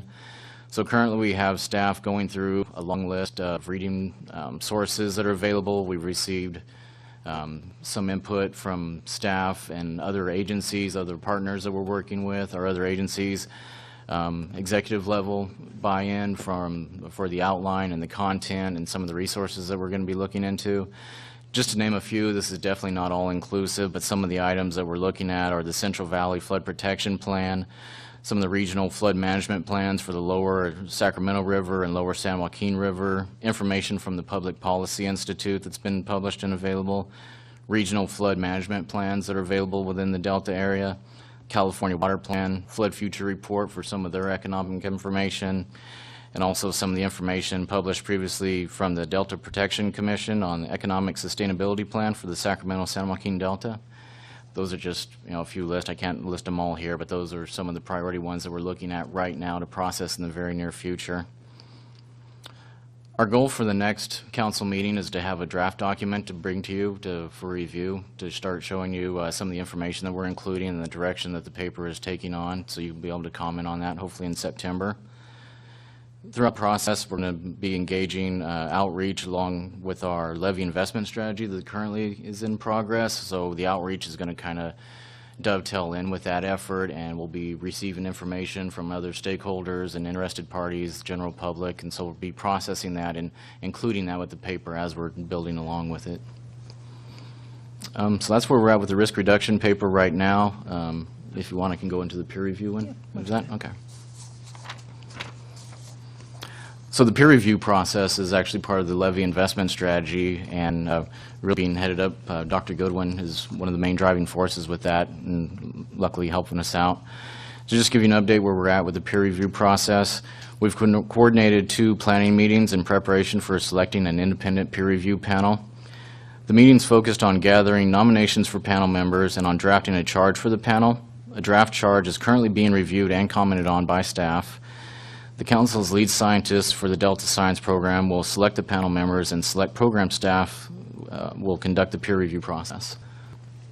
So that's where it's going on right now. Some of the panel group categories that we're looking at to have selected members from, we have 6 categories right now. The first one is economics. The second is environmental and land use change. Third is flood management and hydrology. The fourth group is geotechnical and seismic. The 5th group is risk management, and the 6th group that we currently have is social justice. And also, I'd just like to mention, I guess, that throughout the panel planning process, we are also working with representatives from some of the other agencies that we work with on a day-to-day basis and are required to work with by law. With that, I don't have anything more on the peer review, unless, Dr. Goodwin, you'd like to add anything to that? No, thanks, Dustin. I would just point out that we're following our own guidelines for peer review, which are laid out very clearly, so there's a lot of steps there. So you're obviously we're following our own guidelines, so if people want to know, you can read through the steps if folks wanted more detail. Yeah, and I think just the other thing was that I think the steering committee that were putting this together felt that social justice didn't quite capture its really. They wanted it a little broader than just the sociology side of things. So there's been a lot of very good feedback, and it's a very active panel. Thank you. Thanks. With that, I guess that's it for my portion of it. I'll turn back over to Cindy to discuss some of the kickoff meetings that recently occurred and where we're at with Arcadis. Yep. So I wanted to Thanks, definitely. Dustin. Oh, sorry. Thank you, Justin. I want to definitely acknowledge as well the work that we have been doing with the Arcadis team. And Larry's been quite helpful and a regular figure around the office, and I'm very grateful for that. But what we did this actually just a few days ago was we had a big kickoff meeting with a lot of the council staff, folks that are in some way will be part of this project. We're not necessarily there for the proposal process and the firm presentations. So the Arcadis team was there as well, and we ran through some of that information so everybody on the council staff that hadn't seen this before had a chance to really get a better sense of what project goals and this tool we are talking about. So we ran through a lot of that information. It was very helpful. It was helpful to see it again. We did a lot of discussion around just making sure there was clear understanding around project goals and expectations on both sides, the staff, the council's side of things, as well as the Arcadis team. Talked briefly about what the next immediate steps are that we need to be working on.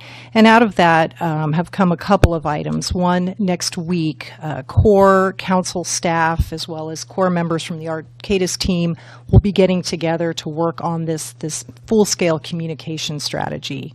We'll be looking at taking what council staff have done, but really, putting the package together in terms of at least initially who we need to meet with, what the 4 different forums are, what the agenda for those forums looks like, what the schedule looks like, how does that overlay with milestones for the project itself, so that we can put that information together and begin to get that out, and begin to engage fully with stakeholders, get our public meetings set up. So that's what we'll be doing next week, is working that plan out. Arcadis, the team has been focused on data, getting the data we need for the methodology development, so that's been an area of focus and will remain so. And then we're beginning also to talk about the environmental review and initial steps around that. From here on out, I think really in the immediate next steps with the Arcadis team and with the council staff are around the communication strategy and around data compilation. I wouldn't say collection because it's existing data. So some other next steps as we move forward is to get some meetings scheduled with Delta stakeholders, launch this project webpage that I described, keep compiling data. We will be drafting the risk reduction white paper, and we'll be moving forward with formation of the independent peer review panel. So that's, in a very quick presentation, where things are at with the investment strategy. Very good. Good report. Any questions? Yes, Gloria? Thank you for your report. The Delta stakeholders, are they in Delta stakeholders or anyone who's affected by the Delta? It's definitely a mixture. We have definitely the in-Delta stakeholders. We have entities that have infrastructure in the Delta that we want to talk to. We are even looking at some of the larger agencies, water contractors and whatnot. So whoever's affected. Okay. Yes. Thank you. Any other questions? I think you've done a good job of explaining this. It fails to, the presentation fails to communicate just how difficult of a task this is going to be. You've presented it in a very organized manner. It makes sense. There's a plan of action. But this is something that others have attempted to do and haven't fully completed. And I know from meeting with our staff, the consulting team, that you are committed to seeing this through to a successful conclusion. And so we look forward to regular updates on the progress made, and hope that within the next 18 months to 24 months that we will have a successful conclusion with a product. So thank you for coming, and thank you for the presentation. That completes file item number 12. File item 13, public comment. Looks like we have at least one blue slip.